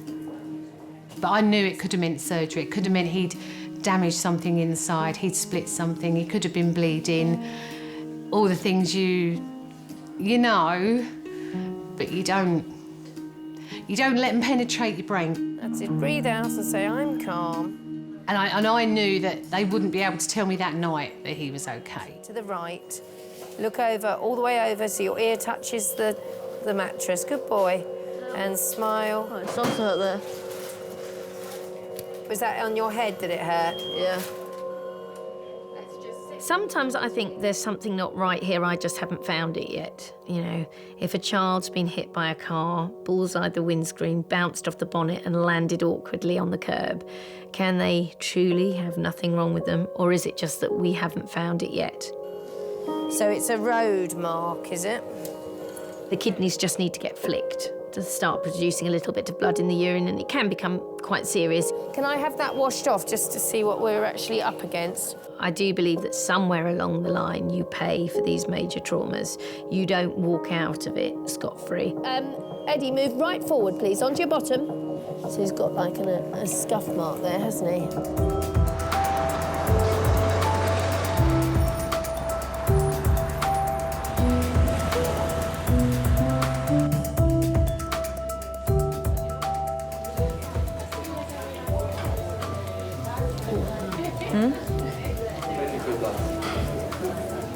Stitches. I'm good and done.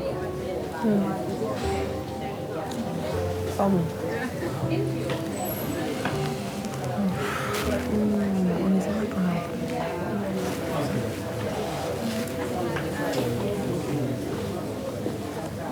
It's all bruised. Thank you so much. Okay, see you in a bit, bye. What happened to you? Cycling accident. What, a car? Motorcycle hit me, On your bike? Yeah, I was on my bike, yeah. Did you have a helmet on? You know, I usually often do wear it, especially if I'm commuting to it, but I didn't have the helmet, unfortunately. And, so it might have made a bit of a difference. Swollen on your eyebrow. Yeah, I reckon it'll swell up quite a bit. Headache But later. Yeah. The resus team has replaced Linda's tracheotomy tube after it was dislodged in a fall. Hi, darling. Will you look at me? She's breathing normally again, but she remains in a vulnerable condition. It's only 3 weeks since she had a major operation to remove a cancerous growth, as well as her voice box.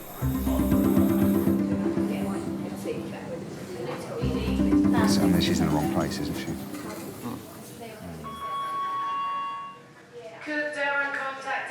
I mean, she's clearly had quite a big neck dissection as well. Well, the thing is, she's got chest infection or something like that. Lovely.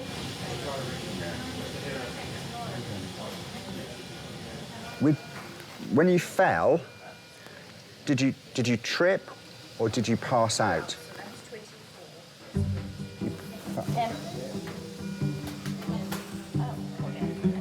A lot of the nurses are used to people without voice boxes, so they're quite good at lip reading.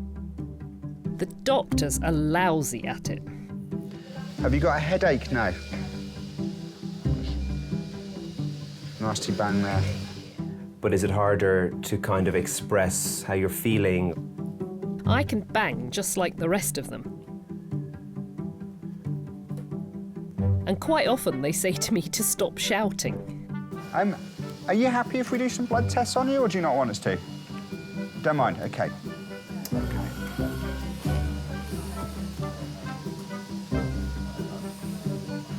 Due up on Tuesday.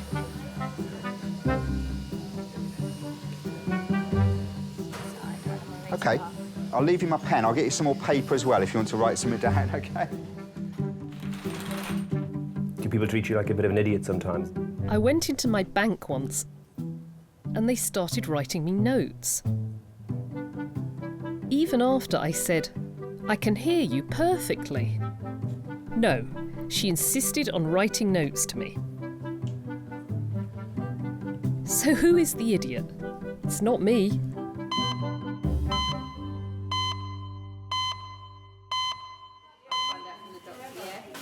I haven't eaten since like 9 o'clock. Why did you not have lunch?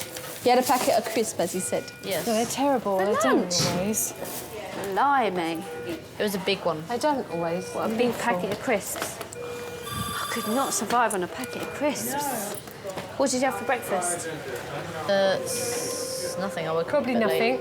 Probably ran out the door. Do you have a lot when you get home, though? Sort of. I've been on my own since I was 8 months pregnant because the kid's dad left at that point. So I've brought them up on my own. He sees them every other weekend. My dad died when I was 9 and I've got 2 brothers, so my mum brought us up on her own. Yeah, my mum's a really... I'm gonna cry.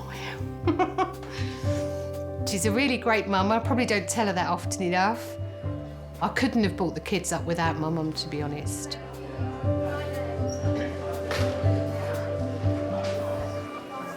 Right, next. Despite his earlier head and neck scan being clear, Liz has decided the blood in Eddie's urine needs further urgent investigation. Justine. Yeah. He has got some surface marking on his back there from the road, and he's got a little bit of blood in his urine. Yeah. Now, we can sit and wait and watch and look at that, or I can offer him up to the CT scanner. We'll get him through the CT, just check out the outline of his kidney, check all's all right. In truth, that's where I think we should go with this. Yeah, just because he's had a very significant history of injury. He's got some road grazing there, and he's got a small amount of blood in his urine. But I don't want something coming and catching you 2 or 3 months down the line. Being a parent is simply the hardest job out there. The trouble with children is they don't learn by being taught or being told things, they learn by experience. And with that experience is the risk of injury, and so often awful things happen. They're children, and children will do what children do simply because they're children. Thanks, CT. I was trying to be cautious initially just because of the fact he's had them before and he's a child. Eddie is about to have his second CT scan in less than 2 hours.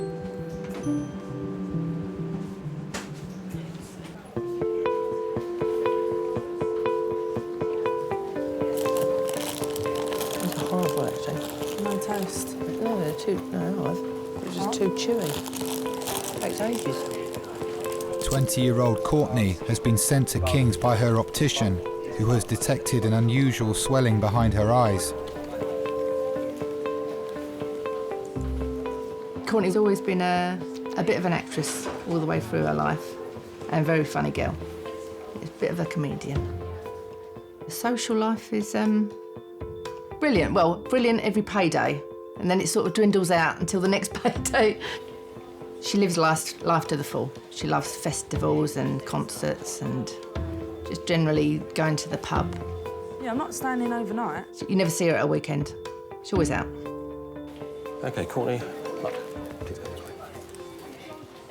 Got a seat just here. So the eyes can tell us an awful lot about what's going on. People may go blind in one eye, go blind in a certain area of one eye, which may indicate something going on further back in the brain. They may have had a stroke, they may have a tumour. Lean forward just there for me. Is we have optic nerves that connect our eyes to the brain. And if there is pressure around that nerve, you can see that pressure as an effect on what's called the optic disc. That may say to you, the pressure in the brain could be raised. I've already spoken to the medical team. They're going to admit you, and you're going to have a scan of your head to rule out anything there. And they're most likely going to try and do a lumbar puncture to see the pressure. No. A raised intracranial pressure is not good. If your pressure inside your brain goes up, it's harder to get blood and oxygen, nutrients up into the brain, and your brain will become damaged from that. I think we was a bit dumbfounded when we walked out of that room and she just started crying. I don't think I even knew what to do. I even thought then, why are you crying? It's just fluid behind your eyes. I don't know whether I was self-consciously thinking, don't cry, because then she's going to feel even worse. It's not good. She's got to stay here. There's pressure in the back of her eyes, so something's pushing against the back of her eyes, basically. So until they do a CT scan, they're not going to know what's there. She's crying her eyes out.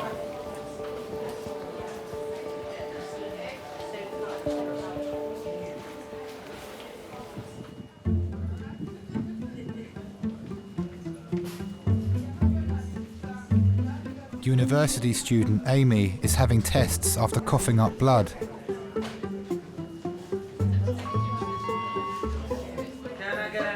I think when people leave home and mummy's no longer taking care of them, they don't realise that they have to take that responsibility on themselves. But it is about teaching your child as a teenager how to be independent, how to look after themselves, how to look after their health, and I think most of all, how to take responsibility.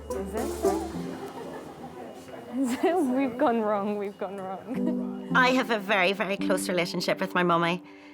We speak several times a day, every single day. Yeah. You're in A&E? Yeah, I thought so. Yeah, but just which A&E were... Oh no, dude, we were here.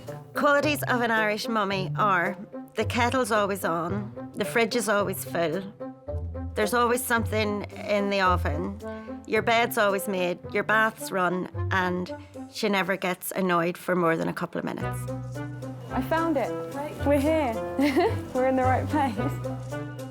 I still get the look if I've been particularly naughty at this age. I'll still get the look off her. She doesn't have to say anything, she just looks at me, and that's enough. And can you do the look? Emma? Really?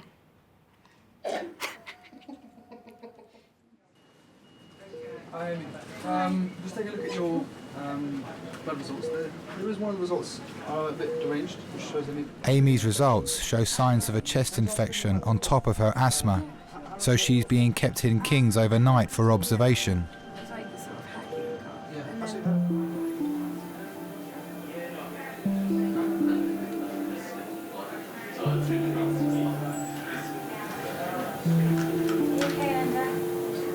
The medical team has come down to examine Linda's tracheotomy tube.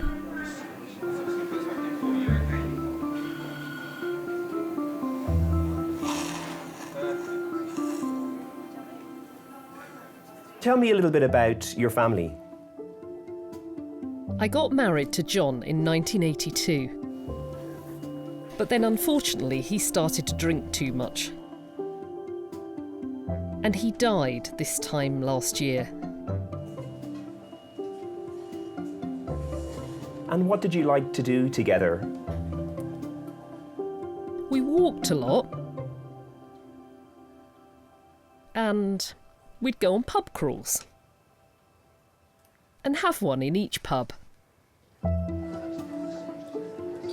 You miss having him around? Oh yes. I didn't think I would, but I miss him terribly. And of course, I got this 2 months after he died.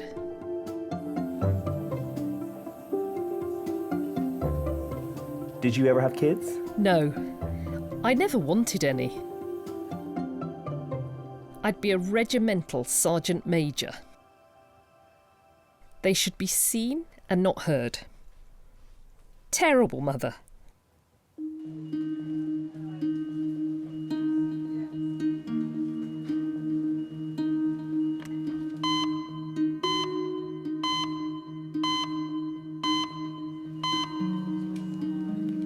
I don't know how long I'm going to be at hospital, but she's going to have majority of the tests tonight.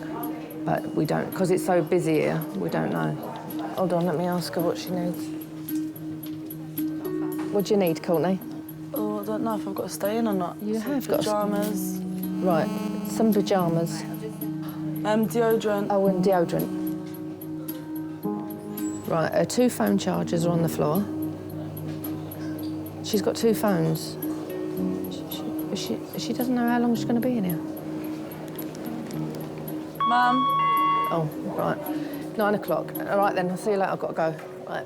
Courtney's having a series of tests to discover what's causing the increased pressure in her brain. This? Yeah. You just think about things that might be going to happen later on. How am I going to cope if she's got cancer? Further down the line, is she going to go? And what's going to be happening to her? I think everyone would think like that. I think I was not showing that at all I think I was just well, for your child, she's still your child, so you just think of that, really. She's your child, you've got to be strong. If it was something to do with me, I wouldn't cope at all. I'm a bit of a baby, but I think it took over because she was my child. So I think you realise what you've got when you think you're going to lose somebody. I think you realise who you've got in your life.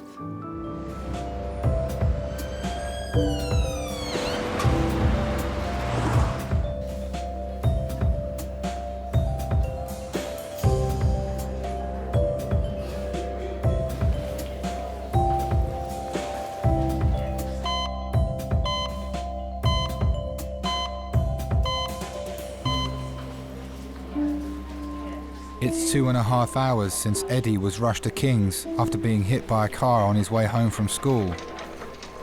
He's had a second CT scan after doctors became concerned when blood was found in his urine. Provisionally, that looks okay, Mum. I know the orthopaedic doctor's been thinking about worrying about the... She said, I can't pin anything on him at the moment, all right? You know, and it's a really remarkable story that he's had. Unbelievable, so I'm very isn't it? cautious, ladies, if we can say that. I think it's like anything. You don't think it's going to happen to you. Eddie would never have thought it would have happened to him. I'm a lucky lad. You are. Very lucky lad. You want to have learnt your lesson big time. Kids don't. You just don't. You just think, yeah, I'll make that. That's easy. So I want to put him overnight on the ward. It might be in the morning something will crystallise that we need to look at. But we know the main nuts and bullets of everything in there are good. OK. When you're older, you think of the damage it can do. You think of the impact, you think how much it hurt. But when you're a kid, you don't, because you just don't. You don't think it's going to happen, so you don't think of what could happen if it did happen. And that's the difference, isn't it? The difference between growing up and being young. Have you got any questions you want to ask me, Eddie? Can I have a wheelchair? He wants a wheelchair at home. Sweetheart, don't say that. I know, silly. Eddie, there are people out there, children like you get hit by cars who never get out of a wheelchair. You have your arms and your legs. You have your brain. You have your mum. You have everything to be thankful for. Don't ever ask for a wheelchair, sweetheart. Listen, I thought you were going to be a zoologist anyway. That's what you told me. Oh, zoologist. All right, well, let's stick to the plan, shall we?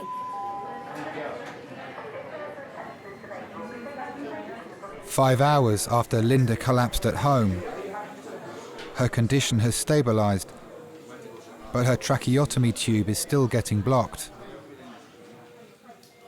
She's due another operation on her throat in 4 days' time. She's blocking up again? Yeah. I've got a feeling we're going to keep her. Linda, I'm worried this is going to keep blocking up. And I just wonder if it's sensible that we keep you in hospital. So I suppose the way I'm looking at it is a couple of days well spent now may save you a lot of bother in terms of them missing the operation and what have you. I'd love to get you home, but I just don't think it's safe. Sorry. Okay.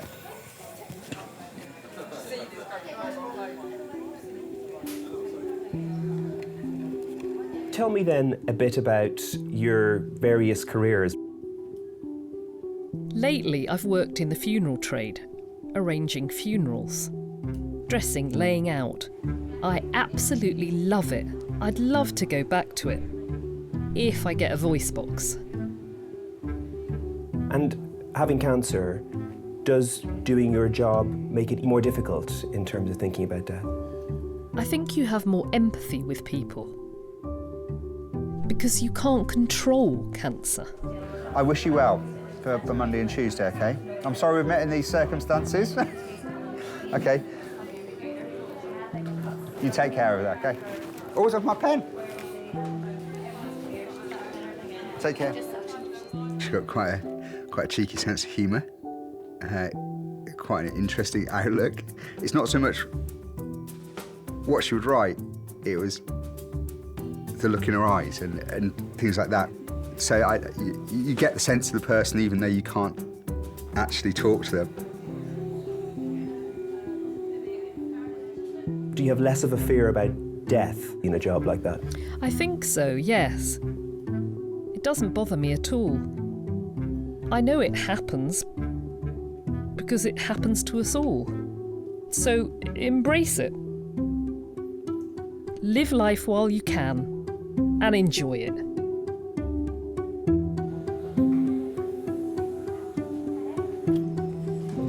Linda is being transferred to Guy's Hospital, ready for her next operation.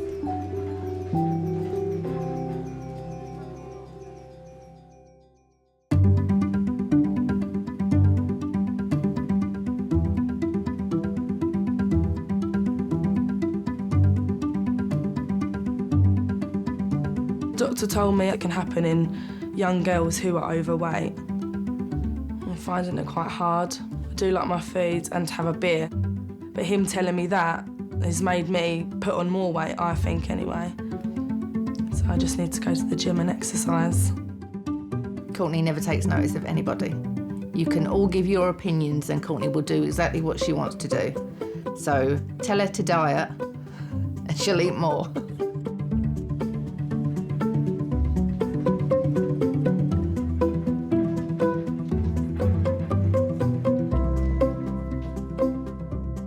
I was in a little bit of trouble with my mum because she didn't want me to get hit by a car. She didn't want anything else to happen to me after that, so she didn't let me out for quite a bit. It's not cool to get on with your mum, but I like to get on with my mum because she's very nice and kind, and she's just very nice.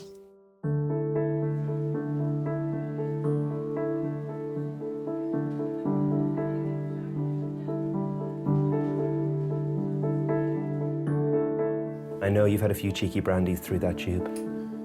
I have. That was Andy Murray's fault.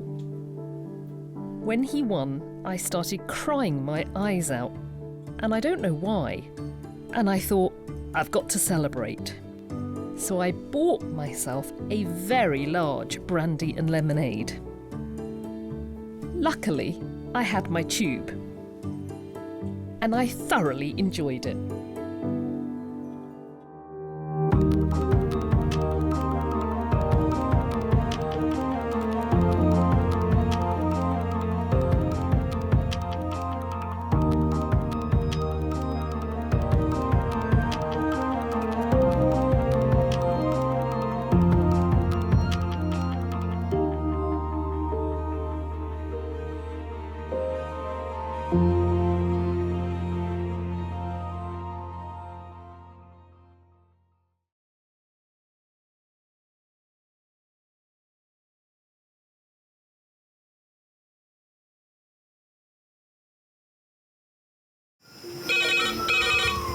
Went from the bonnet, found face down on the floor. 2, 3.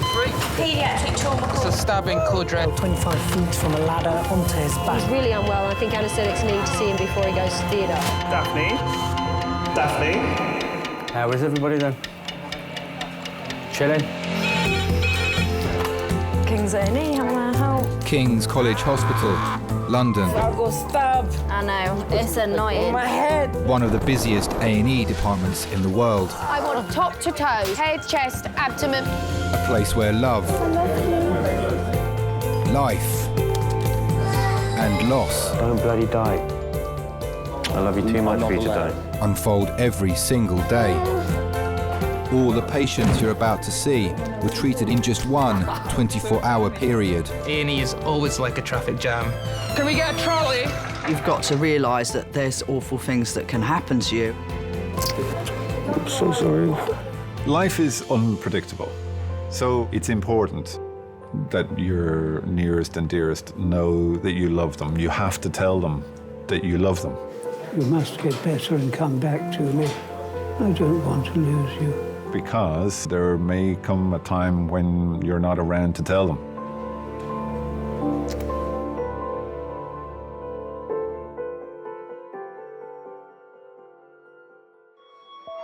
Can I get a porter to recess, thank you? Porter to recess for a ward transfer, thank you. Can I bring up porter to recess, thank you? Hello, King's A&E. Right, let's keep going. All we need to do is get to theatre. That's what we need to do. How much tranexamic acid has she had? It's in orange. bad, yeah. Really bad. Did you see it? There was a big hole in my hand, mate. I know, the thing is, though, right, Jamie, I'm not just saying this, mate, but I've got a sixth sense. As soon as I walked in that job, for some reason, as soon as I got in that van, I started feeling really weird. No, I don't want to be. I'm not going back there. I'm never going back there. Never, ever going back there. For what the job was worth, it really weren't worth doing. You know what I mean? Anyway, well, it was. The job was worth 700 quid, but what I'm saying is, it was a bit more involved than what I thought. I mean, that was a lot of lino having to come up.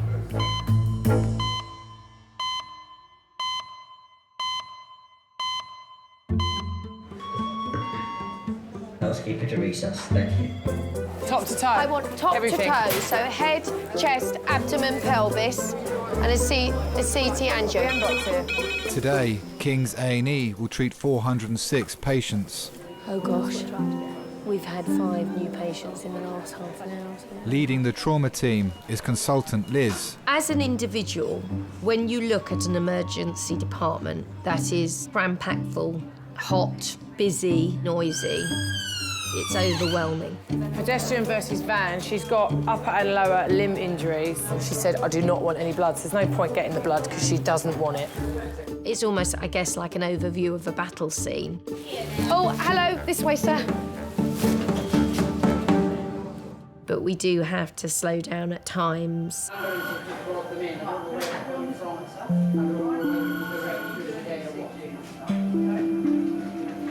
Because quite often it's the quieter patient that's the most serious one. Those sort of things require a real degree of loving care and patience, and it's then that I truly value my nursing staff. I'm just going to pull the curtain for a second, just swap. Please do.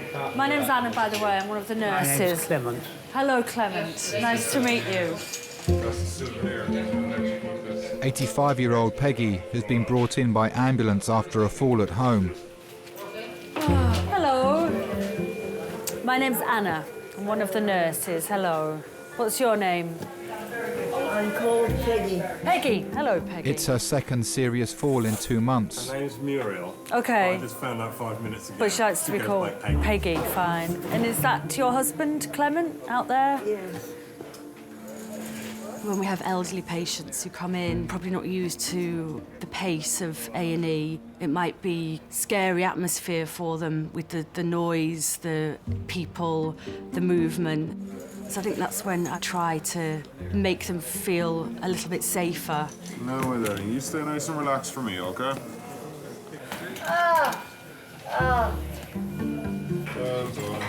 Oh, sorry. And I'm just going to pull you... I'm going to slide you across. Just keep your arms across your chest there. Well done. OK, ready? Ready, steady, slide. Oh, there we go. Lovely. That's all right. Where does it hurt? Everywhere. Everywhere. It's sometimes exactly what you need, rather than everyone around them and lots of things happening. You need to slow it down, maybe just have you and them, try and make a bit of a connection with them. Peggy comes from home. Yeah. Lives with hubby, has carers 3 times a day. OK. Dementia, Alzheimer's. Right. Hypertension was released from here on the 19th of March after having a similar episode where she collapsed. OK. She fractured her left hip. Witnessed by the husband again today, using the Zimmer frame, got to the bathroom door. Same thing. Same collapsed. thing. Found her in the hallway. She's complaining of right knee pain. Sorry. Oh, swollen knee. Okay. So then we did the ECG. Okay, with 12 lead, which shows left bundle branch. Peggy was very self-sufficient until she fell and broke her leg. She's still used to the cooking, the laundry, all these things. Obviously, I was concerned, but not unduly worried because, OK, you know, in 6 weeks she'd be OK again. Peggy, yes. The doctor will come and have a chat with you, and you'll probably go for an X-ray, or they'll do an X-ray of your knee here. So we need to see what's happening with your knee. All right. Thanks. Thanks so much. Thank you. When she came home, she didn't seem to enjoy any food and drink. It wasn't like her. About 5 days later, she fell over again, so they took her straight away down to King's.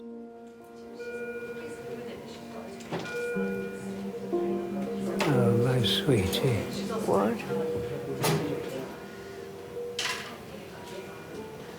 You must get better. You must get better and come back to me.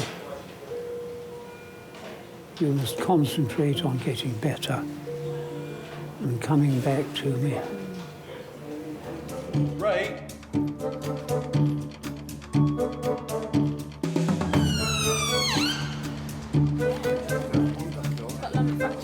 Yeah, exactly, and she's just gone over a trolley. It's all right, sir. It's fine. You're okay.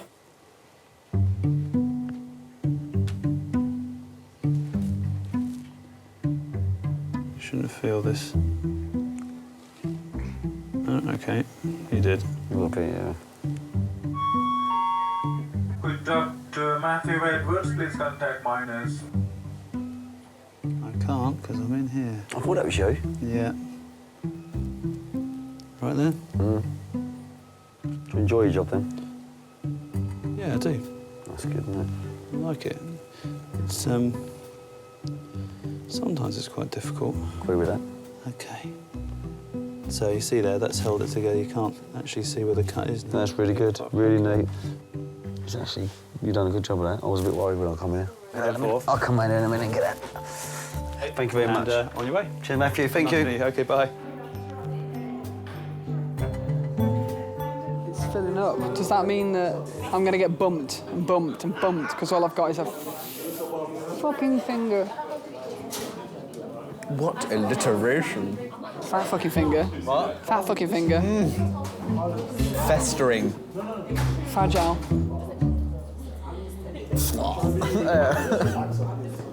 Trying to think of more. It's your turn. I'm trying to think.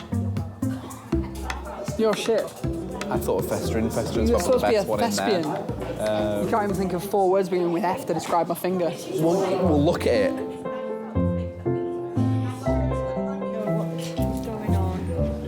So I'm just going to wire you up. Darling, the ambulance man gave me this as a memento. Oh, is that a souvenir? As a souvenir. 85-year-old Peggy is waiting for her knee to be examined. Medics also want to find out if there's a more serious reason behind her fall. Is my husband still here? So how long have you two been married for? 58 years. 58 years. Yes. Marvellous. For better or for worse. Absolutely. And we're still waiting for the better. And how did you meet? At a friend's 21st birthday party. Okay. Yes. Those days sound so romantic. Well, it was quite romantic Yeah. because it was a dinner jacket affair. Okay. But I'd grown out of my dinner jacket, so I had to wear white tie and tails. Oh, really? Just like the youth of today do when they go out courting. Well, that made her think. The girl who was throwing the party said, "Oh, Peggy, there's a chap here I'd like you to meet." And I just knew. I don't know what it was about her. I just fell for her straight away. And can you remember what Peggy was wearing? Well, she was wearing a black dress, I know that. Okay. Looking very glamorous. Hand-me-down. A hand-me-down, was it? Well, it did the job. Yes, I always wear hand-me-down. The only problem was that I'd gone to the party in a pre-war Austin 7 with a very dodgy battery. And in those days, you had to have parking lights on the car. And I knew the battery would be flat if I put any parking lights on. So I parked in the lights of a large, gleaming Humber. And it turned out that Peggy's current boyfriend was the owner of the Humber. So how does an impecunious, hopeful engineer with a dodgy Austin 7 prize his girlfriend away from him? Not easy. Anyway, we hit it off. When are you going to have some time off? When am I having some time off? No, don't worry, I have plenty fun when I have time off. I work hard here and then I have a lot of fun. That's the I'm way. very glad to hear it. Lots of boyfriends? Loads. No. No. Just one special one? Maybe.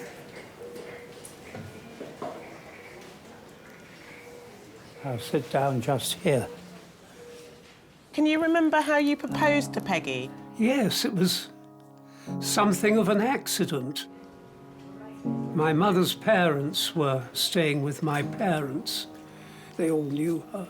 And the conversation somehow got round to rings. My mother's engagement ring originally belonged to my father's mother. It was one of a set of 4. It was a set of diamonds, rubies, emeralds and sapphires. So I said to Peggy, well, what sort of ring do you like? And Mother leapt to her feet and said, oh, Clement, I'm so glad.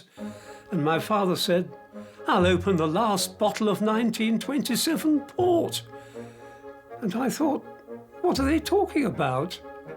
You see, have they gone raving mad? And of course, then the penny dropped. And I saw Peggy smiling away and I said, ah, ha, ha, you know. Yes, that's it. And somehow that is how we got engaged.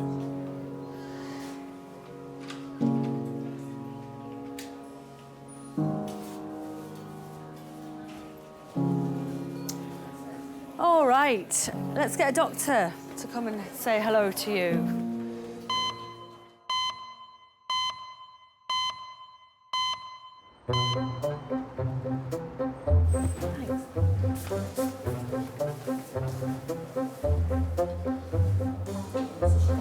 One man. Go on, sorry. Don't know what I was going to say. One man, two... Probably one man, two governors. Yeah, but about I don't know what I was going to say, but it was good. 25-year-old Ben has come to King's with a swollen finger. He's here with his younger brother James, who's come down to London for a drama school audition. No, me and James are chalk and cheese, really. We get on brilliantly, but we are quite different. I'm into sport, and he's not. He's quite forthcoming, quite theatrical, and I'm certainly not that. All right. I realised I did that. Staring over my shoulder. Who do you reckon's the funniest out of you and Ben? Well, I don't like to blow my own trumpet, but no, I'll go with me. He doesn't like to be late or doesn't like to leave things to last minute. I think that's the opposite to me, so we're a good balance. He's a lazy pain in the ass. He doesn't really do what he needs to do sometimes. He needs a kick up the backside to get him moving, but he's 19. He's going to be like that, isn't he? Good addition to my stay here. What, visiting King's College Hospital A&E department? Because your brother's got a gammy finger. Shows. A&E. Hospital. Brilliant. I'd come down to London on the day to audition for my course and then spending time with Ben. And then we decided we'd go watch a show in the evening. So we went to see One Man, Two Governors. I couldn't really clap in the show, and when I got out, my hand had swollen past my wrist. So the only thing I could do was go to A&E. Felt a bit stupid, to be fair. I had a cut on a bit of a swollen finger. So am I coming with you to see the doctor? You're going to have to. You're my next of kin. Yes. Apparently. Yeah. So in the eyes of the hospital, do I have no parents then? Because I've had to put my brother up. Probably. Oh. Orphan. Adult phone in 12 minutes, that's adult phone in 12 minutes now. So brilliant. Brilliant, brilliant, brilliant. Beautiful. And it was someone getting drug box. Yeah, why don't you put out a fast bleep for the Nieces to resus? They're here. No, that's not him. Doctors are preparing to receive 2 patients, both with suspected heart attacks. Has he got a pulse with it?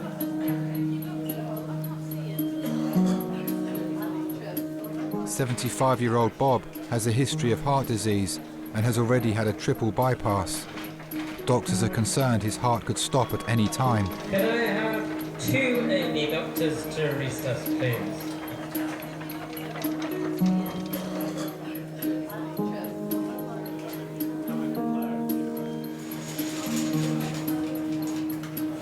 So basically, we're going to give you something just in case you had a heart attack. So if one of your blood vessels or your grafts got blocked, Yes. so we'll give you some aspirin, some clopidogrel. For now, there's a risk to your heart. Yeah, so we need to give fine. you all this, okay? And in the meantime, we're waiting for the blood tests. Yes. To find out whether you had a heart attack or not. Okay. Right, as a cardiology doctor should be coming shortly. Thanks.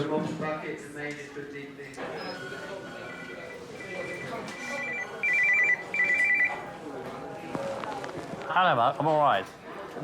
What I've got is tachycardia. The heart is beating irregularly, and they want to make sure it doesn't stop beating. So here I am, just lying here, staring into the cubicle. Really, I'm dying for a pee, actually. How are you doing? All right. I've been very well looked after, Matt, honestly. No, I'm not going to. The nurses have insisted that I don't die. Right.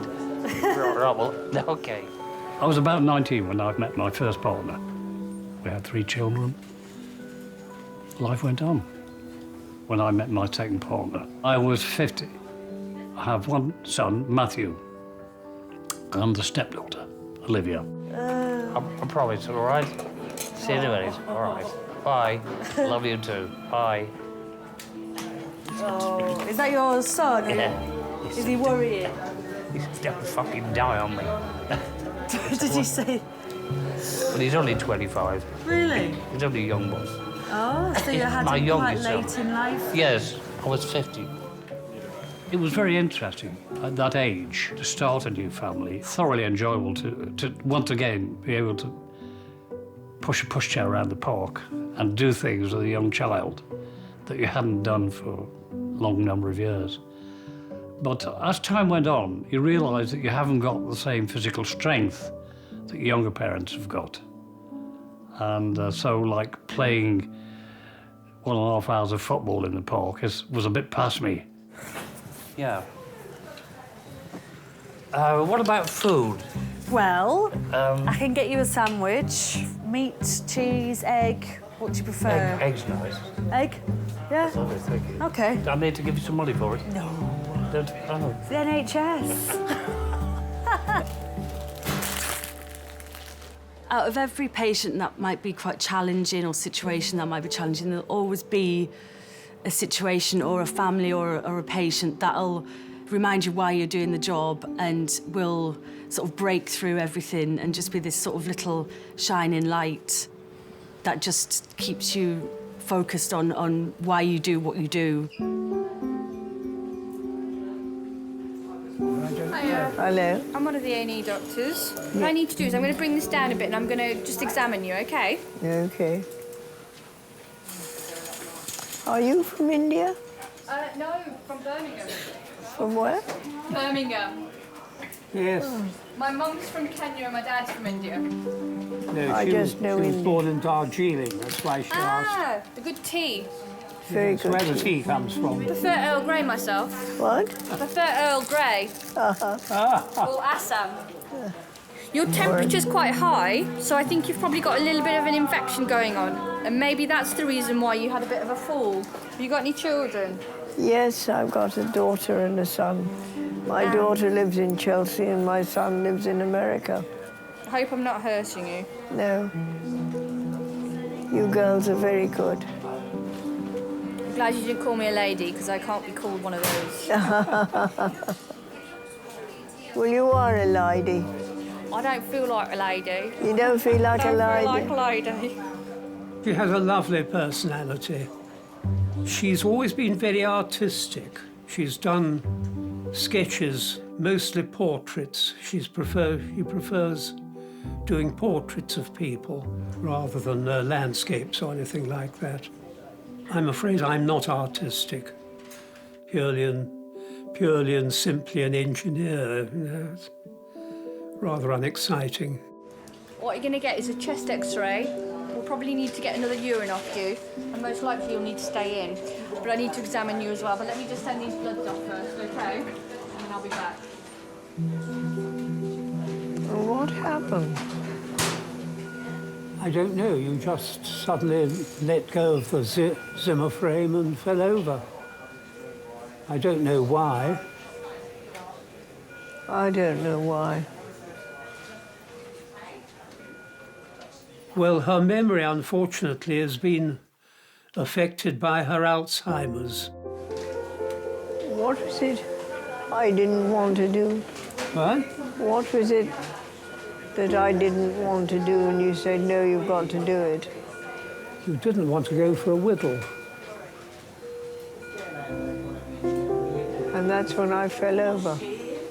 You were almost there when you fell over. Her memory is erratic. She will ask me what day it is, and I'll say, oh, it's Tuesday, you see, and then half an hour later she'll say again, what day is it? And she might ask the same question 4 or 5 times. On the other hand, more distant memory is rather more reliable, you see. There's no need for you to stay now. Well, you know where I am.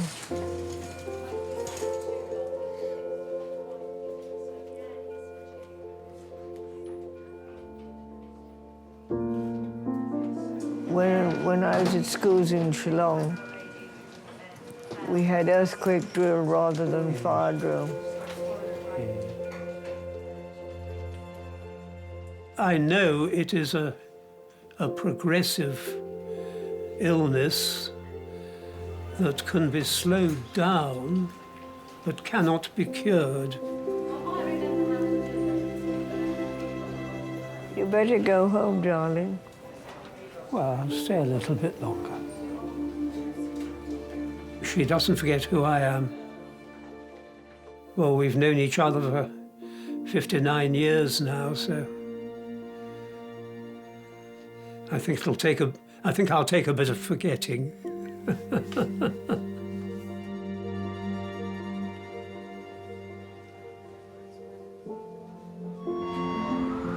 we have Porter to recess to take a patient around for your CT?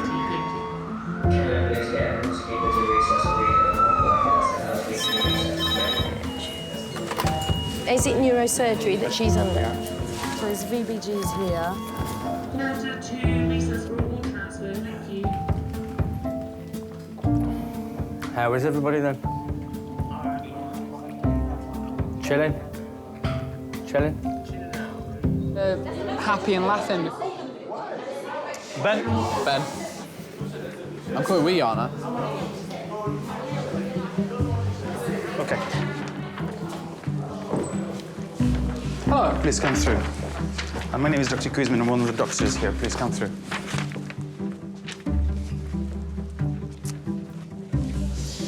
Right, what can I do for you, sir? Well, I have a cut or something on my finger, and now it's pretty badly infected. Don't know whether it's a cut, a bite, an ingrowing hair that's got infected, but today it's just got really swollen. Is it hurting? It's hurting, but it's hurting because it's swollen, I think. I can't really move it, my fingers too much. Are you allergic to anything, sir? Nothing medical, no. You're not allergic to penicillins? No. No. Do you take any regular medications? No. You're asthmatic? No. Diabetic? No. Epilepsy? No. History of jaundice? No. Nothing like that? Nothing. Your family history, remarkable for anything? No? Mom, dad? No. No. No, pretty standard, really. Good. So, one of the way of dealing with this would be to refer you to plastic surgeons, okay? And obviously starting you on antibiotics, because what you've got at the moment, it looks like cellulitis, okay? Which is the inflammation to the next layer under your skin, okay? Because it is your hand, and it can cause contracture, meaning that you won't be able to flex your fingers, and that's already happening anyway, okay? So it's more serious, and it requires more people to get involved. Right, okay. Okay? Yeah. Good. Give me a sec. All right.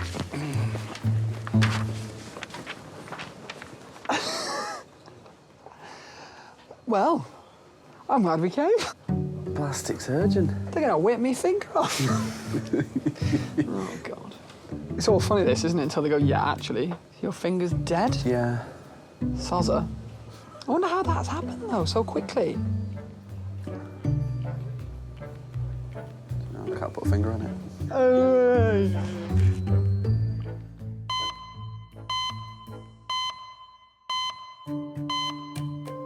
Was this? I delegated that because I felt there were 3 doctors in there, but I've given it. Adult blue light, 4 minutes. Adult blue light, 4 minutes.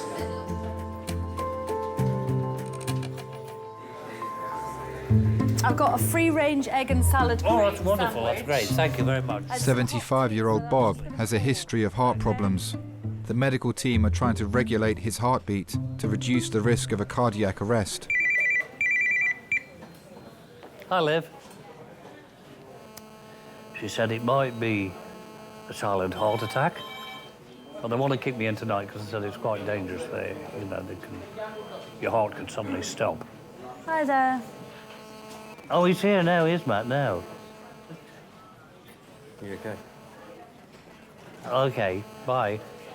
This is Matthew. You're right there. Come on here for a minute. That's great, I think. Yeah, but I've got... That's great. Look at that. Hardly been read. Yeah, they're going to keep me in overnight. Yeah. So they keep this machine going, because if they think I'm about to die... What's the prognosis? He's receiving a medication that keeps his heart in this normal rhythm. So as soon as there's a bed available, he'll go to a nicer, more comfortable... Can you come with me? He's a charmer, isn't he? Oh, yes. My relationship with my dad is very good. It's very close. I still live with him now. Well, do you want me to take some of this stuff off? You look No, like keep you've it got a here, whole because load of it's the stuff. hands. Or should I put it in your bag? Because they'll bring it up anyway. Because otherwise you just got loads of stuff lying all over you. OK. It's usually him telling me that I need to do stuff and me not doing what I'm supposed to, but we get there in the end.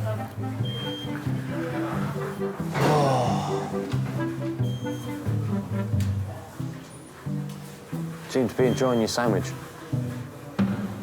But obviously I did the right thing going to the doctor. Yeah, of course you did, completely.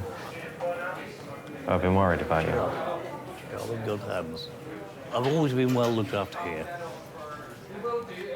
Yeah, but of course, Dad, I'm going to worry about you, aren't you? You're my dad. Of course you are. Why is your thing beeping? Somebody will come.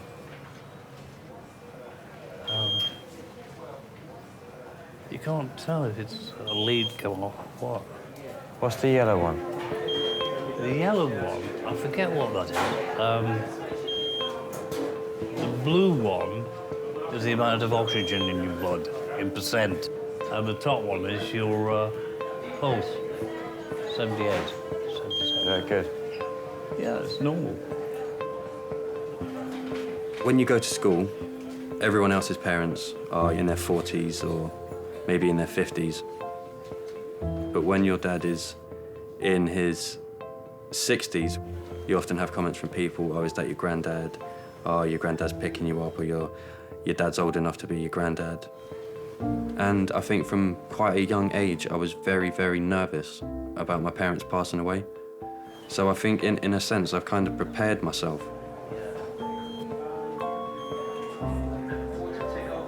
Sorry, I don't mean to be worrying you. I think I'm worrying more than you are.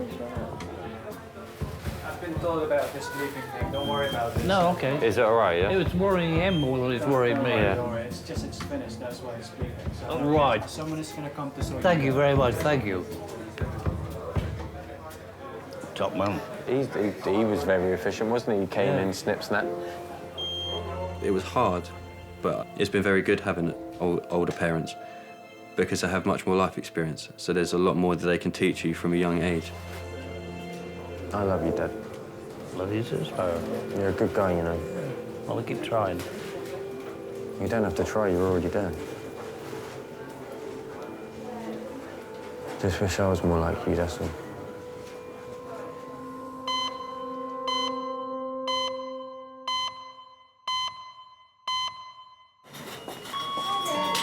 If If anybody knows where the weighing scales are, can they call Majors 2410? Thanks. Just misplaced them. She can't find a bucket. She can't find a weighing scales. Isn't it? Oh, hello. I need to speak to plastic surgeon's registrar. The doctor is consulting with specialists about Ben's infected finger. It's quite aggressive. And he needs a plastic surgeon. Severely.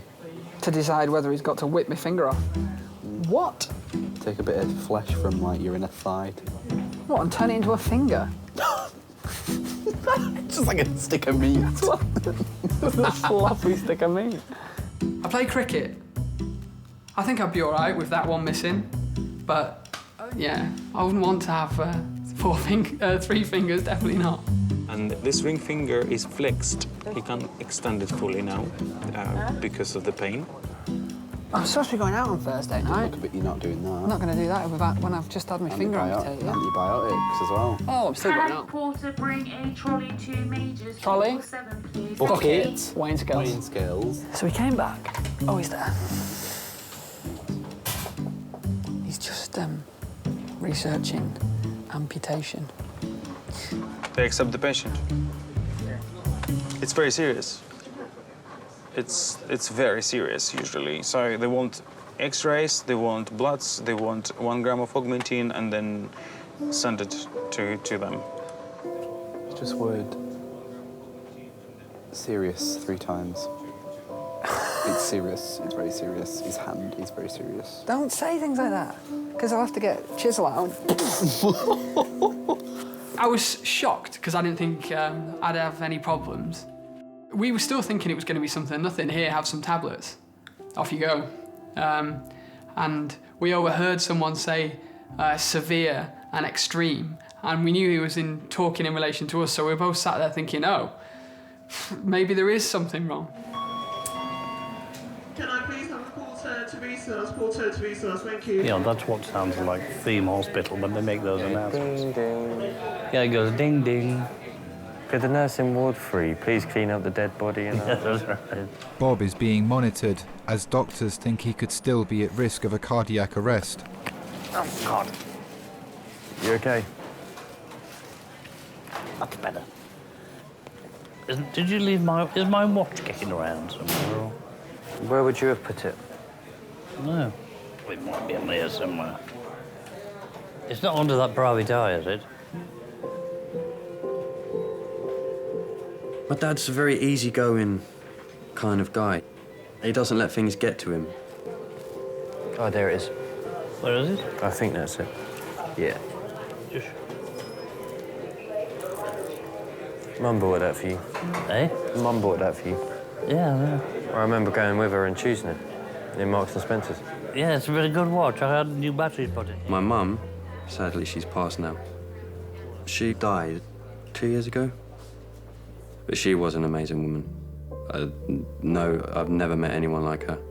I don't think I ever will. My dad loved my mum beyond words. And yeah, when she died, it was a massive loss for him.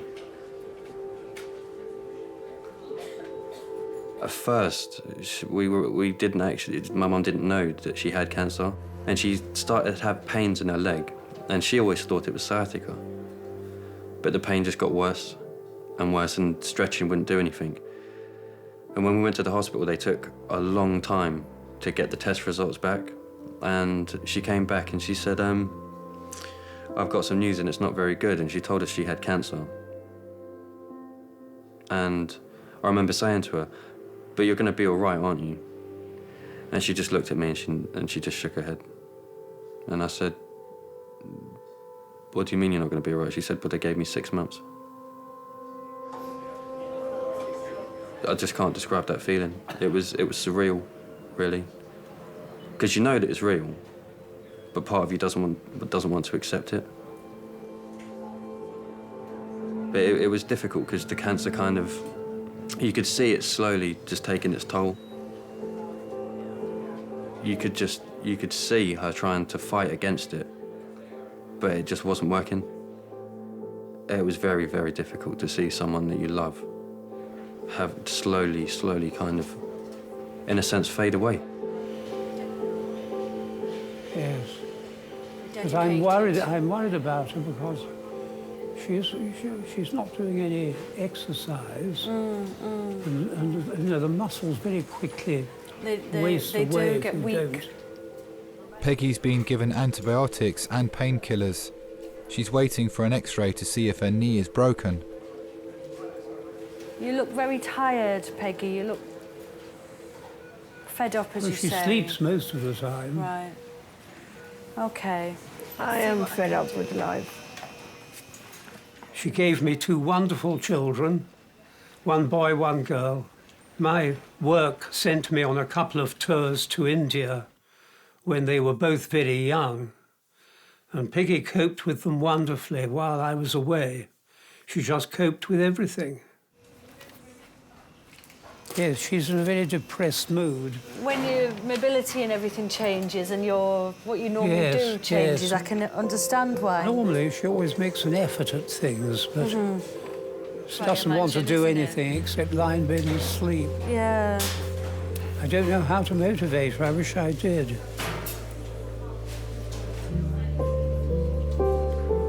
Oh, I hate it. I hate it. It's most unpleasant seeing her going downhill. I don't want to lose you. What? I don't want to lose you. You're my sweetie. In through my nose and out through my mouth. Helps the pain. Good. To breathe in through your nose and out through your mouth. I simply have to face up to the fact that she is going to deteriorate. And all I can do is hold hands. I know it sounds ridiculous, but somehow it's very comforting.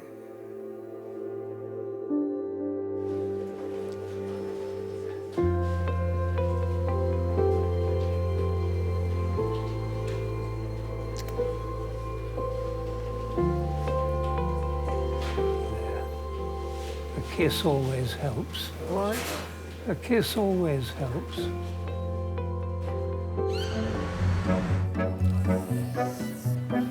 Clean. Well, Wow. that's ridiculous. I honestly thought that it would be straightforward. And I've got to go and see a plastic surgeon tomorrow morning. Yeah. I've just got to go to a hospital and say, hi, I need a plastic surgeon.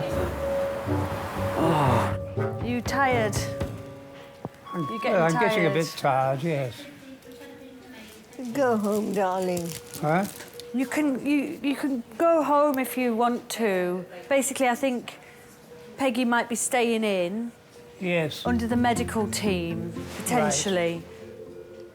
Right. People are often thrown into the role of a carer without knowing if they are capable of doing it. And it's amazing how people do take on that role with such genuine feeling. Nothing much is going to happen now, is it? Nothing much, no. No, it's all happened. Yeah.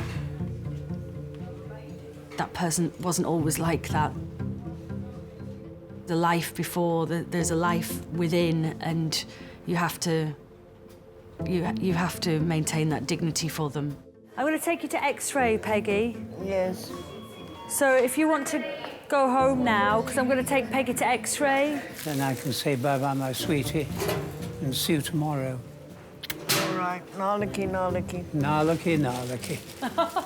That's Tamil. Tamil. Is it? Yes. Means Is that tomorrow. your little... Oh. She knows a few words, mostly Hindi she speaks. Right. I speak Hindi. Borchikani Hindustani. Tikai. Tikai. Tikai. Lovely to meet you. Yes, and you, yes. Okay. And thank you for all you're doing for her. It's a pleasure. Marvellous.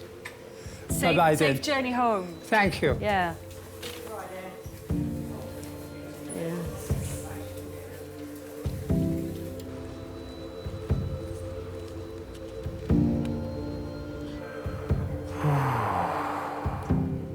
You don't have to hang around, mate. tired. Well, I want to wait for you to move, Dad. Bob's waiting to be taken to the specialist cardiac unit for further tests. I said I don't really want to go and leave you because it's a bit lonely here. Lonely? Yeah, if there's no one sitting with you, then you just sat here by yourself. I'm very happy in my own skin, you know. I know you are, but... I've got my private eye. Read that. In a lot of ways, Matthew was very much like me, but there's an undercurrent which is very strong, which is like his mum. Oh, Dad, I think I might shoot. I'm not running away, it's just I'm tired, I'm going to... Yeah, go on, man. You go. I think he's very conscious of my age, and it is something he should think about. None of us are immortal. Parents are not there forever. There's no escape from it. How are you feeling? All right, I just want to lie down and go to sleep. I do think about what would happen to him when I go, and it's not really a mission, but I'd feel very happy if I could get him to be really independent and on his feet, and conscious of the fact that, you know, I won't be kicking around forever, and feel that he could cope with that and not fall apart. Listen, please ring me. It doesn't matter how small it is. Yeah, I will. If you just want some company or you Yeah, just want someone to sure, come and I will, see you, Matt. ring I me. will, I'll keep I my will, phone by my definitely, bed. honestly, I promise. That's all right. I know you hate fusses. See you later. Go on, have a good night's sleep. Enjoy that cottage pie. Remember what I said on the phone? What's that? Don't bloody die. No, I know. I'll send that to the nurse. I love you too much, I'm not Vigil. allowed. You're not allowed. Positive, you're all right. I'm fine now. Look at me. What I'm dying for is a wee. Have a good one. Okay, bye. Call me. I'm fine, mate. Go on, bugger off. Go on. See you later. See you later, man. Take it, all right? Yeah, I'll ring you when they move me. Yeah, 11:30. Go on. See you later.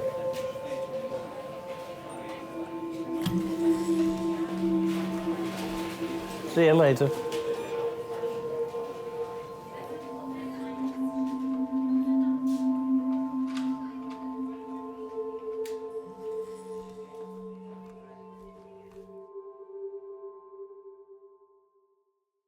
You know what I'm going to do? What are you going to do? Take a picture of it? Oh, yes. It was 2 operations. I think the original cut that got infected was a couple of millimetres, but they cut me open 2.5 inches from the middle of my finger up the top past my knuckles. Instagram, hashtag cut it off. Got a bit of a scar. Trying to think of a decent story. Maybe saving a child in front of a truck or something, but yeah, infection's a bit lame really, isn't it?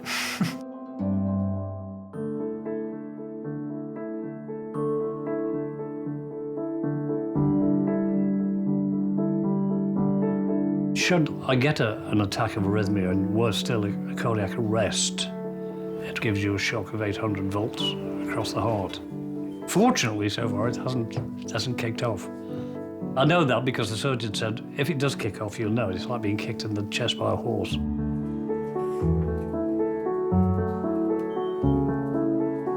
He's a fighter, definitely. I look after him and he looks after me. We've been through so much. So yeah, I think when we move, it will be like a new start for us. And I think Mum would be very proud.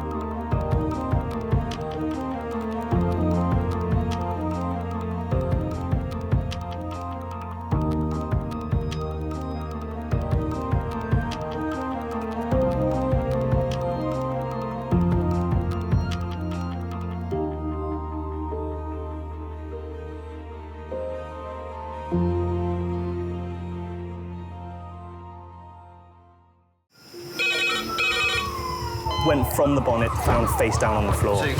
Paediatric trauma. It's a stabbing, Claudre. 25 feet from a ladder onto his back. He's really unwell. I think anaesthetics need to see him before he goes to theatre. Daphne? Daphne? How is everybody then? Chilling? King's A&E, how may I help? King's College Hospital, London. I got stabbed. I know, it's annoying. My head. One of the busiest A&E departments in the world. I want top to toe, head, chest, abdomen. A place where love, life, and loss. Don't bloody die. I love you too much for you to die. Unfold every single day. All the patients you're about to see were treated in just one 24-hour period. A&E is always like a traffic jam. Can we get a trolley? You've got to realise that there's awful things that can happen to you. I'm so sorry. Life is unpredictable, so it's important that your nearest and dearest know that you love them. You have to tell them that you love them. You must get better and come back to me. I don't want to lose you. Because there may come a time when you're not around to tell them.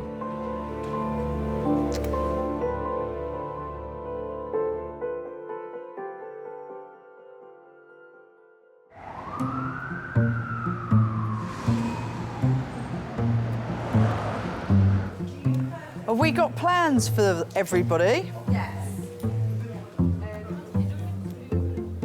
Tristan, you mustn't do that. I'm just looking. Touch things, please. How you doing, Liddy? Hey, you. How you doing? All right, thanks. Are you out of it on that Entonox? Yeah, I'm doing well. All these tattoos you've got. I know. You're obsessed with flowers. No, I'm obsessed with Michael Let me Jackson. see. These are 3 of them are what he autographed on me. He autographed them? Yeah, so like this is the first one, this is the second one, and this is the third one. Oh my gosh. Oh my God. Oh, ow! So like you went to see him and then you got him to sign his arm and then you didn't wash it off and then you went to a tattoo artist. Wow. Well, the second one. I think whenever you walk into an A&E department with an injury, it's really important to have someone there for you that you either love or someone that you have a relationship with or someone that, you know, you share a room with or have spent some time with. Makes the whole situation a hell of a lot easier. All right, love. Well, I'll see you later. I'll come and check on you before I go home because I'll give you another little moment. Oh! You are really good at that. I've got 2 left feet, darling. I couldn't dance to save me life, I tell you. I can't even do the moonwalk. I think everybody needs someone. It's unfortunately not everybody has somebody. And that's where we are. You know, we fill that little space where no one else is.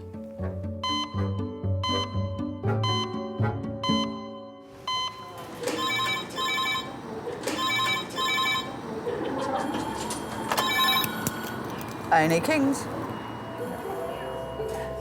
2. Right. Thanks. Bye. 2 adult trauma red phones, 10 minutes. 2 adult trauma red phones, 10 minutes. Could you just tidy 2 and 3? Yeah, we got red phone. We're 19-year-old and a 31-year-old involved in a head-on collision. Don't know how fast they were going. Right, get that one out. One out. 2 female drivers have had a head-on collision. They're both brought to King's by the helicopter emergency medical service. The other one's there, Jen.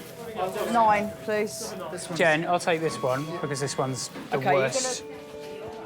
One of the women has a broken collarbone, but doctors are most concerned about 19-year-old university student Ashley, who was trapped in her car until the emergency services arrived. 2 secs. You do top end, you do primary survey, I'll lead, OK? Ashley, 19-year-old, about an hour and a half ago, she was involved in a high-speed head-on collision with significant intrusion into the driver's side with mechanical entrapment of her legs for about half an hour. OK, so she's the driver? She was the driver. Yeah. Entrapped for 30 minutes, did you say? Entrapped for 30 minutes, by mechanical entrapment of the legs, and not there, up there. She was actually... Sam, can you pull the curtains for me, please? Ashley, keep your arms still for me, sweetheart. Good girl. If we've got a road traffic collision, we're expecting lots of different injuries, some that you can't see and some could be to do with their bones, but if it's high speed, it can be devastating. Keep still for me. We're going to have to tube, so get ready. Ashley. All right, darling. Oh. I'm going to undo the collar. Oh. Ashley, give me your arm. If someone's showing signs of agitation, it could definitely be to do with an injury to their head. A potential brain injury can change your personality immensely. Ashley, you're in the hospital, darling. We're going to make you feel better, all right? Sweetheart. Right. I've got that. You're going to do You're going to do cricoid. Good. You're immobilising. Yeah. Due to her agitated state, the medical team need to sedate Ashley so that she can be stabilised for scanning. That'll do. If not, there should be a film. I'm going to give her a big slug of midazolam now, OK? So you have 5 of midazolam. Escorted by police, Ashley's parents are making the 60-minute journey from their home to King's. She was always my ray of sunshine. I was cooking roast chicken, carrot and swede to mash together, potatoes and sweet corn. We were all getting ready to sit down to have Sunday dinner together. That's where Ashley was to come home for Sunday roast. Let's get the collar back on, blocks back on, I'll free you up and you can take some blood. I was about to carve the chicken when she had an accident, just round the corner, 2 minutes away. I literally just dropped everything, told Angela I'd phone her, let her know what was going on, and then I just rushed out the door. Because you just think the worst in case the car catches fire or something, or no, would I be able to drag her out of it? Police turned up, fire brigade turned up, and they started cutting bits of the car away. Did you see the picture of the car? Completely, yeah, wrecked. I'm just surprised she's got contusions. She's not got any focal neurology, but she wrecked and she's got contusions. It was frightening. Not knowing what if she'd broke her back or that's, you know, you don't know what damage she had done.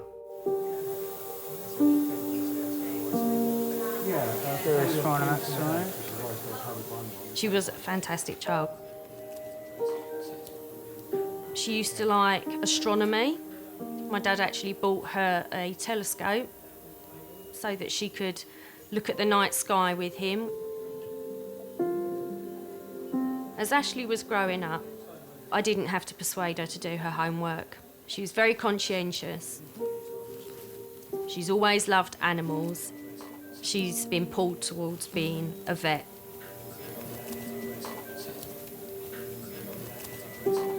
This young lady's been involved in a head-on collision with a lady in number 1. Separate cars. Don't know how fast they were travelling, but complete decimation of the cars. We've only just done a primary survey. My mum always said to me, appreciate what you've got, never take anyone for granted. You've got to realise that there's awful things that can happen to you and there's life-changing experiences that can happen in the drop of a hat. You could walk out the door and may not come back. Or you definitely might not come back the same way. We've got somebody here who needs a full-body CT, please.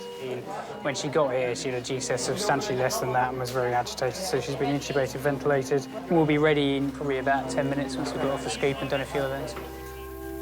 With no obvious external injuries, the doctor's main concern now is possible damage to Ashley's brain. I had a quick chat to the family, just told them that we were going to CT. We don't know anything. We've had to tube her because she was very confused when she came in. And I said we'd come and tell her as soon as we come back from scan. My biggest worry was that Ashley would lose her fantastic intelligence. She's worked so hard, 16 GCSEs, 4 A-levels, to suddenly think that she wouldn't be able to finish the course that she's studying. It absolutely terrified me. Injuries you can overcome, but if you injure your brain, that's a completely different setup.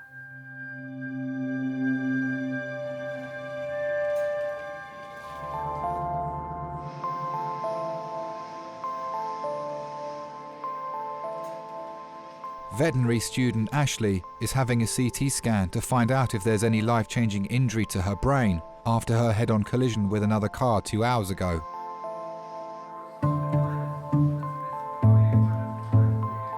Ashley's mum, stepdad and dad have arrived. They're waiting outside for the scan results. Text Ian to let see if you can let the manager at Dartford know. She ain't got to worry about the hassle of work. You're stone cold. You know, you get an awful shudder through your body, and it feels like your world's just about to end. You know, it makes you realise that maybe you don't see enough of them at the time. So.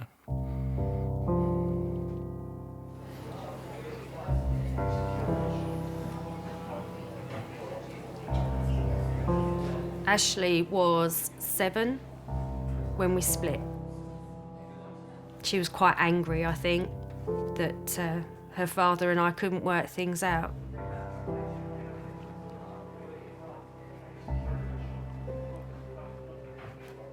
Ash is my first daughter. When she was growing up, it was very lively, always reading books, you know, and always questioning things, you know, why is this, why is that, how's this work, how's that work? Very happy-go-lucky child.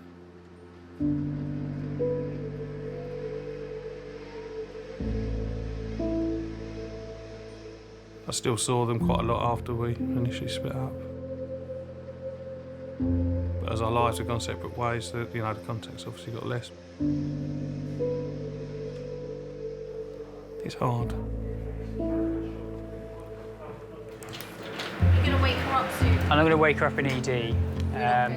Wake her up in slow time, otherwise you'll just be in the same situation you were in before.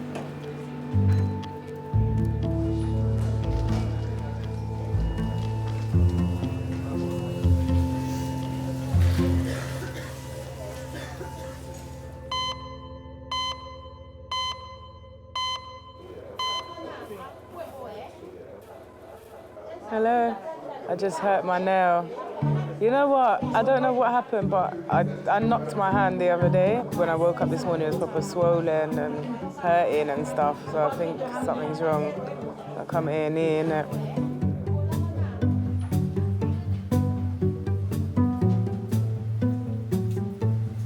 You get bloody freezing rain here, bloody cold. Yeah, burping, freezing cold. Hello, King's A&E. Popped up for a minute. What's her name? She fell out of a tree. Fell out of a tree, yeah. Yeah, and we'll call Kate.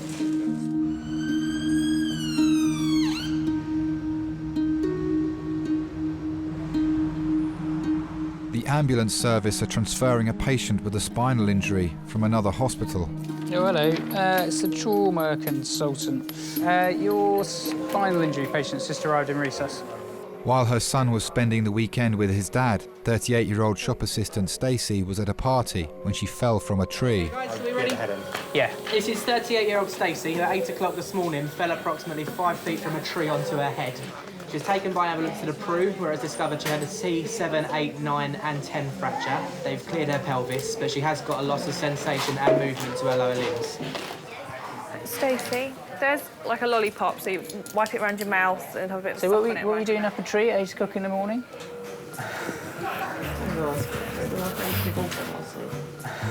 Divorce party? Yeah. That's new.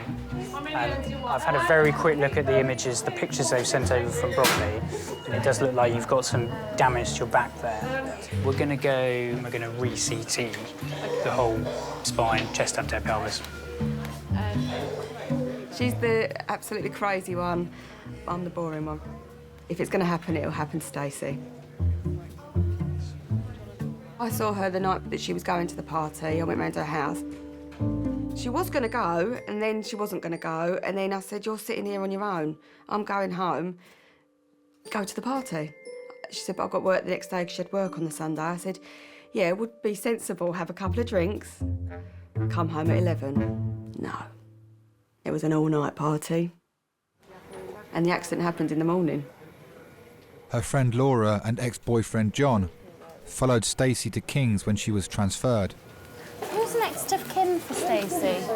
You or me? Who's your next of kin? Who wants to be it? Take your pick. Me or John? You can both be if you want. Yeah.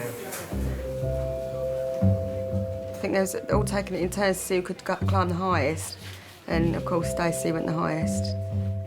Stacey looked all glamorous as well before she went.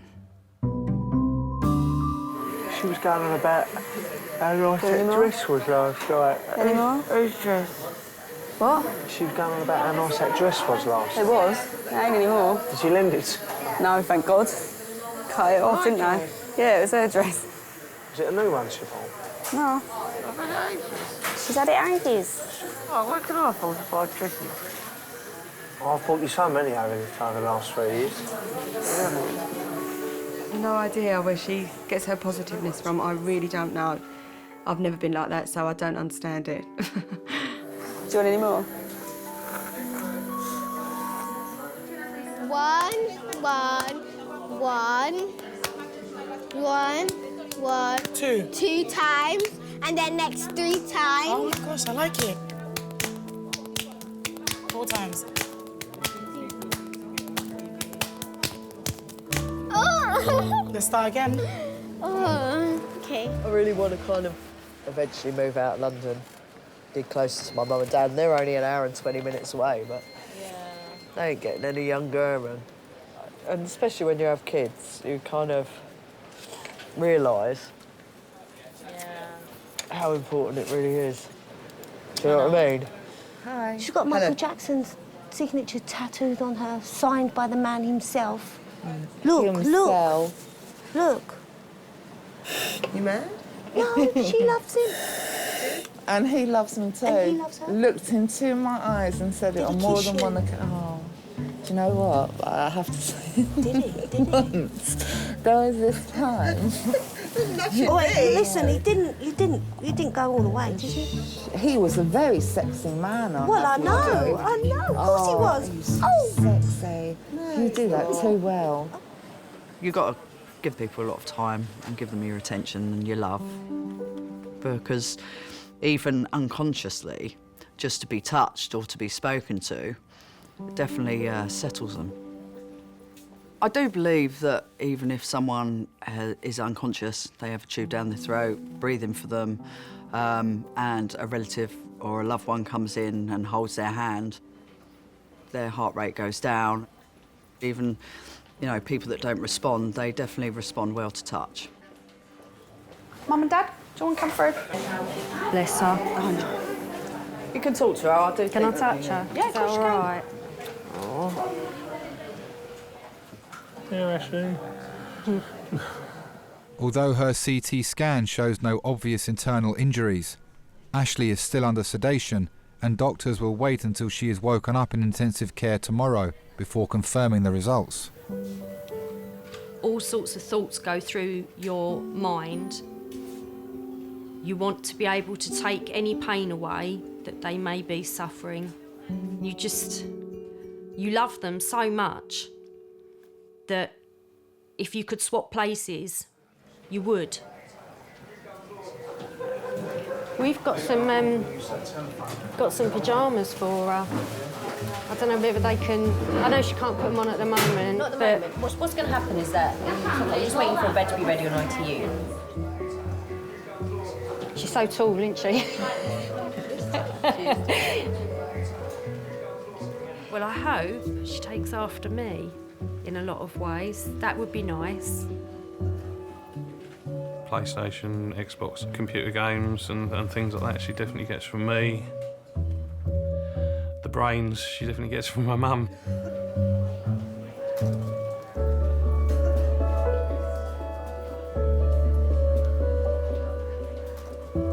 Angela got married first. She settled down with Paul before I settled down. You all right? I'm the evil stepdad. So, no, we've got 4 kids. I hate them all the same. I'm close to all my kids. So, just a dad. Really? It's all precaution. I know. Yeah. It takes a lot of getting used to, especially if your kids think they've got you to themselves and then all of a sudden you bring someone else in.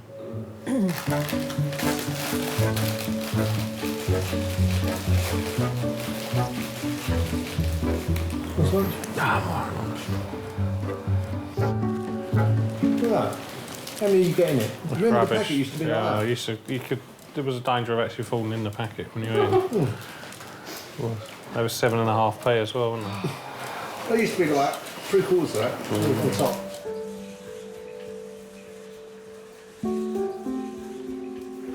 So this poor lady, she is Stacey Anastasia. She's from the crew. She basically came as a transfer. She fell out of a tree this morning onto her head. She is going around for a head, complete spine. Want some oxygen?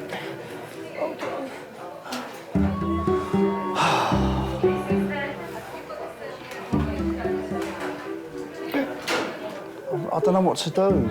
I don't know what to do. Hey? I don't know why she split up with John, really. It's a shame, because they are such a good couple. I think a lot of stress. The oxygen's all right. It's going down a bit, John. I'll put it if you feel. Oh, that's better. Yours, it didn't go up at all. They two were very close, but both very hot-headed. That's it. So if one of them had a problem, they wouldn't talk about it, it would be a row. Stacey, I'm just going to touch you different places. I just want you to tell me if you can feel me, OK? OK. So try and wiggle your toes. Are you trying now? Can you hear me all right with those blocks on? So shout as loud as you can if you can feel me touching. Listen to the nurse, Stace. Do you feel me touching? No. And here?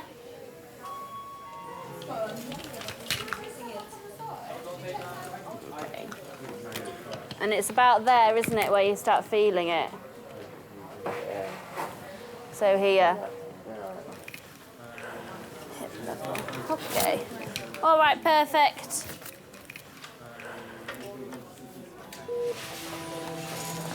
Fine. How did that go? All right? She can't feel. She can't feel anything from her hip down. She can't wiggle her toes. Right, she's paraplegic.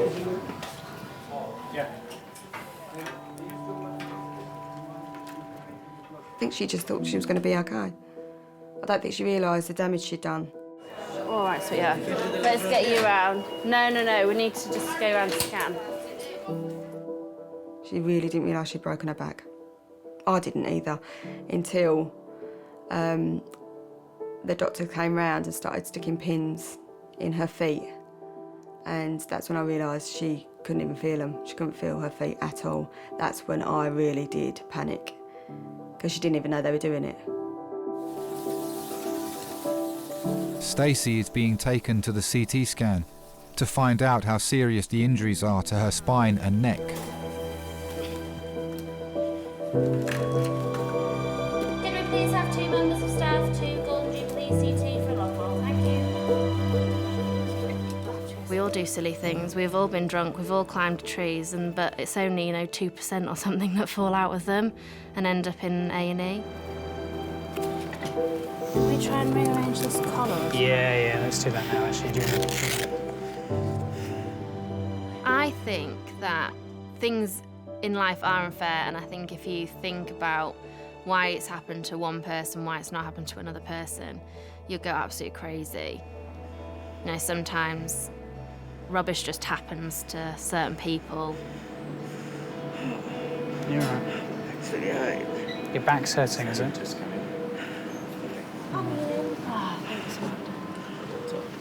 So we're going to roll you and move you across this down.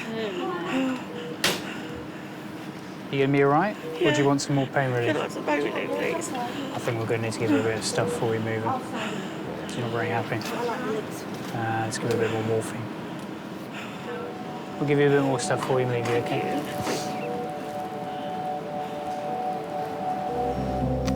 Oh, Beyonce's baby, they showed a picture of the baby. Papa looks like JC, nothing like Beyonce. the shape, face, the lips, the eyes, everything. It's the spit of JC. How long have you all known each other for?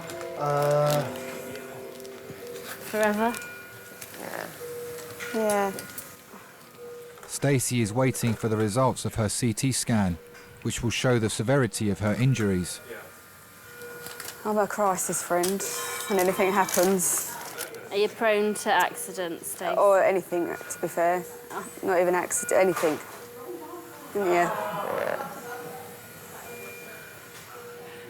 I've known Stacey for 15 years. We see each other every day because we've got horses at the same stables, so we see each other every day, go up there and have a natter. We kind of got together when her mum died. She nursed her mum, but she was very together. You don't see her cry very often. She's very, very brave.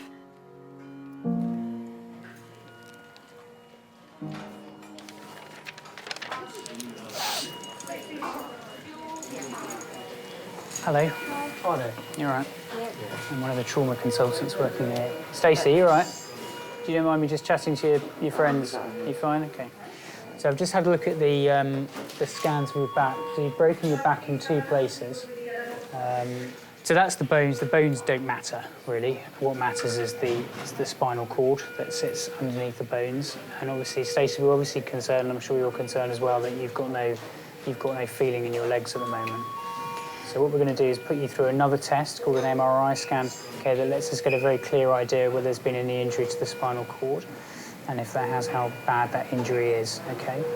And that'll decide whether we need to do anything urgently in terms of surgery to sort of stabilise your back and stop things getting worse, okay?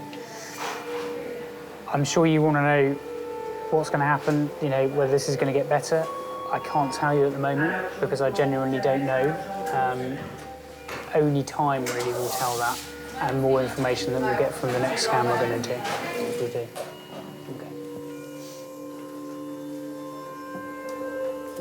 So I was thinking, what is she going to do if she can't walk? Who's going to look after her? Because I just don't know. I was her next of kin in hospital. She hasn't really got anyone, family-wise. Calm down, do you want some oxygen? Do you want some oxygen? No. I think where she's obviously had to get used to it, where she said, no, Mum, her dad lives far away, so she doesn't really see her dad. We didn't even know how to get in touch with him that night. So, yeah, all she's got is friends.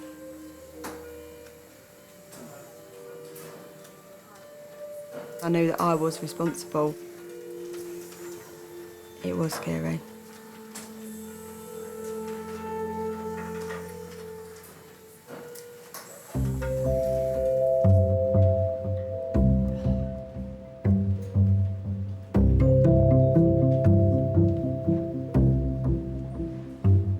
Peter was brought to hospital 2 hours ago with abdominal pains. Let me just ask you first, your pain in your tummy and the swelling, how long has that been there? Well, it's been a reoccurrence. I've been twice into King's, Yeah. and it started again recently. Right. So how long's it been like that? Well, since I came out after the endoscopy thing, you know. Yeah, endoscopy. So you're saying about your diet, are you just drinking, not eating food, solids? Well, I'm trying to eat, but I found bachelor's chicken soup had helped me a great deal. Hot. Yeah. I like Andrew's liver salt. You must be in the minority there. Is it? Well, it's good for the I know it's good stable. for having a little clean out. Yeah, and then I like my milk. Yeah. Because that does help, you know. No, I've been very lucky. I've been around the world 4 times. Twice on the motorbike, twice on the car. On the motorbike, yes. Yeah. That's something. That's life without a wife, and even worse with one, I'm told. Got 40 mates of mine married, divorced, and I'm still single. Still looking. Still looking? Well, there's no harm in Intelligent, that. good-looking, who likes me. I know. Do you think it's possible? Oh, well, there's someone there. There's a little lady somewhere. I never thought I'd be alive this long without being married. Thought I had children by now, and didn't happen. Right, I'll just print that off, and then she'll come in and take some blood from you, and then we'll see the doctor. So you're not taking it literally?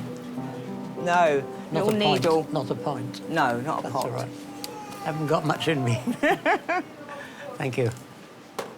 I'd like to.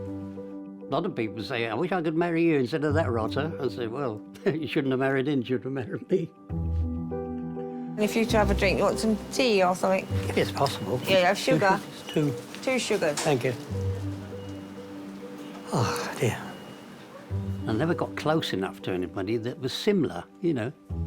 Like, I'm easygoing. I don't drink, I don't smoke.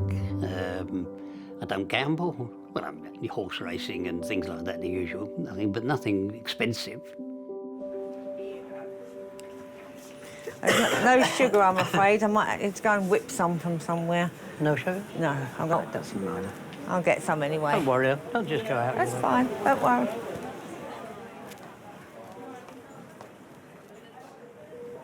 Is that what you call tea?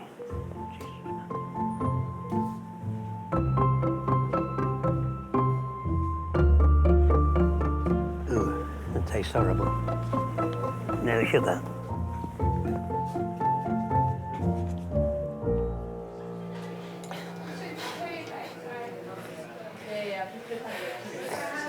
Stace, why are you so tense? I need you to relax, yeah? Stacey will shortly be going to the MRI scanner to find out if her paralysis is permanent. I'm really scared. Yeah, I know. Listen, everything's going to be fine. Stace, look at me. You're going to be all right. What's wrong? Yeah. Sweetheart. You won't, because you're going to sing to yourself in there. You'll sing. Eh?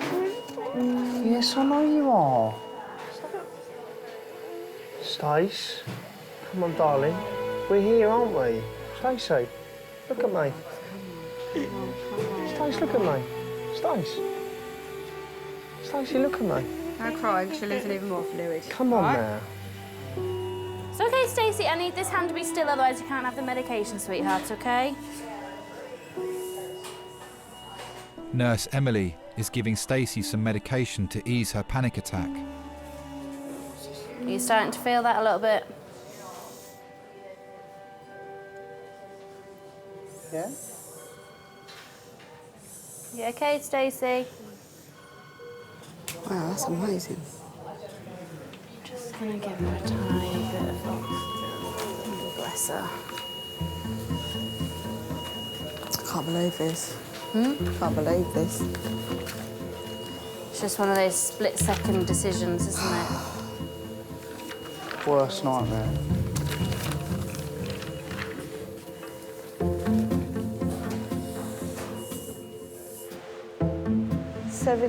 Over 70 over the hill, what do older people contribute?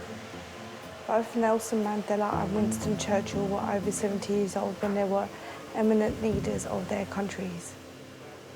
Ageism is everywhere and can be so insulting. Before it used to be over 60. Yeah, but there were leaders over 70, but they weren't doing any manual work.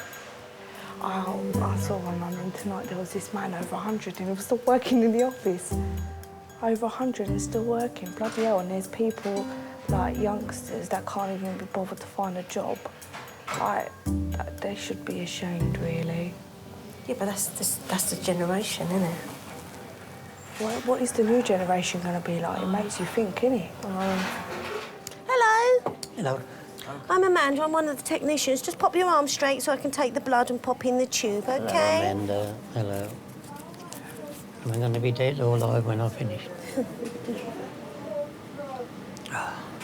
I was born in 35, right near the war.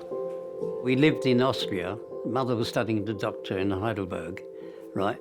And I lived with her uncle and aunt. The Germans came in 39, as you know, and walked in. I mean, not necessarily declared war, but the Gestapo just came in, you know, and boom. And I think you and you, there, you and you, go, cattle trucks or whatever it was, and you disappeared. It seems so strange. All these things, I've never been ill in my life. As I said, I was in the concentration camp for 6 years and never was ill once. Did you? And I weighed 3 stone when the Russians released me.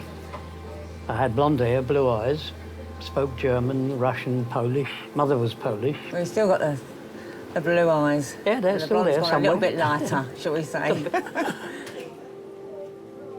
There aren't any next of kin. I'm the only one left. Mother died. My father apparently had been killed just before the end of the war, so I never saw him again. So really, I'm on my own. Not much I can do. Busy life you've had, haven't you?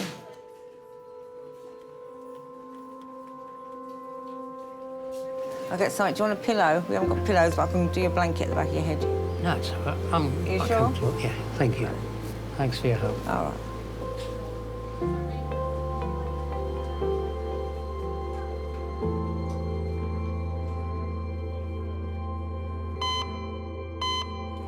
We're not going, are we? We are. Stacey! We're going to take you round to scan now, OK? Although Stacey's CT scan showed no damage to her neck, doctors are still worried about her spinal cord. She'll now have an MRI scan, the results of which will tell doctors whether she'll walk again. My worst case scenario for myself, for my family, is for any form of ability to be taken away. So if any of them broke their back and they were in a wheelchair, if any of them lost their sight, their hearing, anything like that, it would be, for me, the worst case scenario. Just every time anyone comes in like that, my heart absolutely sinks.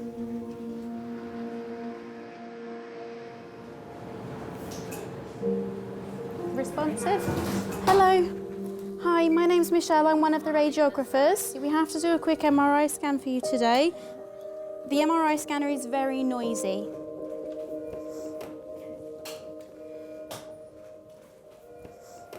I do like to experience different things in my life. Me and Laura went to Ramsgate last year. We had a brilliant time. It was in the winter and it was snowing, and we took our shoes and socks off and went in the sea just to experience the cold sea.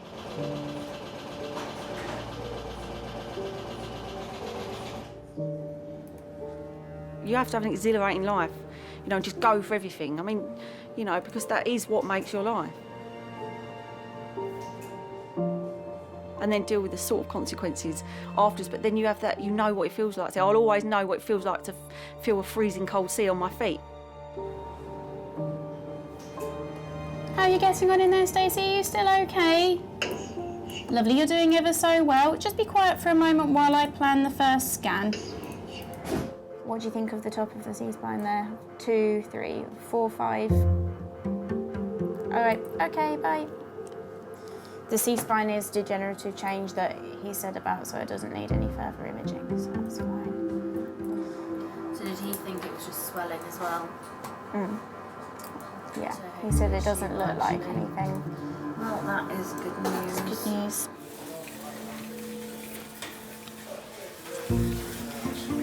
She had a nice little nap. OK, thank you. Thank you very much. Stacey's back from her MRI scan.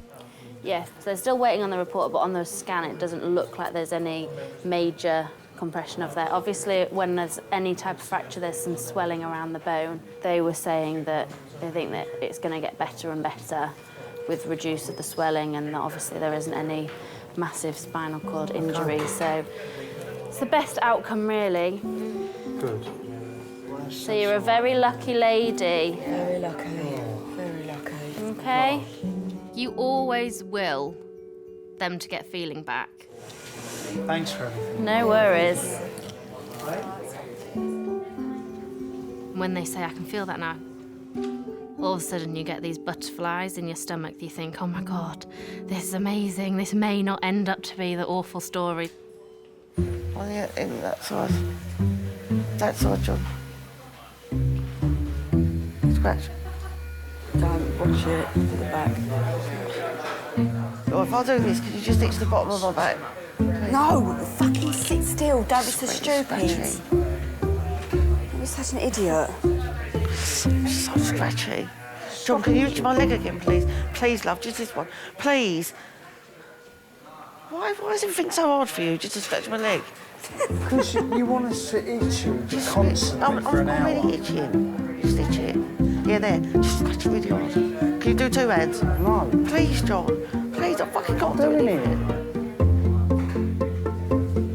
Is the morphine making her itch? Yeah. Really, really scratchy. Driving us crazy. She's coming back to normal. I don't like normal, Stacey. Stacey, moving your back. Shut up. No, you shut up. No, I'll tell you what, you're fucking taking a piss. You are, you're being stupid. Taking a piss, I'm itching. Don't talk to me like that. I'm itching, I don't really understand. I miss them not being together. I think Stacey secretly does love him. She's gonna kill me for this. I don't think you realise that it's fucking... Your back is broken and they're telling you to lay still and you're arching your back. John, if you was in my position, I've been through enough today. I don't need you having a go at me. No, we didn't work as a couple. It was just too much arguing. But, you know, there's always someone out there for everyone. Wonderful X-ray for me. OK, we're going to take you around on the trolley. And if you don't mind, they're going to transfer you onto their trolley when you get round there, OK? I have to be realistic. If somebody came along, I mean, I've had offers from younger people, right? But I don't think that would be sort of practical. I am getting on a bit. What about my stuff? Have you got anything valuable in there? Of course I have. OK, take it all with you, OK? OK, leave your jacket here, because your jacket would be fine. No, well, it's valuables in that. All right, OK. Never should part. How lucky was that? What? You. Thank God for that. No, I'm concentrating on getting better. Can you believe I broke your back? In 2 places. Mental, isn't it? Yeah. Thanks for coming down, Don. Well, you know I'll come down, right? I'm going to let you go through this on your own, am I?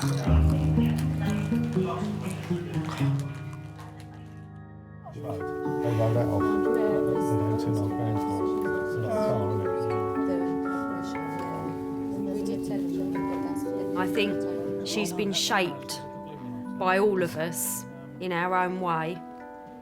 Whatever she ends up doing in later on in life, I will be proud of her.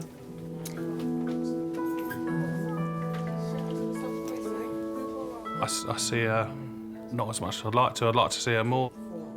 And I suppose that's down to me to make the time and the effort to make sure we see each other. I am very, very lucky. I mean, family's the world to me. There are lots of things that go on, good and bad, that they've helped me with. So, no, I am very fortunate to have them.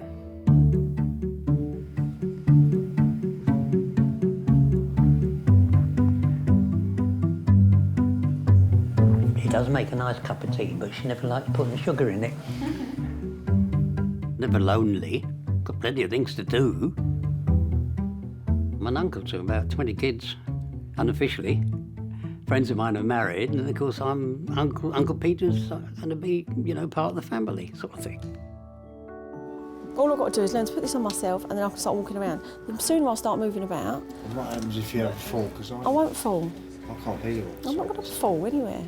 I'll have helpers and stuff, but once I'm steady on my legs, I'm going to be fine. There's no point in me staying in hospital. I've just got to get strong and up and out.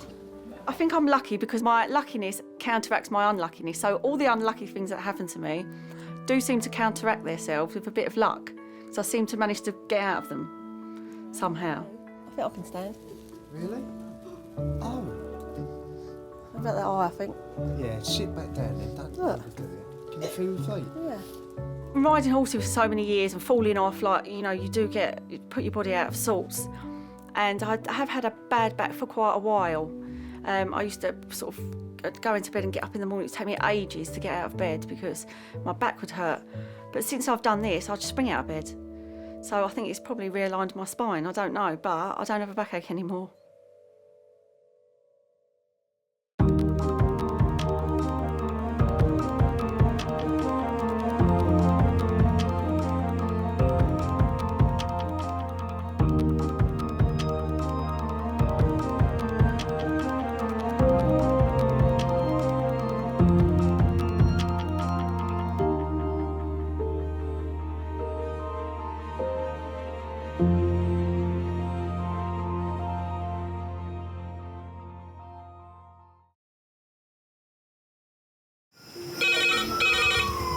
Went from the bonnet, found face down on the floor. 2, 3.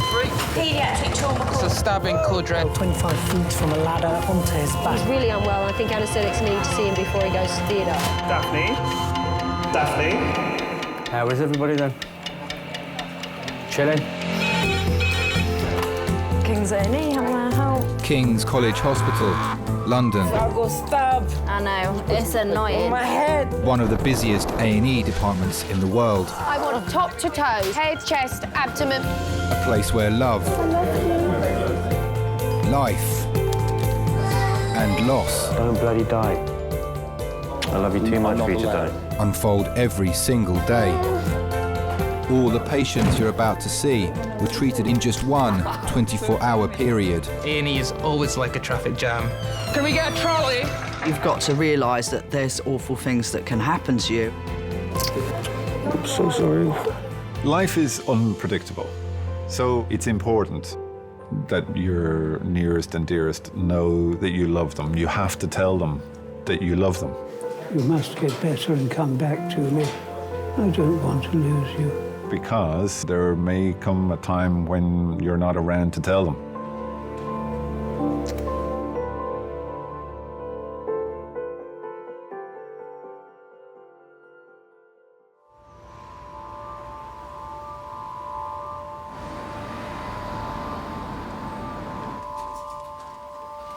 Morning.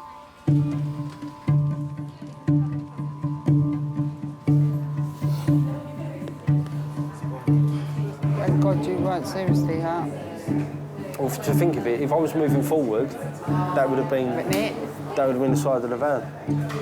If I'd actually pulled out straight away after that van had come round, that would have seriously hurt.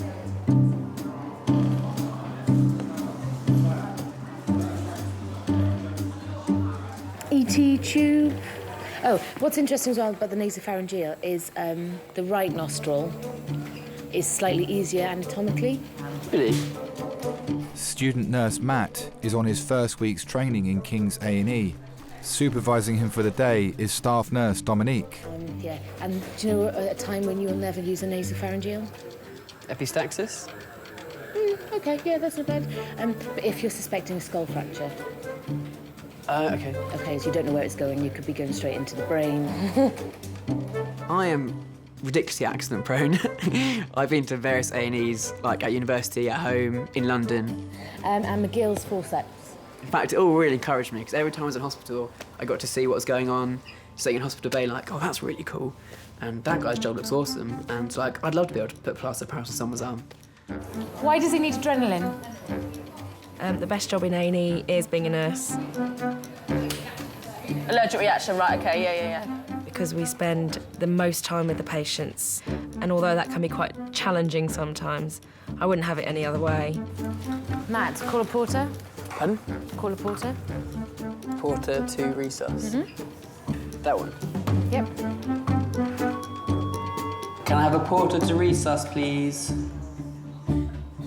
I wanted a career where I could help people. It eventually came down to choosing between nursing and being a doctor. My perception was that a doctor treats a disease or a problem, whereas the nurse, treats the whole person.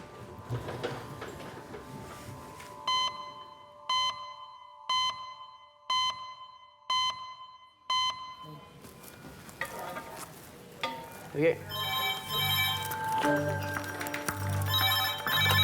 Hello, King's A&E. Yep. Yep. 2461. 5 minutes. Okay. Thanks very much. Bye. Bye. Pediatric. I think the first time I heard the red phone, I instantly felt a thrill. Pediatric red phone, 5 minutes. Pediatric red phone, 5 minutes. Hey, we've got a 19-month-old baby, acute DMV, no medical, past medical history, floppy, lethargic, eyes rolled.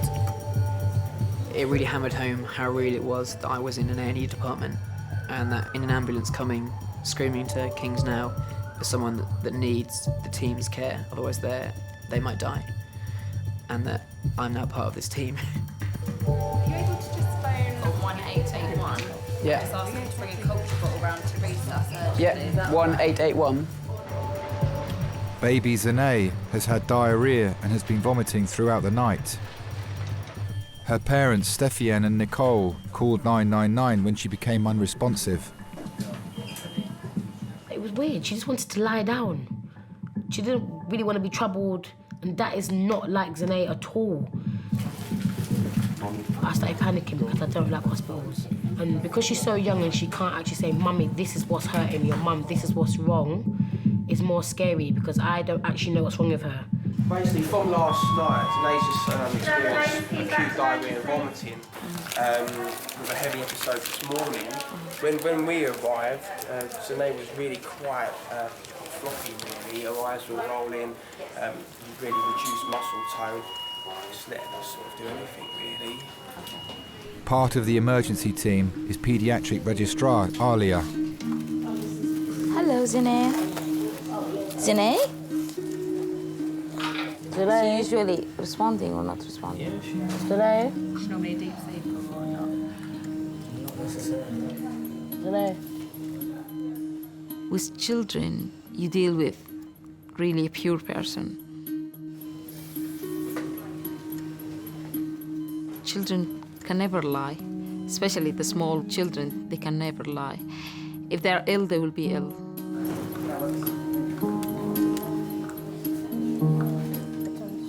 For her to be 1.5 years and being quiet will make us very tense that this child is not okay. I don't understand. I'm trying to think. It's weird. She hasn't eaten anything. Just don't stress. Doctors are hoping a strong mixture of antibiotics and antiviral drugs will stabilise Zanae. Because she's 0.65. Alia, is it worth putting another cannula in so she can have fluids as well as... Yeah. Does she need another one? Because she's not responding well to us now. And we are in this situation, we will be afraid that there is infection around the brain and in her spine. This is my only child. I don't want to lose my only child so early. That's what I was thinking. If there was another word created better than love, then yeah. Love doesn't cut it. It's above that. So yeah, that's my soulmate right there. Now, maybe possibly tomorrow or something they'll be. So does that mean she's going to be staying here then? She's staying here. She's definitely staying here.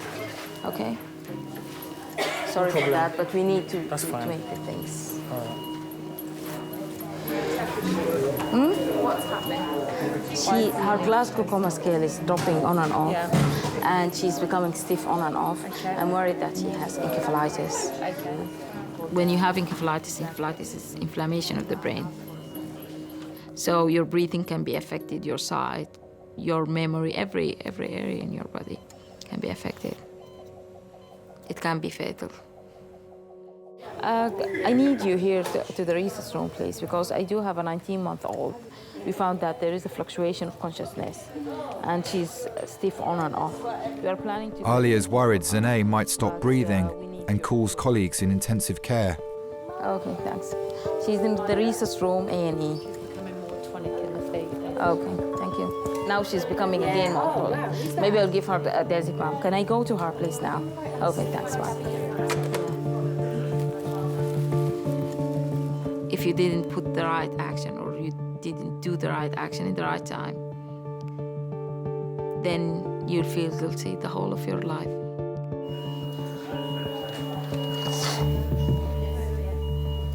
Mum's phone's, she's still not answering. What is wrong with this woman?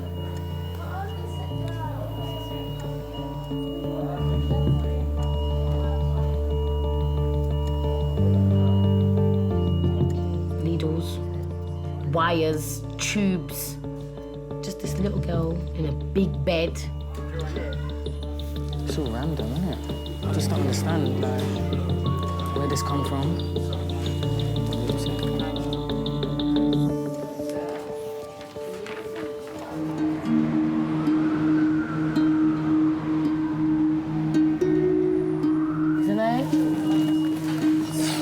Doctors fear baby Zane could have a life-threatening brain infection. They're hoping a powerful combination of drugs will stop it taking hold.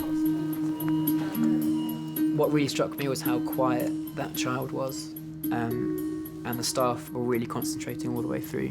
So I took that as a sign that the child was really quite ill.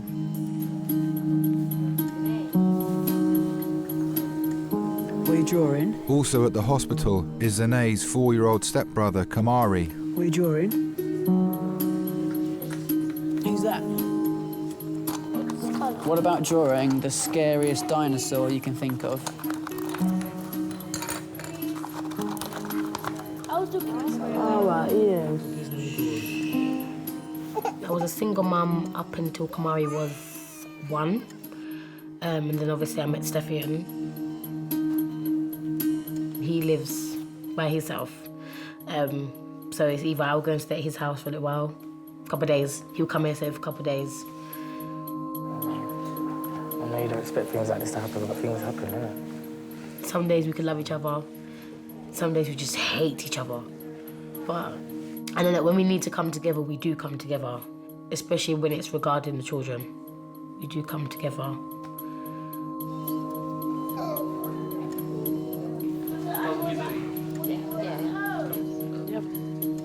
Dr. Alia is sending Zane for a scan to look for signs of damage to her brain.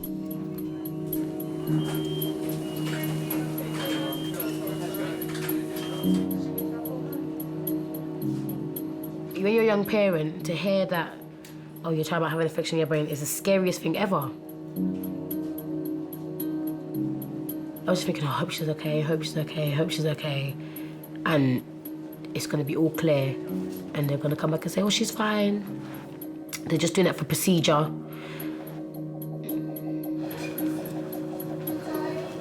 We have kids. The love is unconditional. Yeah?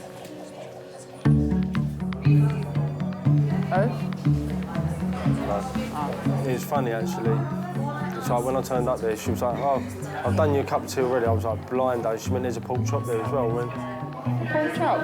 Pork chop with 2 roast potatoes and a bit of bread. I was like, Nan, you are a diamond. And then I went, oh, one sec. I ran into the van, and what it was, Rachel had cooked like a curry like the night before. She used whole grain rice. All right. Yeah, probably good for you. Who? No, not us. You know what? It's everyone getting the same but us.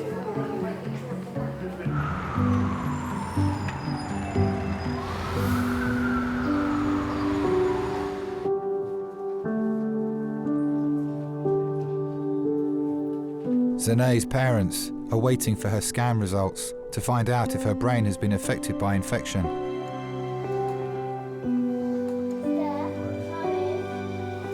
It's probably one of them, you know, like them the infection that just spread, that people just catch or something. You alright? What's Mum saying? Panicking, isn't it? What's she saying? Yeah, don't worry yourself, Nick. Come, don't worry yourself.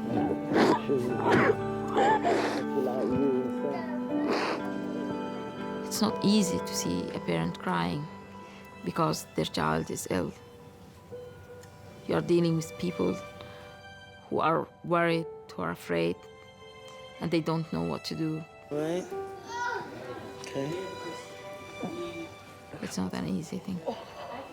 No. Especially when they will ask you, So what is the chance for my child to live? No.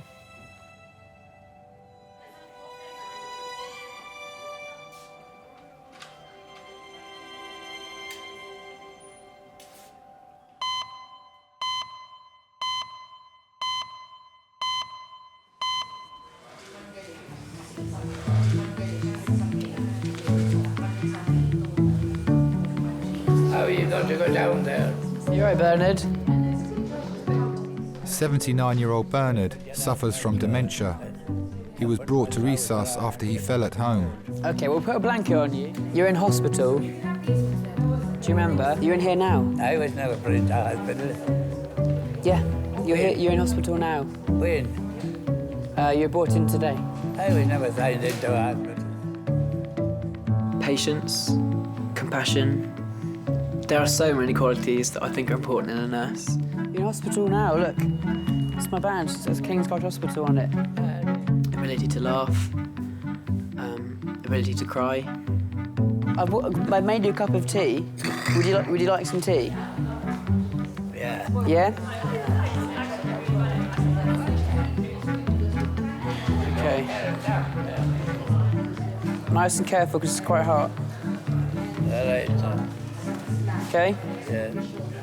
You got it?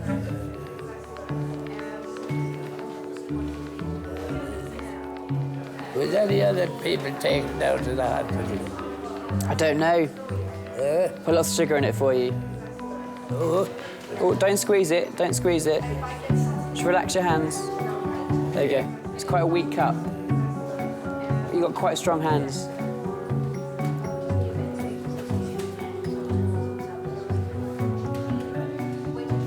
I won't drink any more now. Okay. Thank you very much. That's all right. You tell me when you want some more to drink, though, OK? And I'll bring it back for you. OK. After I decided to be a nurse, my granddad died of leukemia. And I remember talking to my nan about the nursing care that he received. And she said how much of a difference that made the last few days in his life. You know, the level of care that he was getting. And I thought to myself, I can be that person to make that difference in the last few days of someone's life. That's absolutely what I want to do. And, you know, I want to be the best that I can be doing that.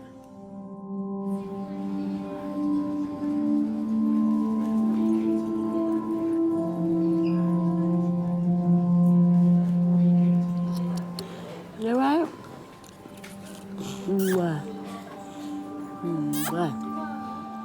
Zene's scan shows her brain has not been affected by the infection. So one. She's responded well to the large dose of antibiotics doctors have given her. Where's your belly? Show me belly. Good girl. Are you okay now? Oh, I'm happy that you're okay. I'm happy. Yes. If they're ill, they will be ill. But if they are becoming well, they are like flowers. They will just open up, and then you will know that they are well now. This little girl is such a proper little girl. I know, little naturally. No, Papa, no. Leave that alone. Zene will now be moved to a pediatric ward for further observation. Gonna do a wee? Yeah, you're gonna do a wee? Say mama. Say tata. Ta. Good girl. Good girl. I do think sometimes daughters loves dad more. I don't know why, but... You better, okay? Get a lollipop, yeah? Being a brave girl, okay? I did love my dad so much. He died 2 years ago. It was a very, very strong relationship. I was sharing with him my secrets more than with my mom. Good girl. Now you are better. Now I know you are better. I'm from Sudan. When I started my job there, my salary was very, very small. So he was supporting me, like even financially. He was a doctor, that's why I became a doctor. This was one of the reasons that I became a doctor, because I loved him. You okay, Baba? Yeah. The dedication of spending time with children alone can contribute towards their life changes, you know. You don't want them to grow up to remember certain things and realise, you know, you wasn't there for this, because it can affect them. I wouldn't want Zanae to keep stuff from me. I know it's going to be hard, because I know I'm going to be protective with her. I'll do my best. That's all I can do, really. Yeah.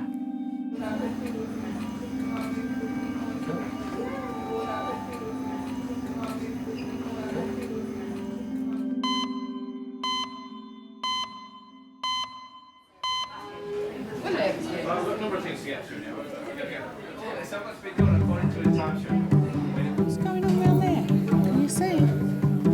52-year-old Graham hit his head when he fell over in his bathroom. His sisters Jean and Christine have brought him into King's. That's one of the doctors. All these nice people. You're just sorted, aren't you? He's got his Coke, he's just fine.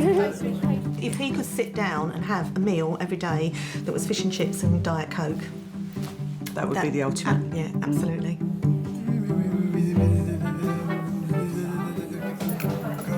Oh, that's your favourite, isn't it? You end up doing a big burp.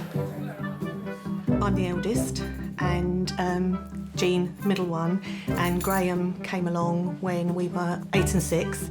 Mum had worked out for herself that there was something not quite right. When she told us, we were sat down, I could still see us sat around her legs and Graham's little cot by the side, and she said, God's given us Graham because he's special and he wants us as a special family to care for him. Oh, at least you've brightened up. Do you feel a bit more bright now? Yes. Yeah, that's the thing. He was gorgeous. He was a giggler. He used to giggle huge amounts. Oh, wow. Music was always his great love. Huge Shakin' Stevens fan, Cilla Black, you name it. There's O'Connor. Sweetheart. Oh, it's blowing up, is it? Is it blowing up? Oh, pardon, so are you? That'll make it go down, won't it? Or let all the air out. We grew up with quite a bit of fightiness to make sure that nothing was going to harm Graham. Oh, it's going to be cold. Unfortunately, in those days, grown-ups and children alike could be very cruel, and we spent a lot of time protecting him because of that. You warm enough? We thought he was beautiful, but other people saw what we couldn't see because we saw the beauty. A cold nose. I think we're probably overprotective. We get on his nerves at times, and he makes that felt. We try and do things for him. We don't have children, so when you don't have children, you sort of got a replacement child there, whether he likes it or not. See that man there? He's going to take a picture of your chest, like we did before. We've done that before, haven't we? Hey? Yes. When he loves, he loves. If he, once he starts loving someone, that's it. That's it. You're mine now. For my life.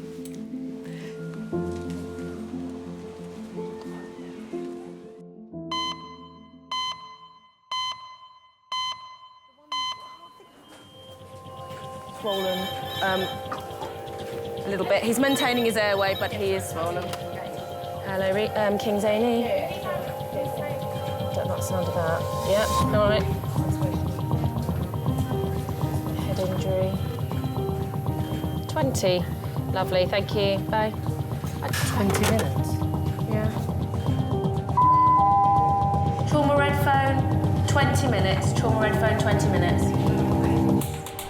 Christine and her husband Dave were down from Yorkshire when Christine collapsed unconscious at her sister's house. Everything was fine. We'd been having a laugh and joke. We'd had a really good night. Christine just says, I'm just going to the toilet. All of a sudden, we heard such a bang front bathroom. And of course, you're a bang, so me and my brother-in-law both jumped up. Goes in, Christine's laid on the bathroom floor. Sparkle. They never stopped working on her all the way. I said, this is not good, this, because, her eyes were closed and doing nothing.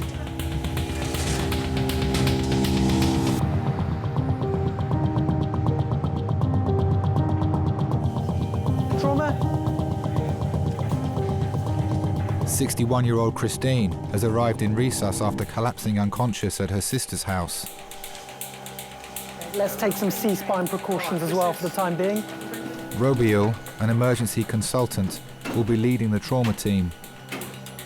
I think patients who come in unconscious for whatever reason is incredibly difficult. And you have to, suppose, be a detective at that time to try and figure out what's going on.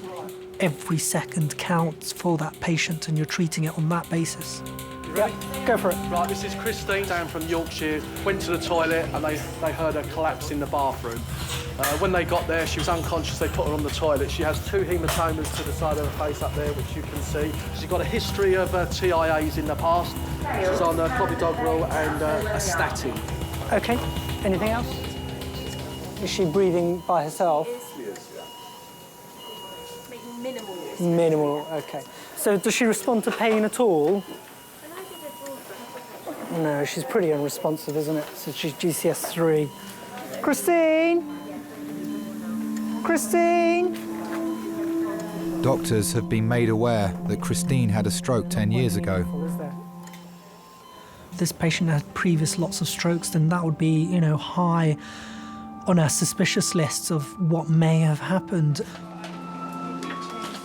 We can take them to the CT scan and looking specifically for a stroke. And you have to use all of your hospital resources as to figure out as to why they're unconscious.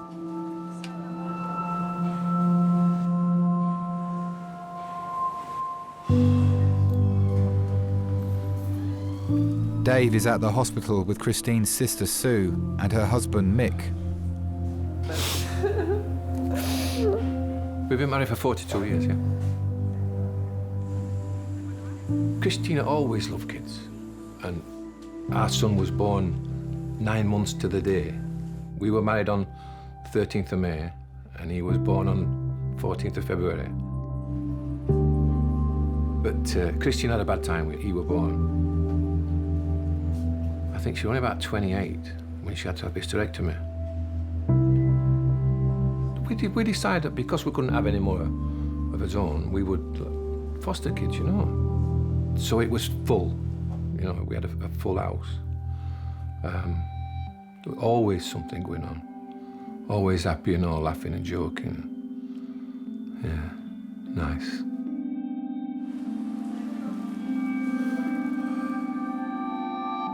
Yeah, but you know, none of us know what happened tonight. We just don't know. You know, she just, you know, whatever. I don't know. She just passed out or whatever. I never pray. I never, you know.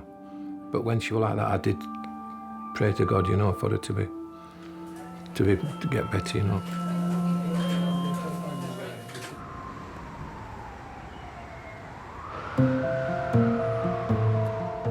When you've had your x-ray, come and sit back on the chairs and I'll let the nurses know, okay? All right, chill, love. Love nurses. I love hospitals. Nurses are my favourite. Got to there. I don't know where to go and watch. Why don't you go home? Because this is really exciting. Graham, in a minute. Listen to In a Jane. minute, listen to me. Listen to me. Listen to Jane. Look at me. No, me. Jane. Hello. Jane. Me. Hello. Oh, that's Yeah, listen. In a minute, the man's going to come and we're going to go for a ride, like we've done before.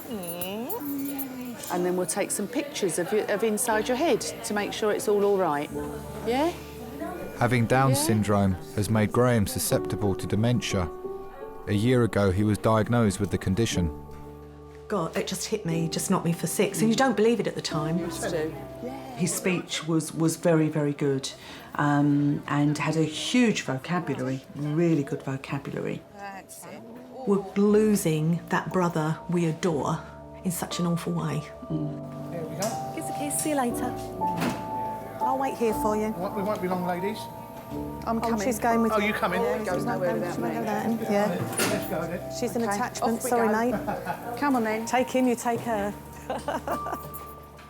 It's the fear of losing him too soon, and it's that wanting to be with him and do things with him. You hold tight. Wee. Up. 1, 2, 3. Woohoo! All right, got you, mate. That's You're it. here. We've got you. Wow. Goodness me. Oh, that was exciting, wasn't it, eh?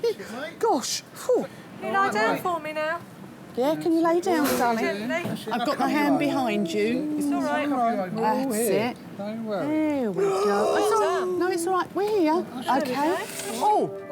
I think you have to be understanding of Graham's dementia.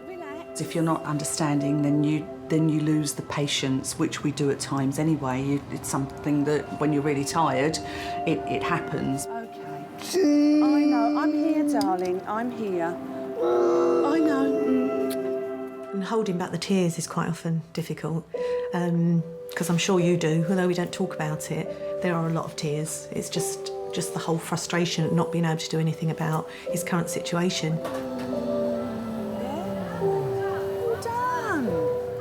We are at a point where his condition will only deteriorate. When you love somebody, it's not necessarily the happiest of experiences, because it is the worry that comes with that, because you've got a concern about that person all the time. Now, Chris is going to clean your head. Oh, look. Oh, it's like being in the barber's. Graham's scan is clear, but his wound needs dressing before he can go home. Chris is just going to put some glue on your head to stop it from hurting. He's just going to give it a clean, wish-wash, wish-wash. Going to give it a clean. And a lot of people say, oh, you're so good to him. But why wouldn't you be? All right, darling, nearly done. Okay, nearly finished. Nearly finished. Come on, squeeze my hand. Squeeze my hand. Just snuggle up to me like this, so That's Chris it, and can squeeze my hand. Hold very still. Squeeze very, very still. All we're doing is what comes natural to anybody who loves someone. You do it with your partner, you do it with your child. Is it done? It's finished. Yeah, done. Finished now. Yeah, you say thank you. Thank you. Thank you. Thank you very much. I get far more back from him than I give. Haven't the ladies been lovely? And the chaps? The chaps have been good as well. Even Chris. Even Chris. Is it stiff? Yeah. It will be a bit stiff, darling. What's stiff? The glue. Oh, yeah. The glue, it tightens up, doesn't it? Is your head feeling better?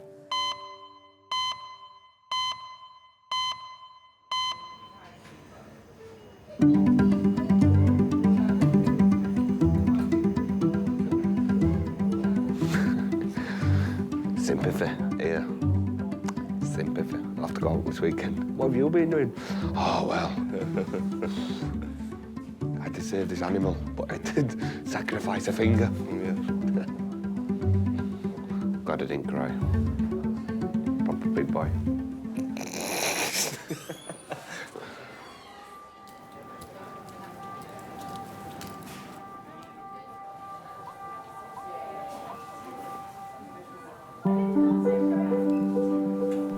Christine collapsed unconscious earlier this evening. With a history of stroke and heart problems, doctors are worried she's received life-changing injuries. Do you know? Known her since 1970. And I can remember like that the first night I met her. Come here. The first thing I remember about Christine, I have never seen a girl wear a skirt so short in all my life. And I thought, wow, look at this coming up here. When she come walking down the street and she looked at my bike and she says, I'm not going on that. And I can remember it like that. I remember it as plain as day. I thought she's never going to go with me because I just thought she was too good looking to go with me. And I think I loved her from that very first moment. Oh.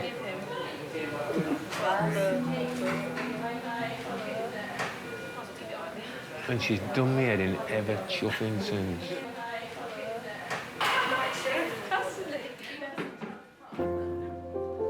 We don't always get on. You know, we have some real proper rows, you know. Oh man, she punched me in the face. You know, people look at me and they think, she's a right hard bastard, him. But I'm not. I'm not. And she hurts me. She does hurt me, you know. She's very fiery. I've got a bad temper, but I'm on a slow burn. But Christine is very quick-tempered. She does not suffer fools gladly at all. And then she says she's sorry and she thinks that's it. She thinks that's everything. It's not. I'm sorry, dear, but it's not. You know, it still hurts in here. Oh, of course it does. Oh, yeah, I've gone through years of it. Yeah. Yeah. Talks to me like I'm shit. Yeah. But she loves you to bits. She... Don't know. I don't know. I'm quite honest with you, I don't know. She does. I don't know. She's dumped me no ends of times. Loads of times. Loads of times. She just get up one morning and think, oh, I don't want him anymore. And that was it, off. But I just kept going back for more and more and more. I must have been stupid. No, then. You know, remember on Christmas Day when Dated In were telling Angie that he were leaving on EastEnders? She was telling me at exactly the same time. And then, every 5 years it would, that's it, I've had enough, I'm off. Every 5 years. You just don't know. You don't know what she's put me through. No, that's right. You don't know. No.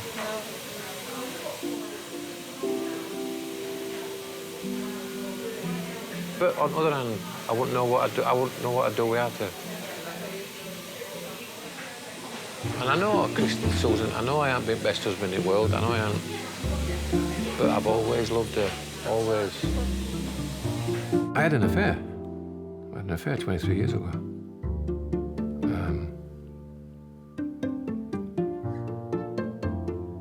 But I realised that I didn't want to go that way.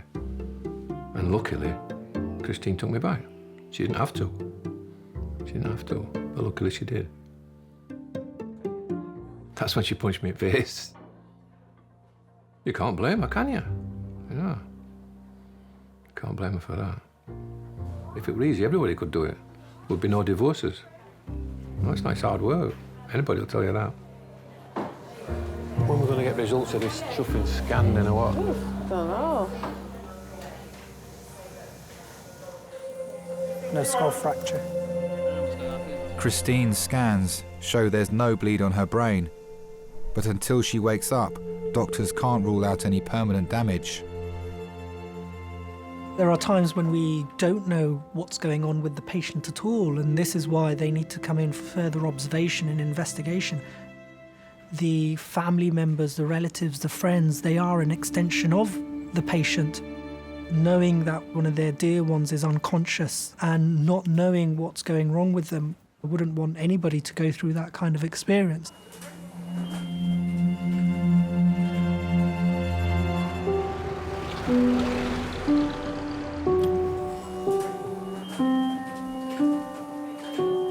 It's been 4 hours since Christine collapsed unconscious in her sister's bathroom. Doctors are still waiting for her to wake up to see if she suffered any life-changing injury to her brain.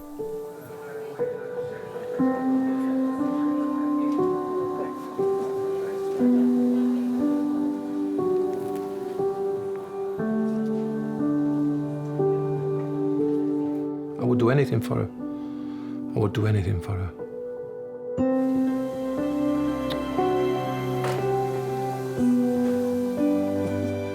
So would any man, any man who's got any, I don't know, any strength about him. If he could take the pain himself, he would do. And if he wouldn't, then he's just not a man.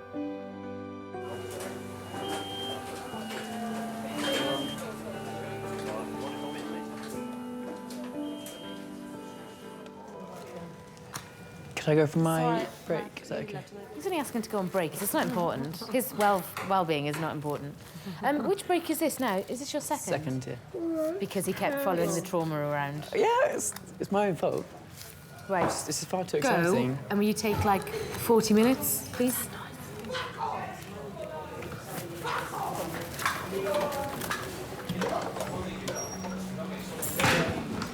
Fuck off! Fuck off! Fuck off! Fuck off, stupid people! Let me get home! Do you want to have a seat on here? It's a bit more comfortable. Yeah. Have a seat there for me, lovely. Stop kidnapping me! We're not. We just want to make sure you're all right, lovely. Have a seat down. On a daily basis, everything shocked me. Just relax. When something surprises you, you have to rationalise it, think, why has that surprised me? What is it about this that I can learn that next time it's not going to surprise me? I mean, the best thing about my job is the people. The worst thing about my job is the people. You know, you can have the lovely, sweetest, you know, people in. You know, you really want to strive as hard as you can to make them better. And then you have people who spit at you, throw feces at you, vomit at you, pull out all their lines. And it really does take so much emotional energy to keep going back in and keep trying to provide that high standard of care. It's exhausting.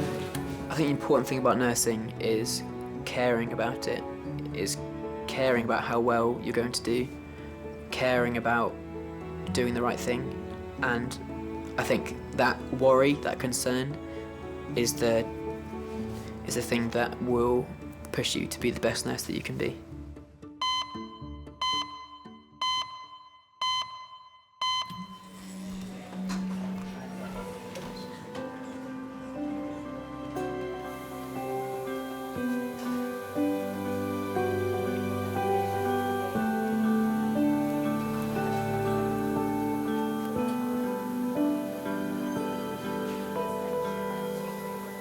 Hello, sweetheart. Hello. Hello, my darling. Hello. What are you doing here? Hello.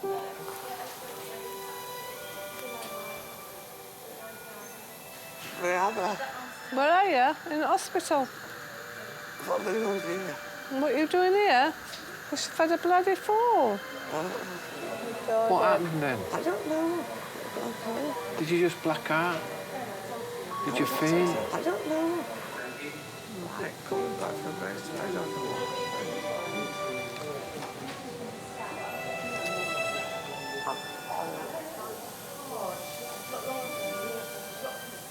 I'm sorry.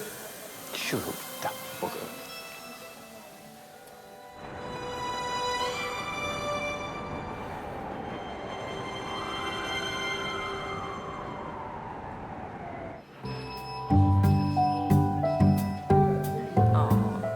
So pleased she's okay, though. She seems to be fine. With the history we got, we thought she'd had a big bleed. Yeah. It was quite a worry. Yeah. And she tells me now she had a fall about a fortnight ago. There we go. Mm. So it might be that the blood pressure drops when she stands up and then she collapses. It's possible. Like a head rush, you know? Yeah, like a head rush, that kind of thing. Yeah. Oh, you've had ups and downs, yeah. It won't be a proper marriage if we didn't have ups and downs. So, no, take the rough with the smooth, and I've got more smooth than I have rough.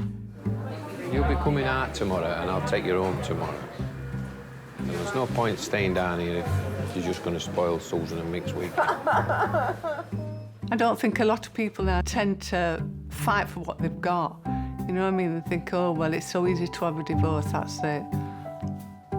I mean, I say it, I'll say, oh, I'll divorce you tomorrow, but I won't, really. I love him. I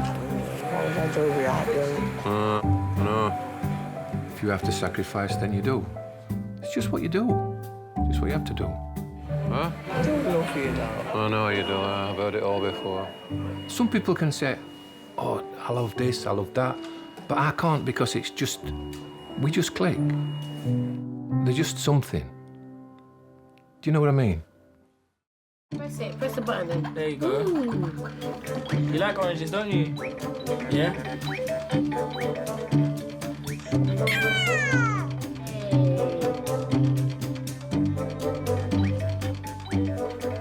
Yeah, nursing, pediatric nursing, definitely. And I believe I would be a great staff member, to be honest.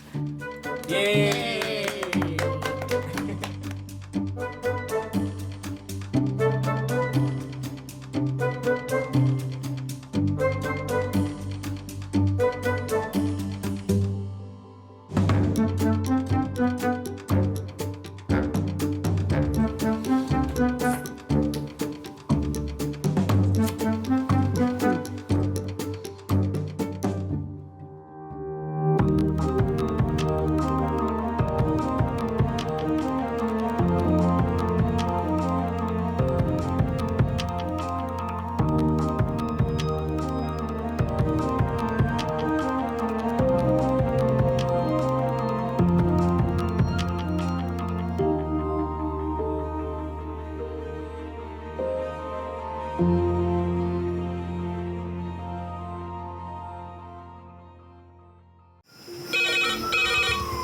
went from the bonnet, found face down on the floor. 2, 3.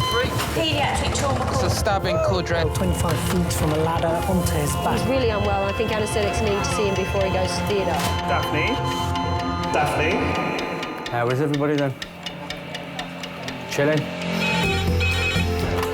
King's A&E, how may I help? King's College Hospital, London. I got stabbed. I know, it's annoying. My head. One of the busiest A&E departments in the world. I want top to toes, head, chest, abdomen. A place where love, life, and loss. Don't bloody die. I love you too much for you to die. Unfold every single day.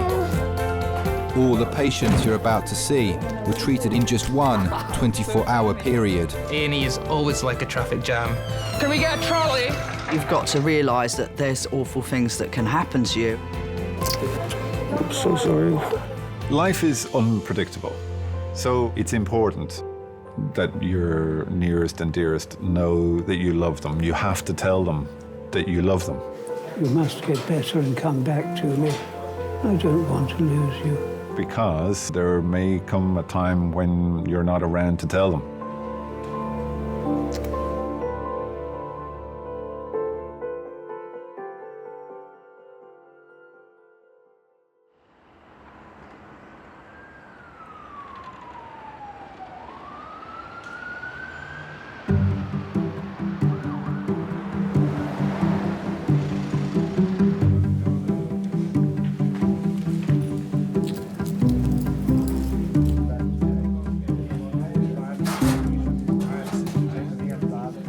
Lovely Desmond, how are you?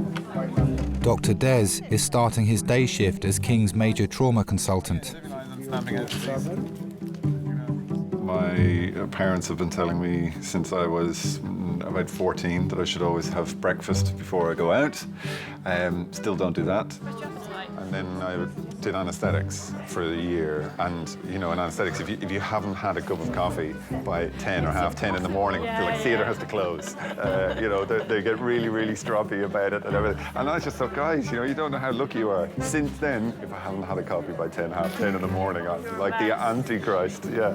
My parents have always tried to support me in whatever it is that I've wanted to do. Yes. Yeah. To this day, they still continue to offer support and helpful advice, constructive advice, and they're usually right. Exactly, but I knew being on trauma, I wasn't going to have the luxury for, you know, a big Americano or a latte, so I had an espresso and said, right, we're off.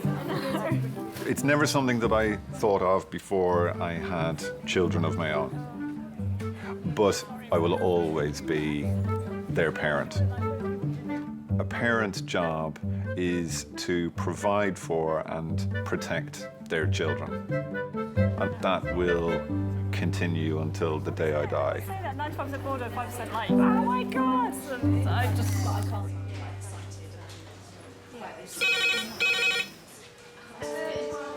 Hello, King's A&E. Yeah. Yeah, was she a pedestrian? Yeah. Are you coming by air or ambulance? By ambulance, okay.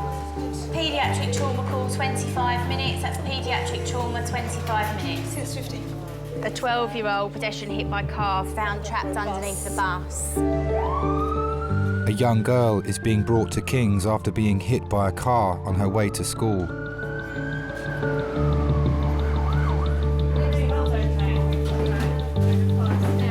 Hi folks, I'm Des, I'm the major trauma consultant. You've come to see the trauma or the little one who's next door? Okay, excellent, welcome aboard. I've assigned roles to pretty much everyone at the moment. So what we might do is just we'll all stand back behind this blue line while they do their primary survey and we'll crack on. Don't worry, I will find work for everyone. I'm very good like that. The girl, her mother and a police officer are travelling from the site of the accident over 20 miles away in Kent. So she's going to be doing the line and the bloods. I would like you to be her runner. Yeah, her runner. If you can do a GCS and have a look at the pupils as well as doing the airway bits at the top end, that'd be great. Pediatric trauma is difficult. It's very emotive.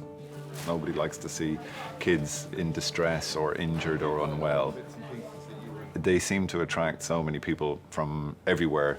People just want to be useful, they want to help.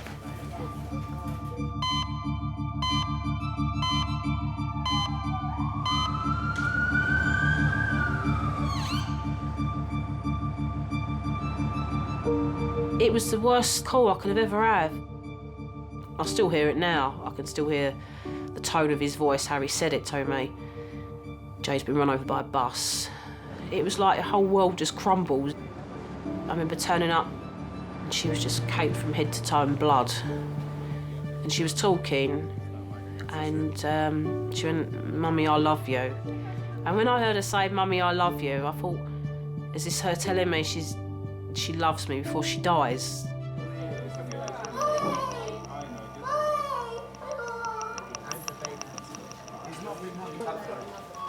It's a parent's worst nightmare, what I lived that morning, getting that call.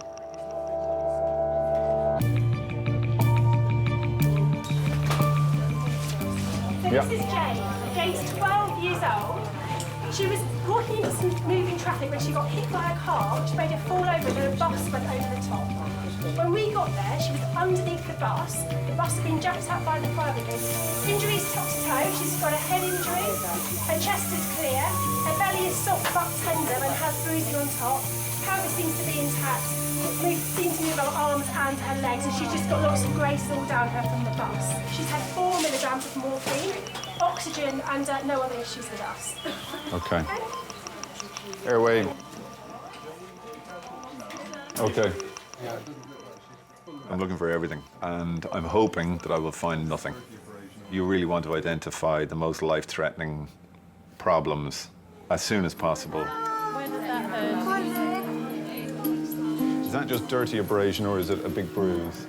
I think that's abrasion. Yeah, okay, dirty abrasion. She's got quite a big abrasion with some road rash over her abdomen as well. Let me transfer her on the scoop. I was at East Tilbury. I just took a load of scrap metal over there. And I got back in the cab and I see I had five missed calls from Amanda. So I tried phoning her back and she said, "Dad, she's under the bus. She's under the bus." When I took the truck back to the depot, I had to go past where Jade had been run over. And as I approached it, I could see 5 police cars there. And a council van. And I thought, I could see the police car, and I thought, what's that council van doing there? And as I went past, I thought, he must be washing the blood off the road. My little precious granddaughter's blood's been washed into the gutter. It just slowly began to dawn on me that she might not survive.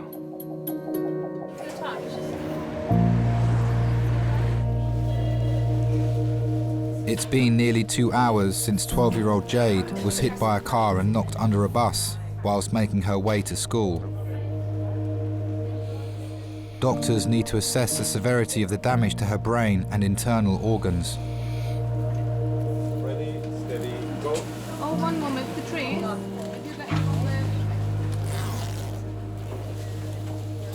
So she's a 12-year-old girl, pedestrian crossing the road, struck by a car, and then a bus went over her. So we know that she's had a head injury and she's got some blood around her face. She's got what looks like a combination of some bruising to a dirty abrasion over her abdomen, which may well have been as the bus sort of rolled up over.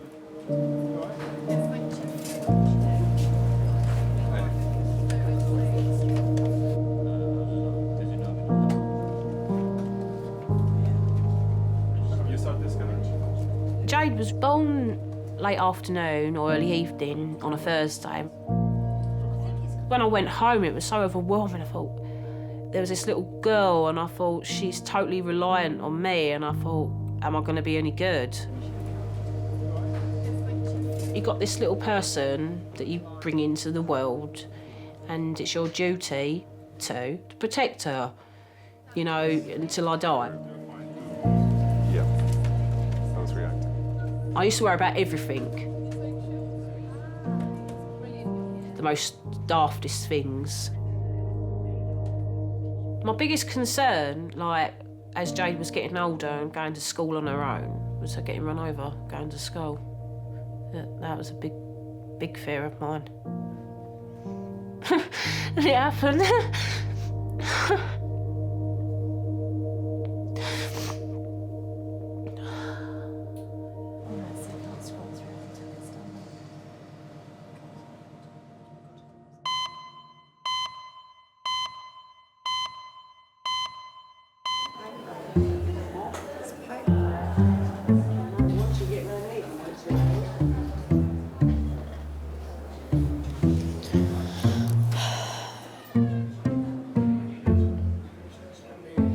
I went in when I was really ill. So then I could call up the next day and take the day off and not be that ill. And they were like, oh yeah, no, to be fair, he came in when he was really, really ill. Like, if he's taking the day off, he must be really, really ill. Yeah, exactly. The last thing you want to do is be fine one day, call up and say something's happened, and then not go in, and then go in the day after and be pretty much fine. That's the last thing you want to do.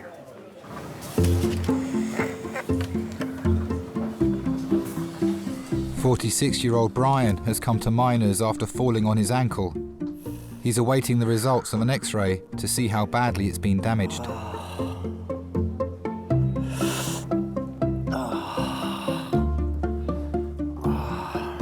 Brian has recently been released from prison. Can you ask to see the nurse straight away, please? Thank you, I'm in pain. His electronic tag allows police to trace his whereabouts and must be kept on at all times. Hello. Hi. My name's James, I'm one of the doctors. Do you mind if I call you Brian? Yep, thank you very much. What's happened, Brian? I run for a bus and I slipped on the pavement and it, by traffic lights. And my ankle just went crack.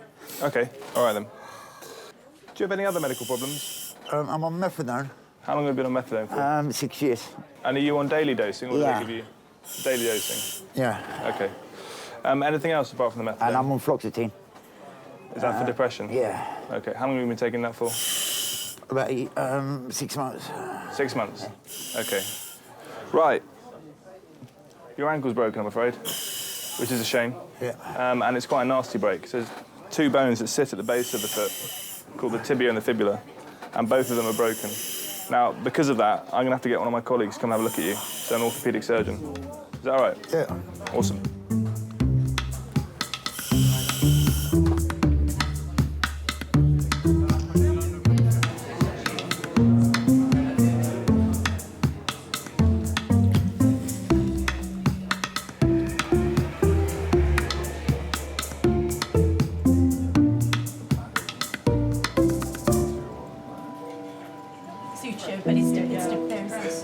Jade has had an emergency CT scan to show the extent of her injuries after she was hit by a car and then trapped under a bus.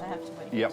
There is a liver laceration, there is fluid around the liver, there is some fluid around the spleen. I didn't see a splenic laceration, but I'll have a better look at it. Okay. I'm not quite sure what's going on in the pelvis. Okay, fine. Well, we'll give you some air then to let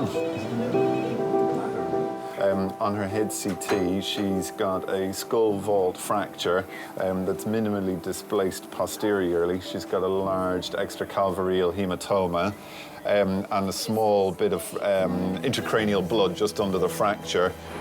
I wish I could live at home. It's all my fault, this is. It's not your fault.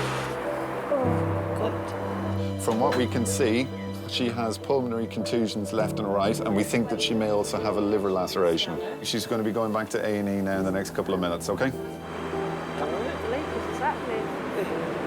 I just want to wake up. Yeah, it does seem... Steady, roll. Well done.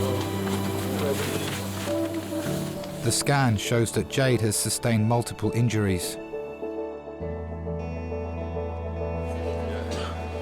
I just wanted to get to the hospital and see her as quick as I could. She was 3 days old when I took her to church. Well, I walked straight in the door and was greeted by Sister Elizabeth. And I said, "Here, sister, there's another one for you." And she said, "Oh, she's lovely." And she really was. She was beautiful, utterly beautiful.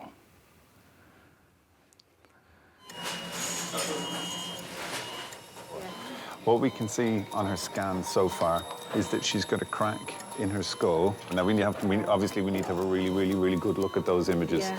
But we think she's got a crack in the back of her skull with a big swelling over from where she's got a big bruise over the top of it. Yeah.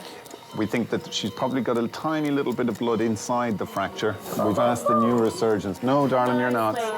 So we've asked the neurosurgeons to come and see her because we have them here. She's also got some bruising on her lungs, and you kind of expect that, particularly with her having been trapped underneath the bus, because she couldn't breathe too well underneath. Okay, and that's why we have the oxygen on. But that will get better. You know, as parents, the hardest thing has got to be the uncertainty, the not knowing, the feeling that you're not being told everything. That people are putting a brave face on it because we automatically assume that things are going to be awful. Okay. In her tummy, we think that she may have some bleeding. Okay. So what we're going to do is just observe that. And this is the bit of the scans that we really need to have a really, really good, hard look at to see do we need to do anything about that bleeding. Okay? So for now, you know, she's had an awful bash and an awful knock, she really has. So if anything does change or if we need to do anything else, you will be the first to know. Okay. Okay? Anything you want to ask, you ask. Yeah. We're just waiting for the report of her CT. Just don't know what to think. I don't want to see me. They'll find her. Seeing me. You've got a good girl there. You've got a good girl there. Every time you spoke to her before, you've been really calm. Right? Okay, you've been really calm. She's holding her own as well. And She's holding her own. I just want her dad to be here. I just want to be in a bit when she sees me like it. It's going to make her worse if she sees me. What you've got to do is get your normal face on before you talk to her. Yeah.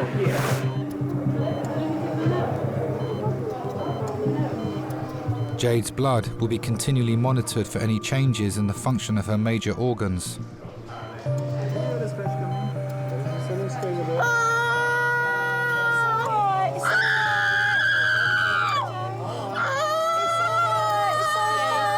It's okay. It's all done. That will go numb soon. Well done. Well done. Good girl. That's all bit done. It's all well finished. done. We'll give you a minute or two. I can't give you any water at the moment, darling.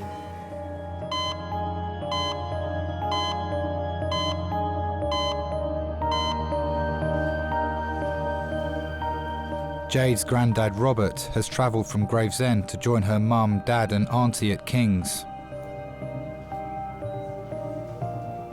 I felt a duty as a parent and a grandparent to try to sort of keep a sort of level head on things.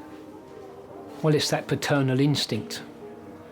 Even though Amanda's over 30 years old, I still see a 10-year-old girl there. I thought it was very important that I didn't start crying my eyes out when I went in there.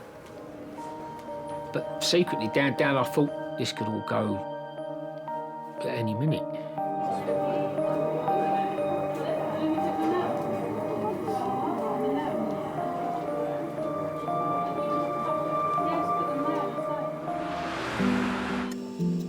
It's been 3 hours since 12-year-old Jade arrived at King's after being hit by a car and trapped beneath a bus. Jade has been diagnosed with a fractured skull and possibly life-threatening internal bleeding. So it's Mummy here. Oh, Jade was quite a bubbly little girl, very cheeky and a bit boisterous at times, fighting with her brother. She's very loving. She's a very loving little girl. Brave girl, aren't you? Imagine it being Mummy. This happened to Mummy. A hysterical Mummy that would have to have knocked me out. She had like this brilliant blonde hair, and she was so pretty. And I just, you know, look at her and think, oh, she's so stunning. And I think, how do I have a baby as cute as that?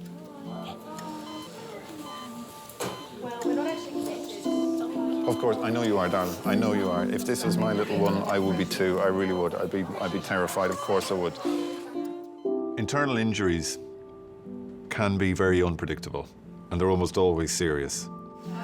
We need to have a really good look at these pictures because I can't promise you 100% that she doesn't need an operation just right now. If she does, she is in the right place to have it. Everybody wants to know the million-dollar question, which is am I going to be okay? He's here. Okay, so we will look after. Sometimes they're not, or we don't know. Okay.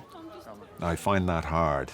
But as long as you're honest with them and you tell them, I don't know, and the time will tell, I think they appreciate that rather than being given false hope.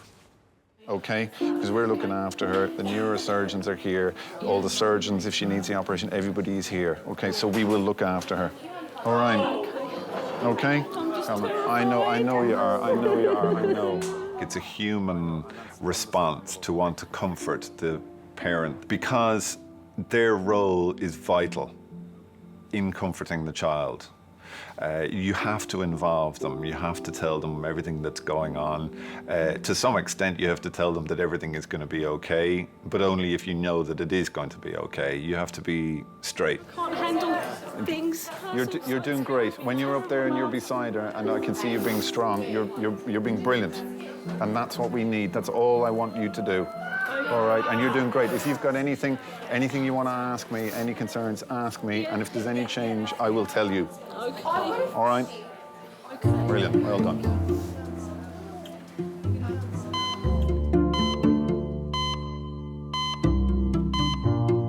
My water. Yeah, do you want some more? You can go and get some more over there if you want. I go to a nice school that you chose for me because you thought it was nice. Yeah, I knew you went to a really nice school. So, and the teachers are very nice and they will look after me. So I don't think there's anything to be worried about.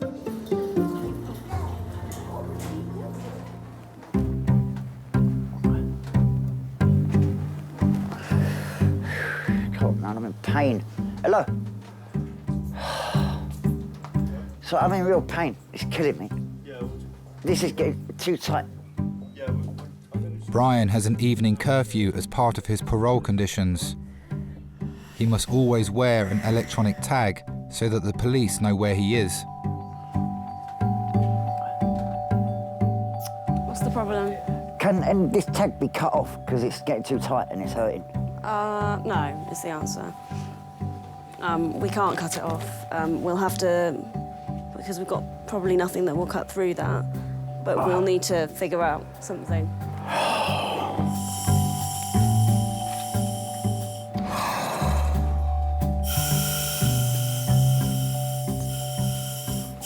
Thanks, nurse. I'm reminded I was on my way up to collect my methadone and go to care for my mum, because I'm a carer for my mum.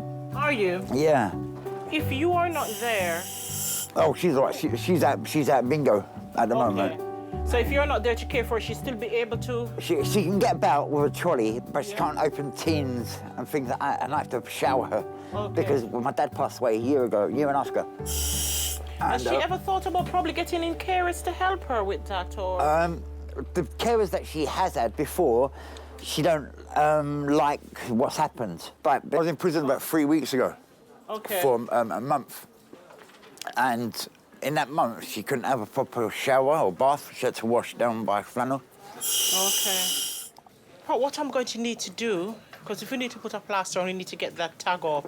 Is there a number on it that we can call? I think so. I'm not too sure. You could just cut it off because it's emergency, isn't it?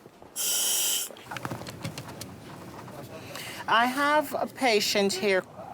He has an injury to the ankle that he has a tag on. We need to have the tag probably put to the next ankle. Okay? We just use what we use, just one of the tough cut scissors. Okay. I'm just going to have a butcher's at your tag. Yeah, OK. It's tight. It's tight, no doubts. Tell me, thank you. All I need you to do is stay still, because I'm going to be chopping. I don't want to jab you in a bit you've hurt. You're welcome. You can keep it. Pardon? You can keep it with all means. Yeah, I have to give it back to you. Yes, I know that, mate. There you go. Cut is cut. Thank you. Done. A patient came here once, and he was to be admitted. So somebody came down, and somebody was saying that they can't take it off because this guy took off his and put it on his cat. And they were wondering in the night, why is he walking up all over the place? You could see so much activity in his house. And when they went there, it was the cat that he wasn't home. And it's the cat prancing all over the house with the tag. Because if you do that, you get back incarcerated in it. You have to go to prison and serve your time, the rest of your time.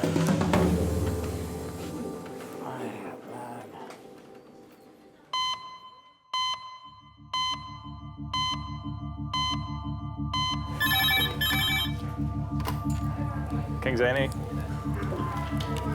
Okay. HEMS trauma call, ETA 10 minutes. HEMS trauma call, ETA 10 minutes. 60-year-old pedestrian versus car. A woman is being brought to King's after being hit by a car whilst out shopping. It's the second road traffic accident of the day for trauma consultant Des. Running a trauma team, mentally you have to be running through the scenarios before they ever come, before the red phone ever goes off. You're already thinking, what's the next one going to be?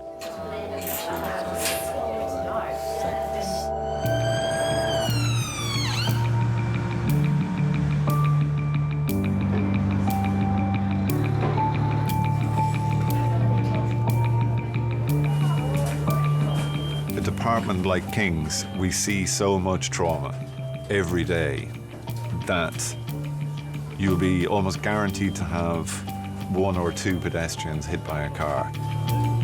It's not that it's predictable, but it's almost what you expect. Okay, guys? Hello, sweetheart. I'm just having a little feel of your neck and your chest. Do you have pain? In your back? Okay. My job is not to stop accidents from happening. Major trauma consultant?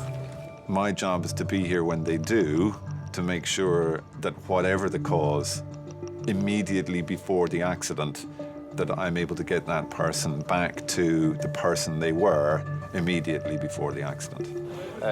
It is a HEMS trauma, pedestrian versus car, head injury, also complaining of lower back pain. So we will want the CT, it'll be head, but as to whether or not we want pelvis or lower back or anything, I'm not sure yet. So we're just going to do plain films, chest, pelvis and C-spine first, and then we'll give you guys a call. Is that okay? Lovely, thanks, bye. So when we've secured our line, we've had a feel of the tummy, we'll take off the scoop. We'll get an X-ray, chest, pelvis, lateral C-spine. We'll be going for a head CT, because we were told loss of consciousness and weren't we having hit our head on the windscreen. Is it? Geraldine, how do you do? I'm Dave. I'm yet another one of the doctors here. I just want to have a little feel of your neck, Geraldine. Have you got any pain in your neck at the moment? It feels stiff. Stiff? Yeah. Okay. Happy? Right, let's go.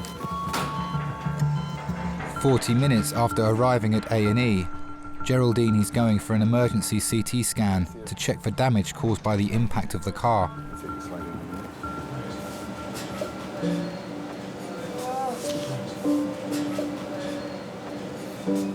Well, the day had started off as any other day, really.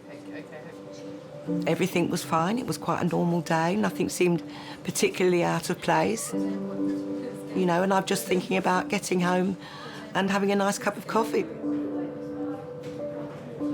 And then the most awful thing happened, and literally the world turned upside down. All of a sudden, there was just this huge impact that I felt to my side, which completely took me off my feet.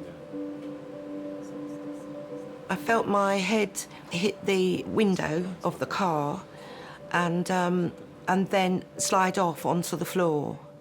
And for the first minute or two, no idea of where I really was. It's just a shock, a terrible shock, a dreadful shock. And you know, the shock is one of the things that stays with you for an awfully long time until you can get a bit of a handle on how your body's behaving.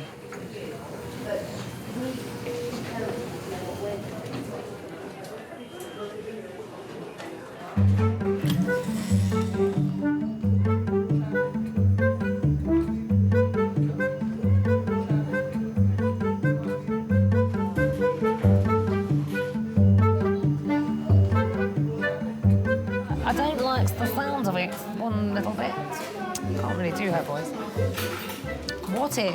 What if, squeaked Alan Taylor, bravely weeing himself in fear. How can a gingerbread man wee themselves? 6-year-old Linus has come to King's after claiming he swallowed a ring during his school assembly.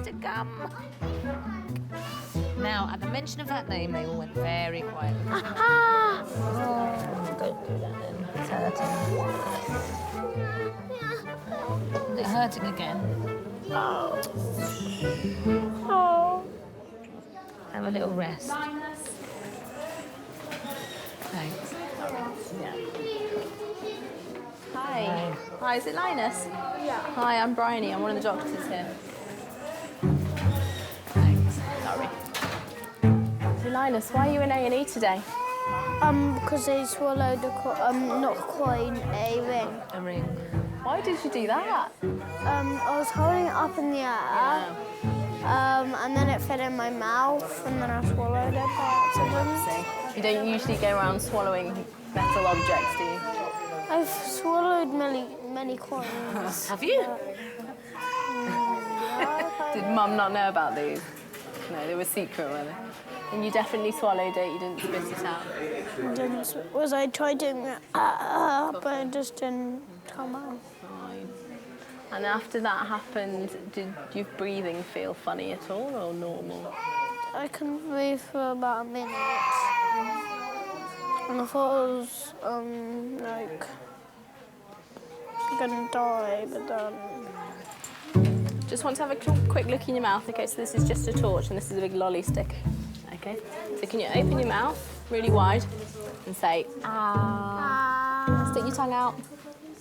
Say, ah. Okay. Can't see it there, so it must have gone down. We're going to send you for a scan. Have a look in that chest of yours. See what your lungs look like. So if you just sit back in the waiting room, or just here for a minute, and then I'll show you where the X-ray is. I've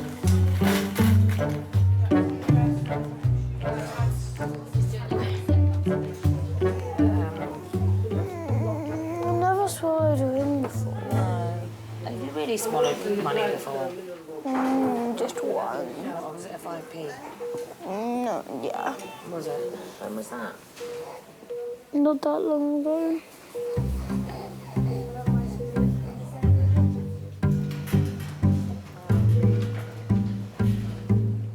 Geraldine's awaiting the results of her scan.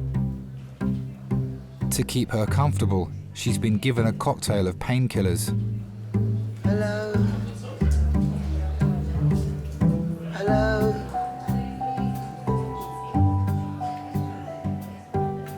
When I got to the hospital, you know, I was thinking, oh my God, these people I've been, you know, the drugs really, they do make you feel very weird.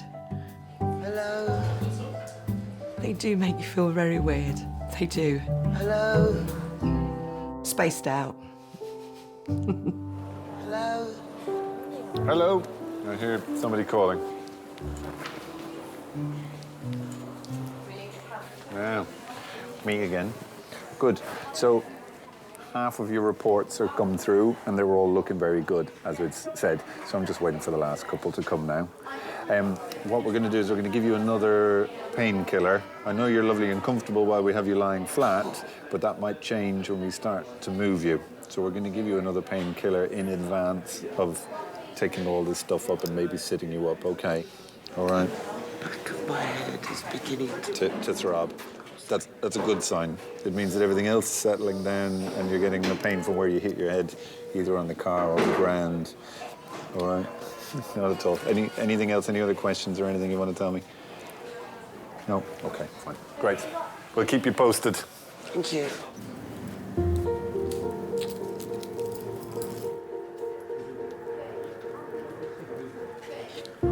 The damage to Jade's internal organs has resulted in internal bleeding.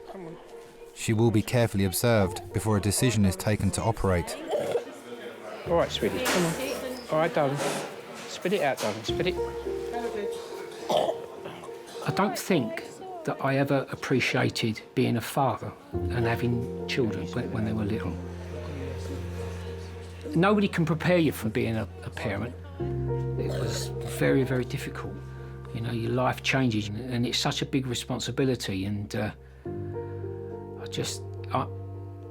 I tried, you know, but I think I could have done better. I definitely think I could have done better. So the day that Jade was born, it was like being given another chance to be a dad again. And that's why I always sort of felt she was special. This one's my first grandchild, this one was. Hey? This is my first grandchild, this one. Special, the first. It's special. The first grandchild was the first granddaughter, so always special.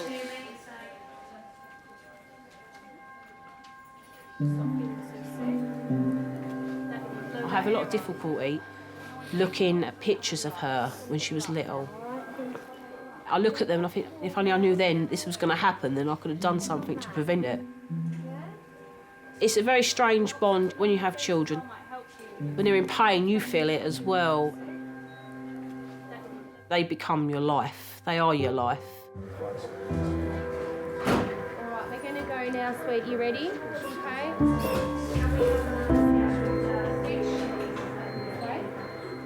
The results of Jade's scan reveal no damage to her brain, but she'll be taken to pediatric intensive care to monitor if the life-threatening bleeding in her stomach requires emergency surgery.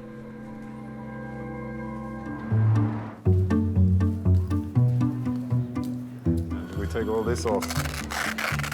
And then we can stand outside and mutter loudly or whistle, make loud banging noises. So, all right, that scan is A-OK, so you'll feel a little more human now. All right, okay. It never ceases to amaze me how two people can have the same kind of accident and that one will be killed and the other will walk away completely unharmed.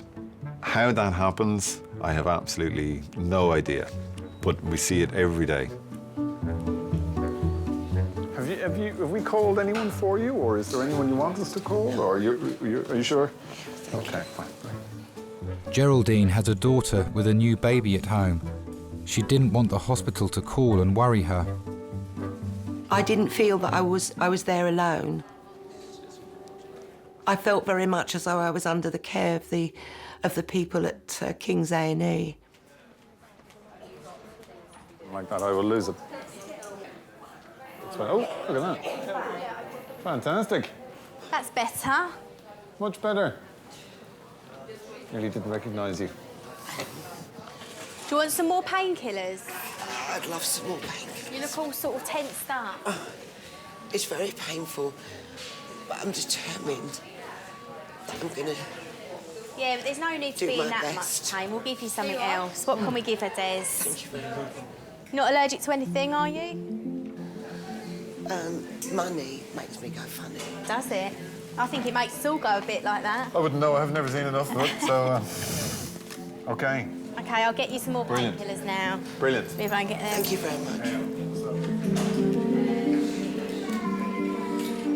much. Almost 3 hours after being hit by a car, Geraldine is given the all-clear to return home that evening.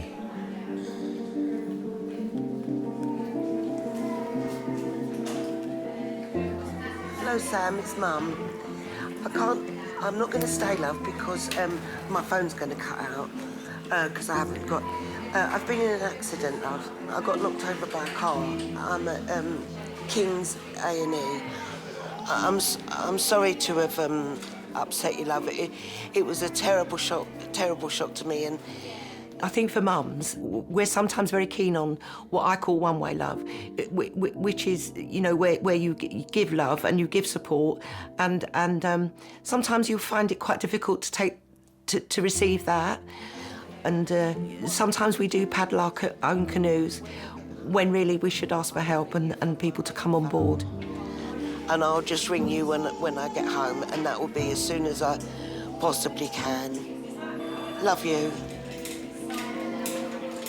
Speak to you later, love. Bye.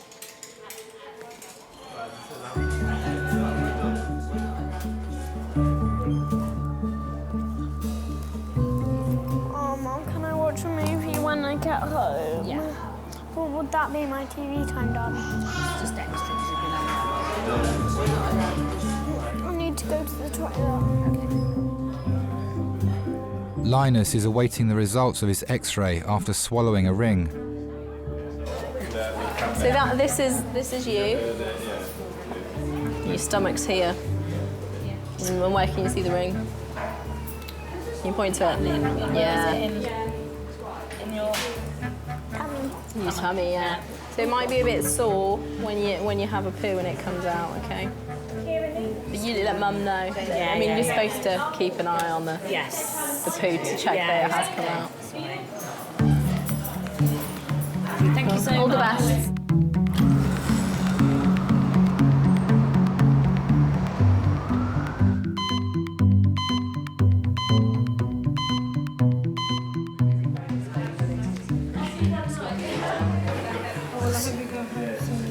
As soon as I can. The only thing is I've got no clothes and they've all been cut off. We're freezed to death. As far as I know, everything's cut off, including my knickers. I was mortified, absolutely mortified. Where I got knocked over was opposite where I live, and I thought, all my neighbours have seen my boobs.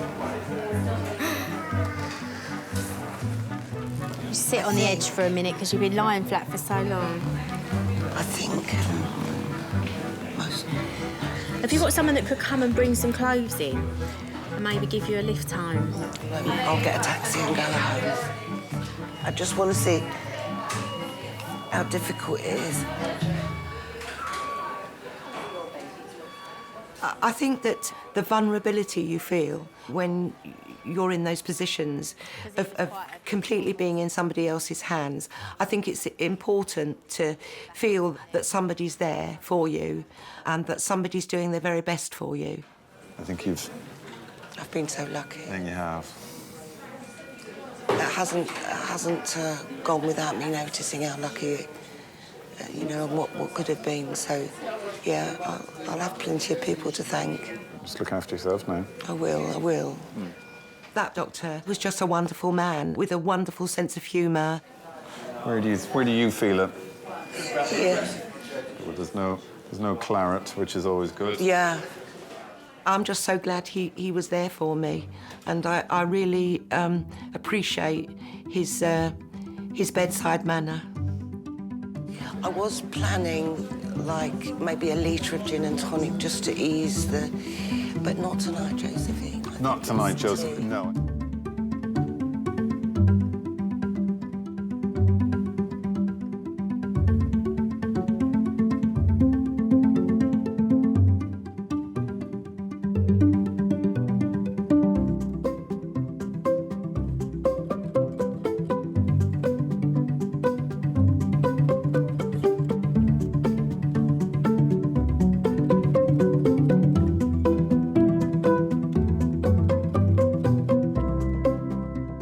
By the time I reached home, there was a taxi with my daughter and her friend in it, waiting to scoot me off to their home to be looked after. So it was super.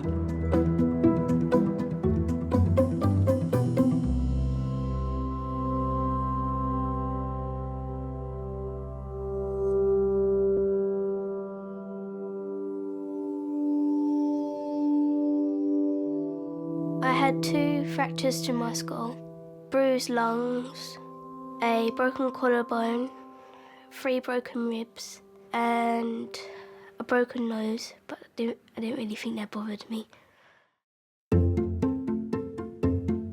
It has slightly changed the relationship between me and Jade because I'm always asking her, "You all right?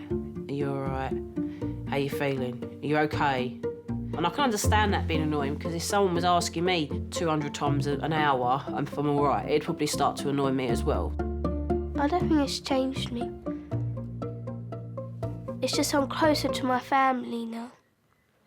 And plus I always call it the lollipop man.